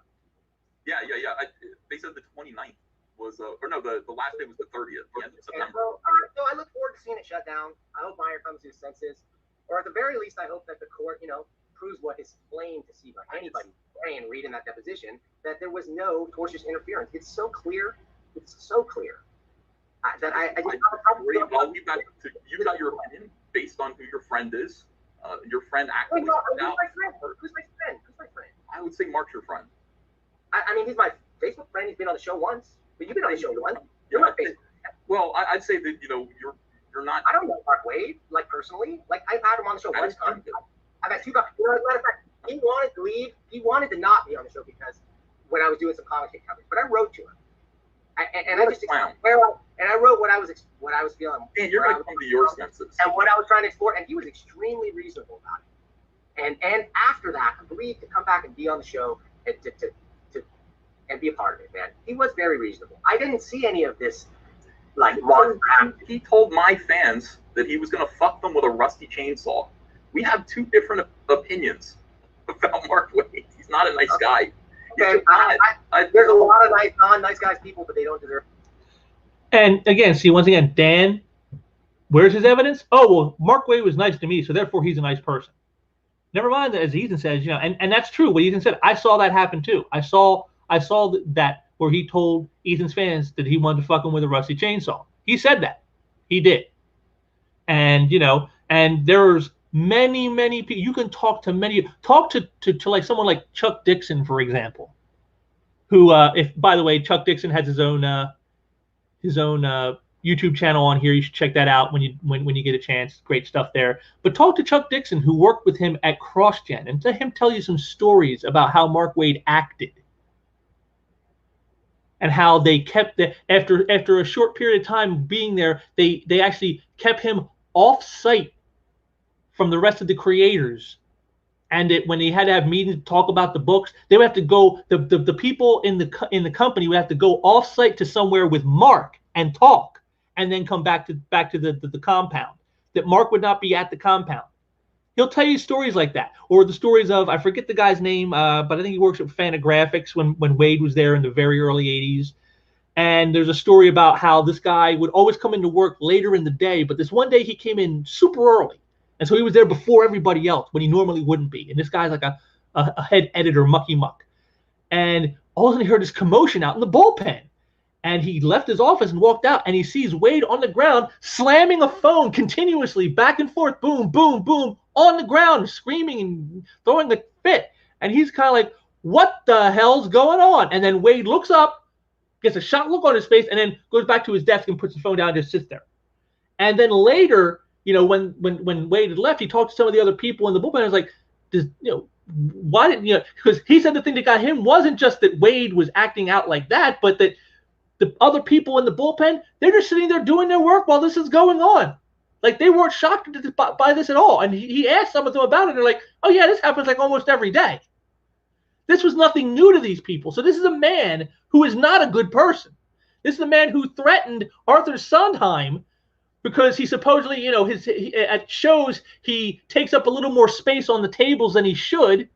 And he said he was going to show up there and flip his tables on him. I mean, this guy is, this is a man who said about Richard C. Meyer that if he was at a show and Wade was there, even if I'm on a panel, come get me. If you know Meyer's at that show and you see him, come get me. Even if I'm on a panel, come and get me. Why? Now, what are you going to do? You're going to have a beer with him? You're going to sit down and go, hey, we should talk about some stuff? I don't think so. I think that's an implied threat, don't you? So this is a guy. This is who Dan Shahin is defending here.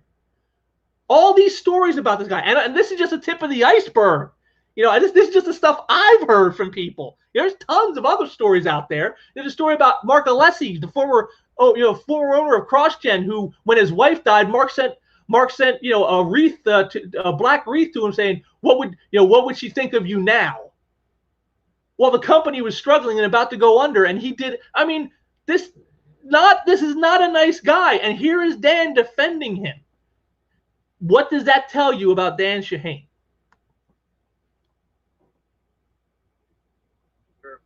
I just think that's the worst one. You have to. It isn't. You have to understand one thing, Dan. You have to just not. You have to ascribe some goodwill to this. You have to say, at least, you have to grant me one thing. I'm doing this with the best intentions. I feel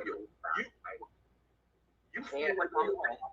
You feel like I'm wrong, and that everybody else is wrong in Comicsgate for thinking that this was tortious interference. I think it was tortious interference. I think we're thought back then that my friend was badly injured by what happened to him at the hands of Mark Waid. That's what I believe. I looked out for my friend. He wanted to sue him about it. It wasn't just that he wanted to sue him. The fans did. His fans actually insisted, said, you got to stand up for yourself. This is going to keep happening to you over and over again with these people. So I organized this GoFundMe to make it so that he could stand up for himself against a very powerful person in comics who was preventing him from working and using the direct market through a publisher. Now, that argument is so right there. That part is invalid. Nothing prevented Richard Meyer from publishing anything in the direct market. Yes, Mark Waid did. Antarctic Press, no. Antarctic Press made a business decision that associating their name with Meyer, just like you said, associating your name with Comicsgate is a virtually bad thing.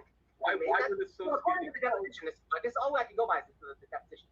And here's what I would ask you. That decision, and in public ways, and then somebody had to be a baby about it and sue because where I have to be published by Antarctic? Why can't you just publish your own book or go to another publisher? You could. The answer is you could have.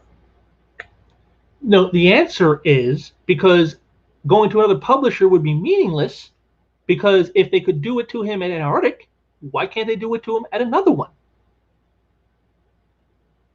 You see, again, this is the gaslighting that Dan Shahin is engaging in. Oh, you didn't have to. Even if we say Waid ruined the AP deal with Antarctic Press, even if he ruined that, Meyer could have went. He wasn't kept out of the direct market. He could have went to another publisher. Yeah, and what? Have Waid call them up and do the same thing, or have somebody else do it? Some other creator, perhaps, with some bigwig who had an axe to grind, have them do it instead. You see what I'm saying? It would be the same thing all over again. And as far as doing it yourself, well, that's the route he ended up taking. But that's a very tough route to hoe when you don't have a lot of money.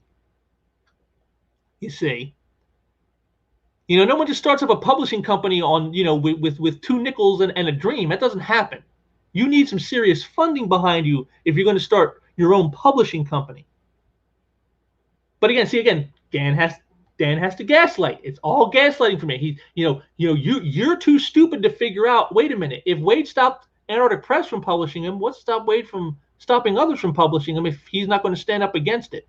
Exactly. If it's so easy to self-publish, then why don't so many of these creators that are so popular and so talented, why don't they just self-publish their own stuff? Exactly. You see, this is the point. This is the thing. Dan Shahin cannot debate fairly in good faith. Because again, this was never about really a debate. This was about him thinking he was going to ambush Ethan Van Sciver and make him look the fool. And since that has not happened, now Dan is frustrated. And Mark Waid would have chased that publisher down too, wouldn't he? Oh, right. Mark Waid just controlled publishers, huh? Mark Waid was going around threatening people. He said, bring me Richard C. Meyer, Baltimore Comic-Con. Bring Richard C. Meyer to me at the convention. For what reason? To do what? What do you think he's? What do you think? I have no idea. Why is it his business? Just fight with him. I want to talk to him. Well, he threatened to overturn the tables of that zombie artist. What's his name? Arthur. I can't remember the guy. He threatened to overturn the tables. But he didn't do that. So if he had done that, you probably could have sued him for that. But he didn't. And what I'm saying is, you sued him for stuff that's just like clearly. Yeah, but it's clearly BS. Anyway. See, so there it is. If you would have flipped the table, you could have sued him for that. Well, he did tortiously interfere, and so he's being sued for it, but somehow that's not legitimate. You see, Dan even contradicts himself. He gaslights himself. I've never seen self-gaslighting before. That's amazing. This is amazing. We'll let the law decide. We'll let the law decide. Okay. We can't agree because it's for the law to decide. And frankly, no matter which way it goes, I mean, even if it goes even the way that I'm saying, that doesn't necessarily mean it's true. The law and the way the law works and everything else is really mysterious sometimes. There are laws in the books that people are going to determine. The question isn't whether or not tortious interference happened. The question is damages. Was Zach damaged by this? Maybe then, but I'm not so sure now. I don't know what the damages are going to include. I don't know. But what I do know is that somebody had to step up and say, no, you're not going to do this. You're not going to go around without consequences and interfere with people's business dealings in comics. Okay. Whether or not they win or lose is irrelevant. A phone call is not interference. There had to be consequences. It was interference. See, there it is right there. A phone call is not interference, except it is interference because it had nothing to do with Wade. You know, I mean, all of us out here, you and me, we all understand things like, you know, when something isn't our business and we have no dog in that fight and we have no connection to that situation, that if we stick our noses in, we could end up being legally liable in some point. We all know this, but somehow Dan doesn't seem to know this. Oh, phone call, that's not interference, except it is. Except it is, Dan. It was interference. All right. Well, you made your feeling clear on that. I respect your opinion. I'm sorry if I implied that you're being dishonest or disingenuous. I thought that reading the deposition, anybody you know, with a firm grasp of the English language would read it and just go like, yeah, this is. Well, it's more complicated than that. Unfortunately, Ben Dunce said different things to different people on different occasions. So it's going to be up to a judge. We have proof of that. So it's going to be up to a judge to untangle that and figure out what the truth actually is. Well, we'll see that soon enough. So, Ethan, thank you for coming. I know this is a little contentious, dude. I didn't want to get into like, I get passionate too, dude. You get passionate, you yell. I don't only when you we can argue about the basis of things, but when you say that I'm not sincere and I'm stoking anger for money, you know, there are a lot of weird people who say things like that. That's not the case. It just isn't the case. It implies that I'm not sincere about Comicsgate, and I'm very much sincere about it. Comicsgate means everything to me. I love Comicsgate. I think it is the future of comics.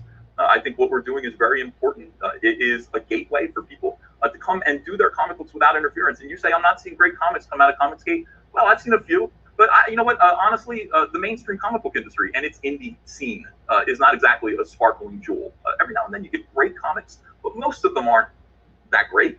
That's just kind of the way it is. It's the law of averages. The good stuff will rise to the top. But the important thing, of course, so the important thing is just that we allow people to make comics without interference, and we find a way for them to do it so that they aren't, you know, they don't have to balance scrape to anyone. But you've done that. Meyer's doing it. You're doing it. Why the continued like campaign against these mainstream? If the big two's dead and the comics are crap, forget about them. Crowdfunding's the future. Go that way and just forget it. Pretty much what we do. Every now and then I talk about what's happening to DC Comics. I'll read the news. But the idea that there is an ongoing campaign, I think people wish that there was. That's not what my channel does. I'll go to Bleeding Cool, I'll read articles and talk about them with respect to what I believe is happening, my expertise in comics, my experience in comics. I'll use that to decipher and interpret some of these news stories and also just have a good time. But mostly what Comicsgate is it's just a way for you and me and anyone else to come here and be a part of the comic book scene, our own comic book scene, without having to be interfered with by people like Mark Waid. And there you have it. There you go. And I like Dan's things. Well, then why don't you just make your crowdfunding comics and talk about that and shut the hell up about everything else? As if somehow you're obligated.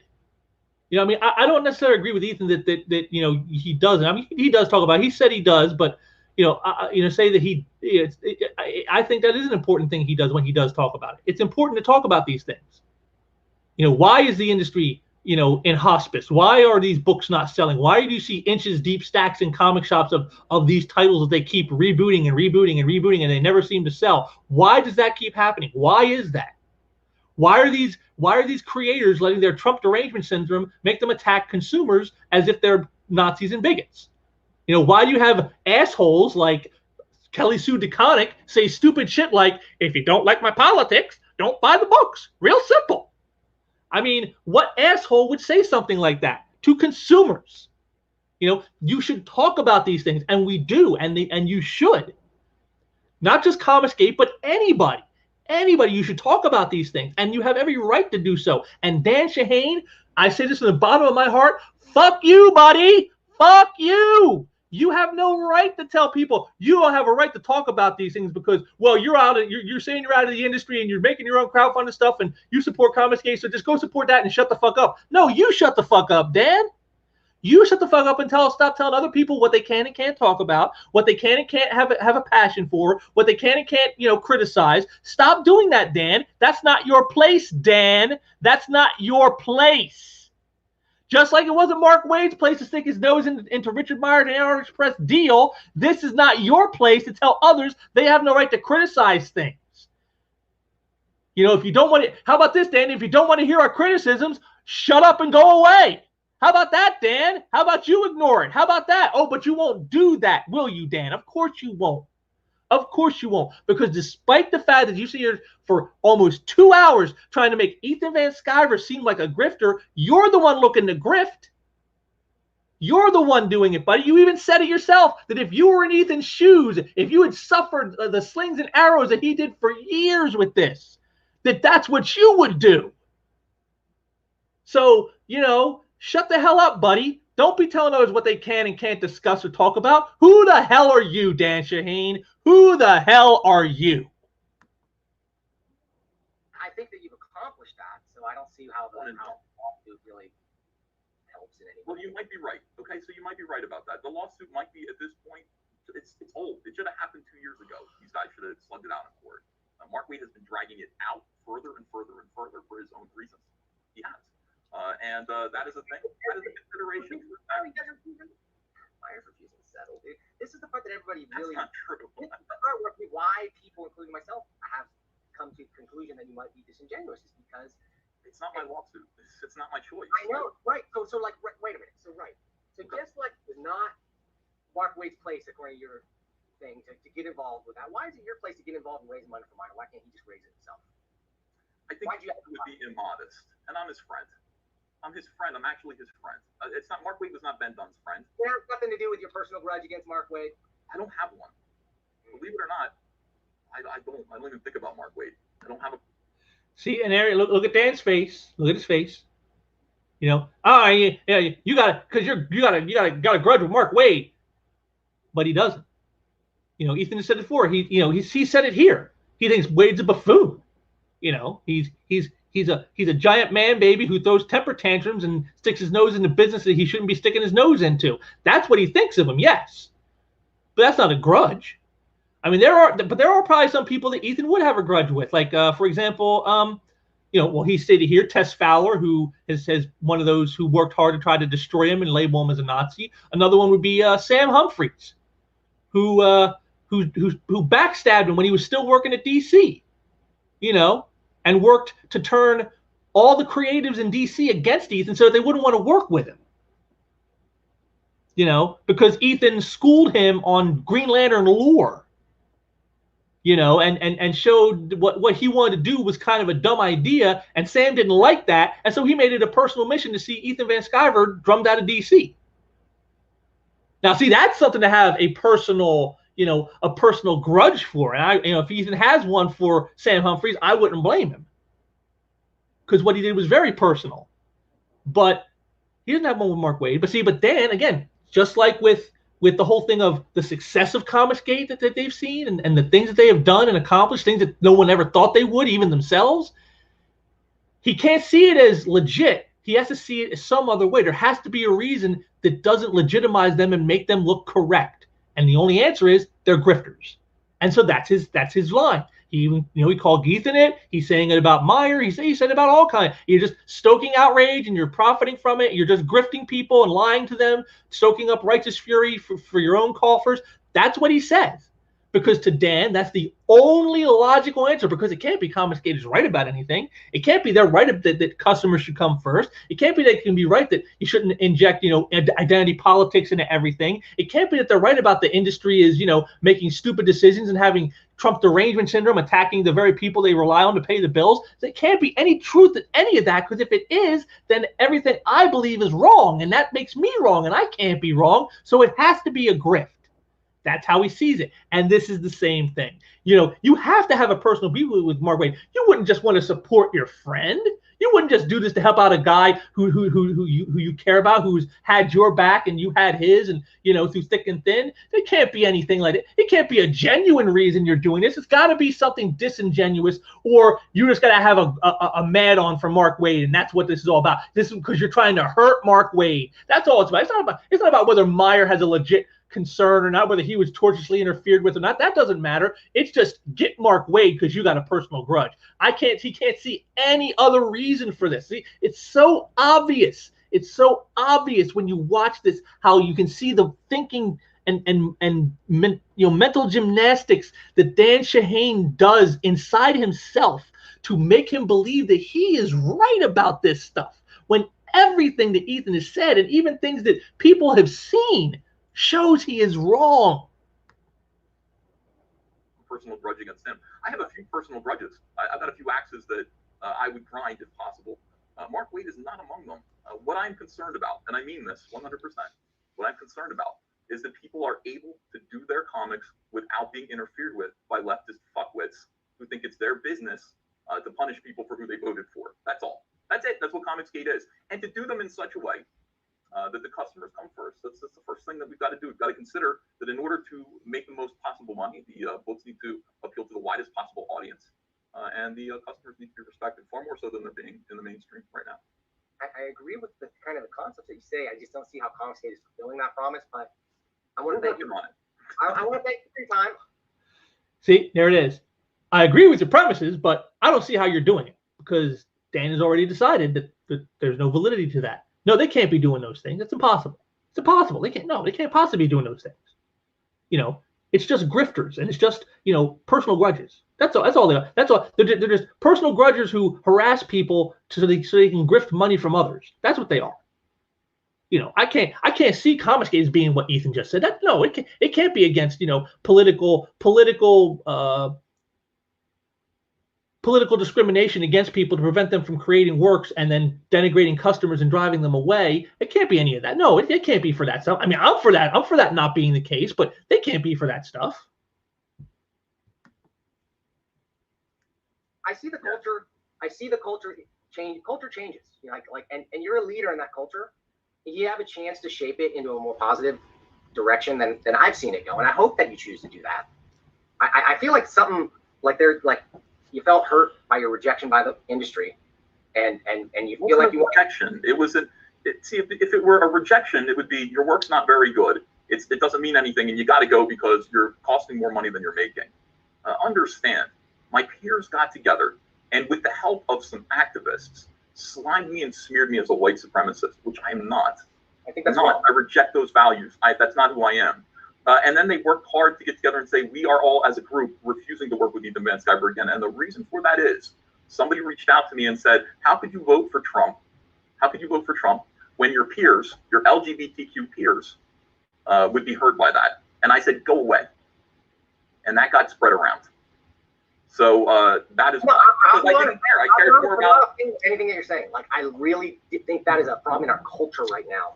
Is that we cast it everywhere by voting, but based on their political affiliation. I think Trump is a terrible president. I think people that vote for him are probably misguided or voting for reasons that are not my reasons.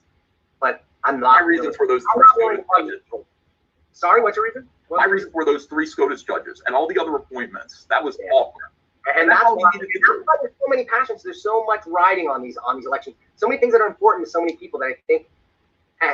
Tensions and the elevation, got ratcheted very quickly. And this name calling stuff against you, I think, was not good or not correct. But I think that the way you've responded has been less than Christian. So now it's going to use Ethan's religion against him because he got nothing else. He got nothing else. Look at his face. It was so hard for him to have to admit that Ethan Van Sciver was victimized by the mainstream comic book industry. It was so hard, But you notice he couldn't just let it end there and go, it was wrong what was happened to you, and that shouldn't happen to anybody, and I totally disagree and disavow anyone that would do such things. And he couldn't end it there. No, so, but, your reaction is unchristian. You gotta hit Ethan. You can't just let it slide. You can't let him be right. It can't. Well, I'm sorry, God. Judge me. Absolutely. I try my best to be Christian. I fail left and right. My dad has to remind me not to say the Lord's name in vain constantly. It's very important to me. I'm imperfect. That is without question. But my intentions are. To do great with Cyberfrog, do my book my own way, support my family, my 4-year-old daughter, and finally figure out a way to get rich in comics, which we can do by making fun YouTube content that promotes our comics, which are also very fun and exciting. And I encourage other people to do the same thing. And in the meantime, I want to point out what's going wrong with comics, how the industry has been taken over by left-wing activists. Not just comics, a lot of hobbies are suffering from the same problems. That's one of the subjects that I talk about a lot because it's important to me personally. It affected me personally. So I feel like it's my place to discuss that. And also to put together Job of the Hut models on camera. Well, I'm going to take it to word, Ethan, that you genuinely believe in what you're doing. But I couldn't lie. I'm going to take it to word because it doesn't feel like doesn't fit the facts as I see them. But I'm going to take it to word because I'm not going to call you a liar. I'm not going to call you an evil person. I think some of the things that you're doing. So there, I can't see it. See, he admits it. I can't see it. He can't see it because he's already decided in his head. My narrative says that this is what you are, and you're here saying something completely opposite to that. And I don't want to call you a liar because I can't really prove you're a liar. I don't want to call you evil because I can't really prove that you're evil. But I can't reconcile the fact that what my narrative tells me versus what you say. I can't reconcile those things. So I can't agree with you that you're those things. This is the real. Dan's talked a lot about disconnect here and disconnect here all throughout this stream. This is the only disconnect, that he cannot see what Ethan Van Sciver is telling him as truthful, because Dan already has his talking points and his narrative, and that's all that matters. That's all that matters. Doing are not great. But I think that there's things that you're doing that are good. I think that your ability to rally the community, your community, and get them to cooperate with other channels to help other crowdfunders. I see that networking that you're doing is something that is lacking maybe on the other side of this argument in the crowdfunding. You guys are doing cohesion and coming together, ironically. It's very interesting.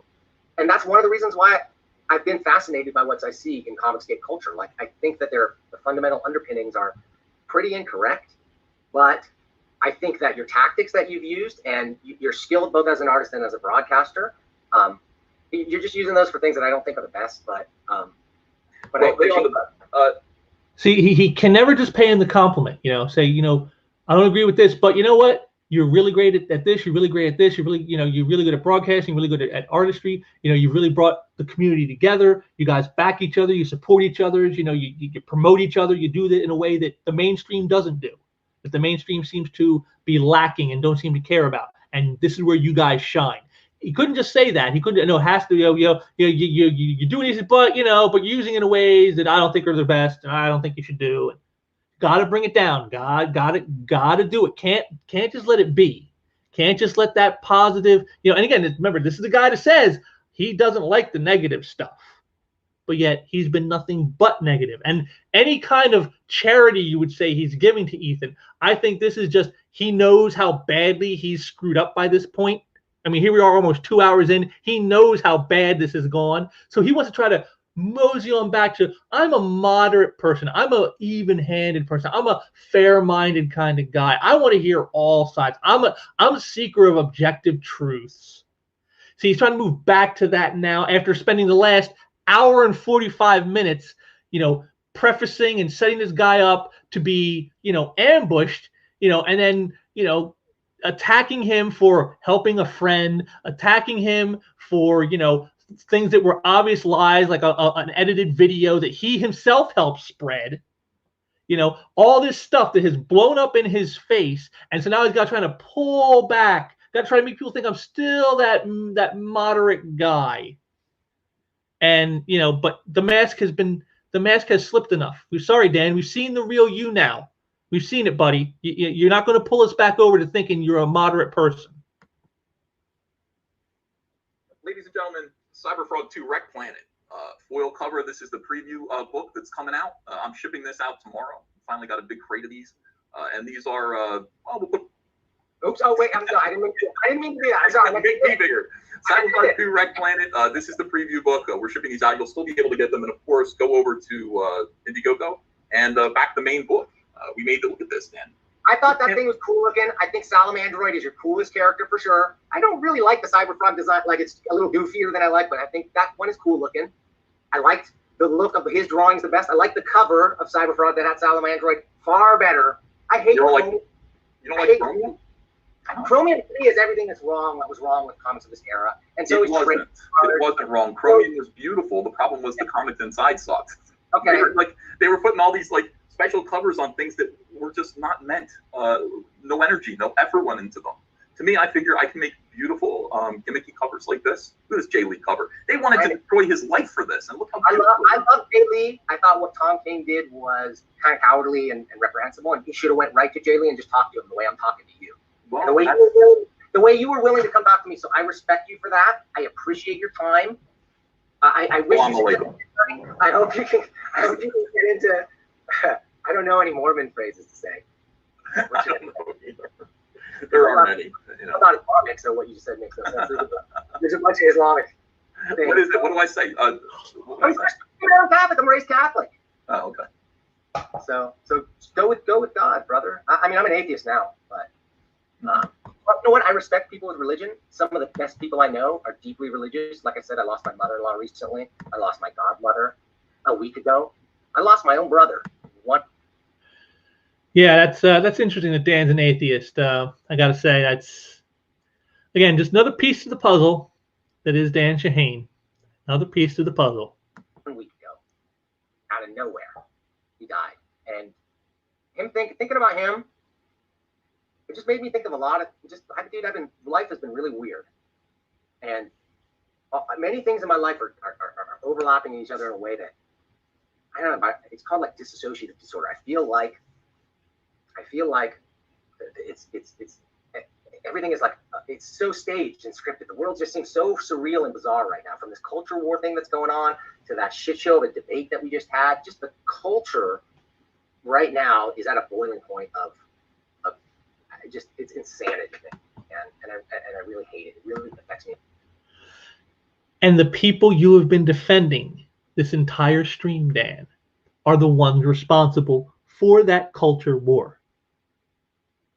This is what you don't get. This is what you've been missing, Dan. This is the point. The Mark Wades, the Tess Fowlers, the SJWs are the ones creating the culture war by injecting politics into everything, and identity politics especially. That's the point, Dan. This is why Comicsgate exists. This is why Ethan Van Sciver does what he does. It all comes from that.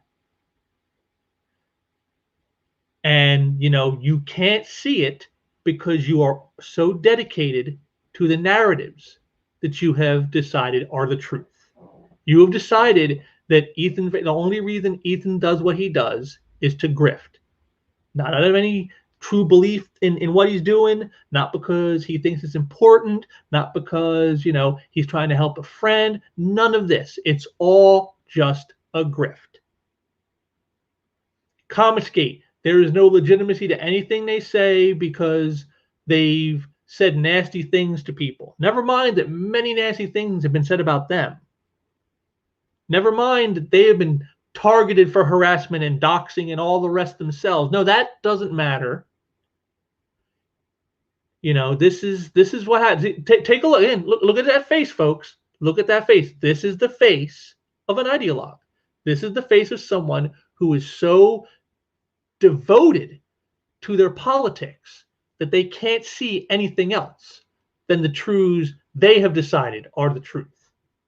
That's why he can't see Ethan Van Sciver. He told him, I can't see. I agree with these things you're saying, Ethan, about the political thing and trying to speak out against it and trying to make comics for make it consumers and consumer first movement. I see all that and I can agree with all that, but I just don't see you doing it. because he can't see it any other way. His own politics, his own narratives, his own talking points that he has said to himself, this is the truth, prevent him from seeing any other possibilities. That's why he can't see Meyer's case is legitimate. That's why he can't see, Ethan's success as anything but a grift. That's why he can't see Comasgate as anything but a harassment campaign.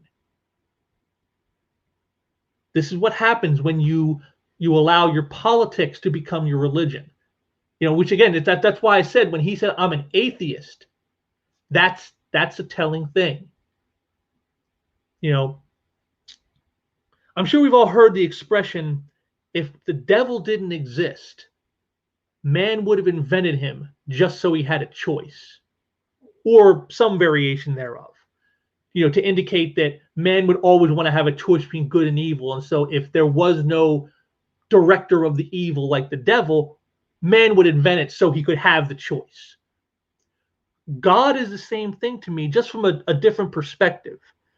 If God didn't exist, man would have to invent him just so he had something to aspire to. You see, that's the thing. We are flawed, mortal beings. We are not, despite, we may be the top of the heap on this planet, the top of the food chain, but we are not the pinnacle of all life. There has to be something greater than us, and that's what we call God. But people who've chosen to give up God and say, I'm an atheist, I do not believe in anything higher than what we have here, then what becomes your new God? That's a void. We all have the expression, nature abhors a vacuum, and something will fill that void.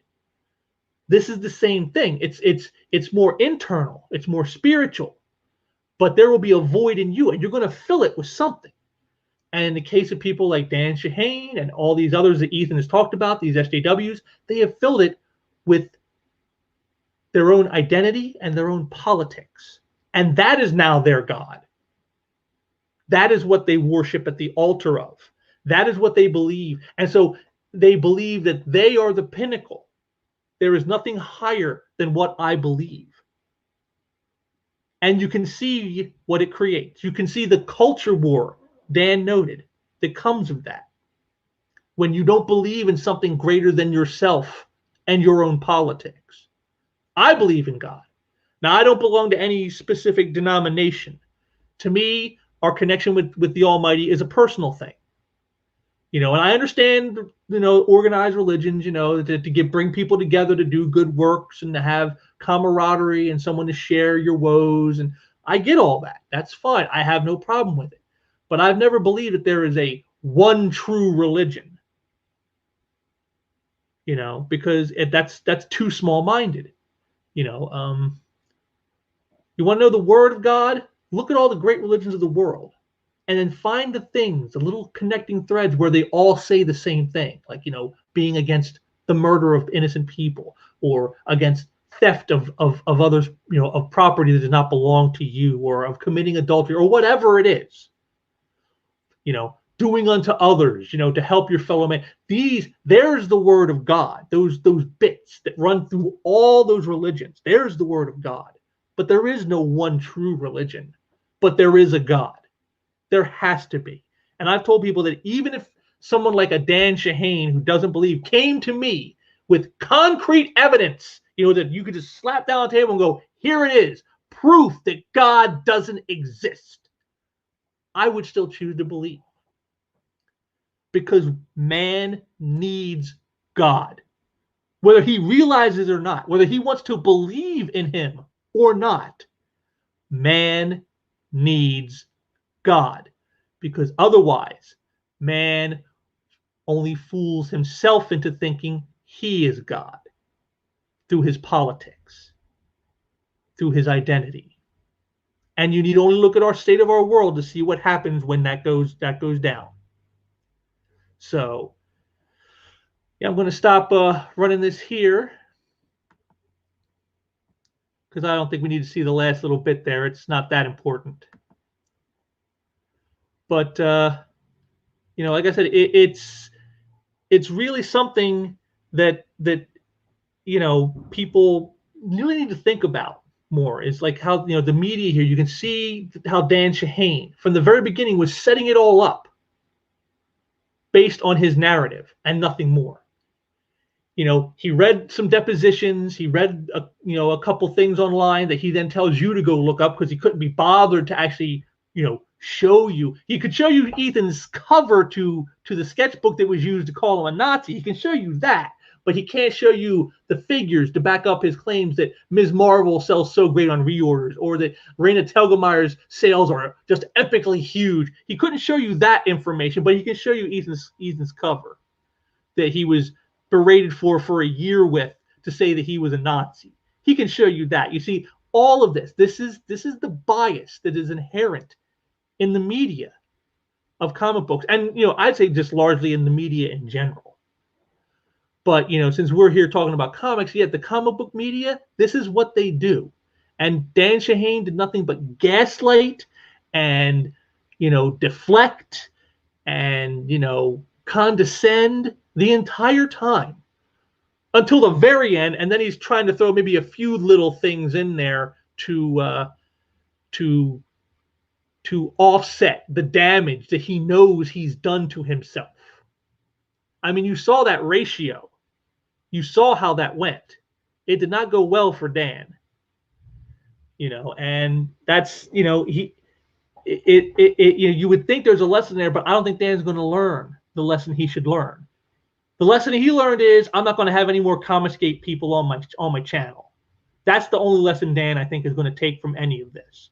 He's not going to go, oh well, gee, maybe I next time I want to debate like that, I should actually have some facts on my side and have them ready to go so that when people ask about them, I can point to them and say, here they are.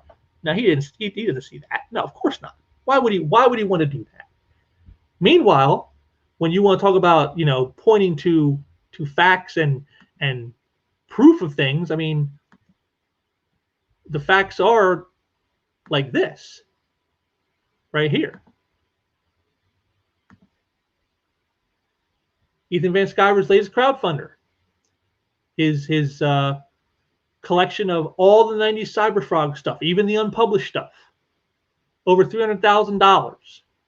Being near to $1/3 million for this. $1/3 million. And then, of course, you have his other crowdfunder here. Let me just bring that up real quick.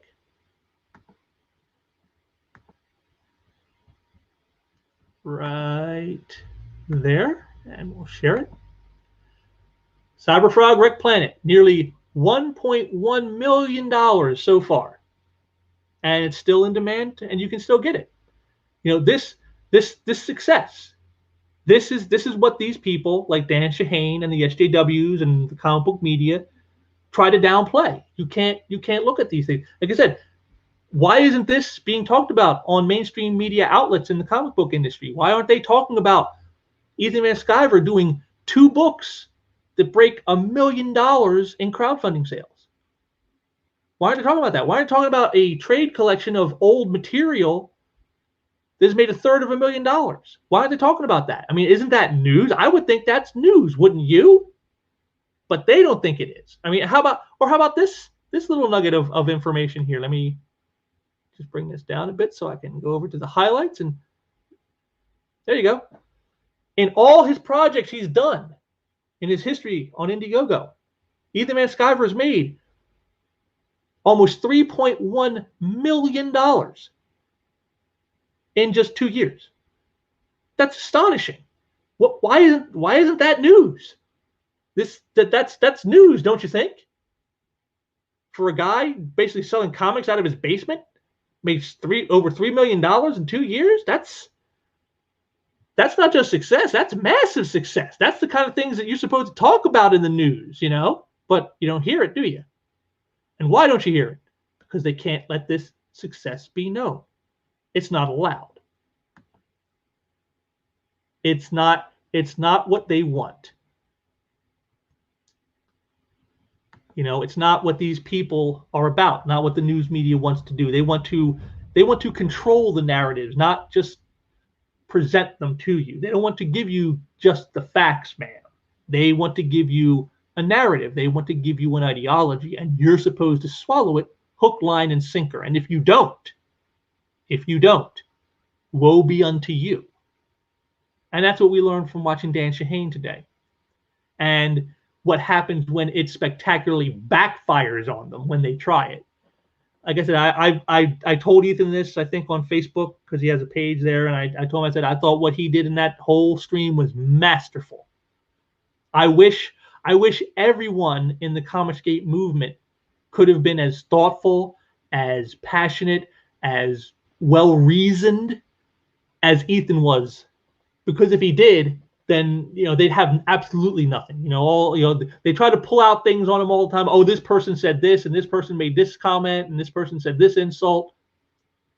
Where if they conducted themselves the way Ethan did there, I mean, what would they have? What would they have? They'd have nothing. And that kind of says it all to me. The media has nothing. The mainstream has nothing, and they know it. But they're never going to accept that reality. But we certainly don't have nothing here at Sequential Treasures. So I'm going to do a little plug-in of my own here right now and say, first of all, you can see the links down there below in the description. We got our comic art gallery here with art for sale by our very talented artists, all of whom also, like Comicsgate artists, believe in consumers first. And that's something we certainly follow along here. Lots of great artwork, lots of great stuff for you to buy, from all budgets, all classes, all income levels, So come on by here and buy yourself some sweet art, because I'll tell you, as a personal collector of it myself, there's really nothing better or more collectible than the original art. It's one of one. It's the only one that exists of that piece, and that's kind of special. You want something that will have value. There's your value right there. You'll have a piece of comic book history that is completely exclusive to you and that no one else will ever be able to possess. And I don't think it gets a whole lot better than that. And then on top of that, also want to make another little plug here. So if you will like what you're seeing here, what you can do is head on over and join our Twitter page, which is right here. This is us on Twitter here. It's where we post a lot of cool stuff whenever we have, you can see here, any new art made for sale, we post it. We post notices about the live streams we do here and other videos we do. We got, great little things I do here every week, a little fun stuff like a pinup thing called Pinup Sunday, where I post a pinup piece of art by one of the artists, or my bigger one that is more popular, I think, is Comic Art Wednesday, my own creation hashtag there, which is take a sweet piece of comic book art and put it up there for you to enjoy. It's a lot of fun here. I know Twitter is a pit to most people. It's a lot of harshness, a lot of anger, and nasty, as Dan Shahin would say, a bunch of negativity. But you won't find that on this page. You find nothing but fun stuff, good times, sweet art, sweet images, sweet fun stuff about comics. So if you haven't, make sure to join, because they're really throttling our channel right now, probably in anticipation of the election here. We're getting very low views lately. I don't know why. Things just seem to just all of a sudden just falling off a cliff. We've been floating around 260 followers for months. Don't know. So I'd like to get those numbers up, because like I said, people always saying they want positive stuff. You want fun stuff. Well, here it is, folks. You just come on by and follow us here on Twitter, and we'll bring it all to you. And yeah, so that's it for the plugging, I think. So just what we'll do here real quick, we'll put my camera back on so you can see my my sparkling beauty. Don't hate me because I'm beautiful. And I just want to thank you all for joining me. This been, wow, over 4 hours, 4.5 hours. didn't expect to run this long. Even with our technical issues, didn't expect to run this long. So I want to thank you for being with me, or if you're checking this out later, if you've come by to check it out later, I appreciate it. You know, make sure to hit the subscribe button, join the channel, so you can always make sure you never miss any of this stuff. And you know, hit the like button there and drop me a comment. Let me know what you think. And if you didn't like it, drop me a comment anyway. Let me know what you got to say, because you know, unlike Dan Shahin, I am truly open to criticisms, even if they are negative. So it's all good, folks. It's all good here. Just want to thank you all for joining me, and hope to join you again real soon with some more stuff. And until next time, take care.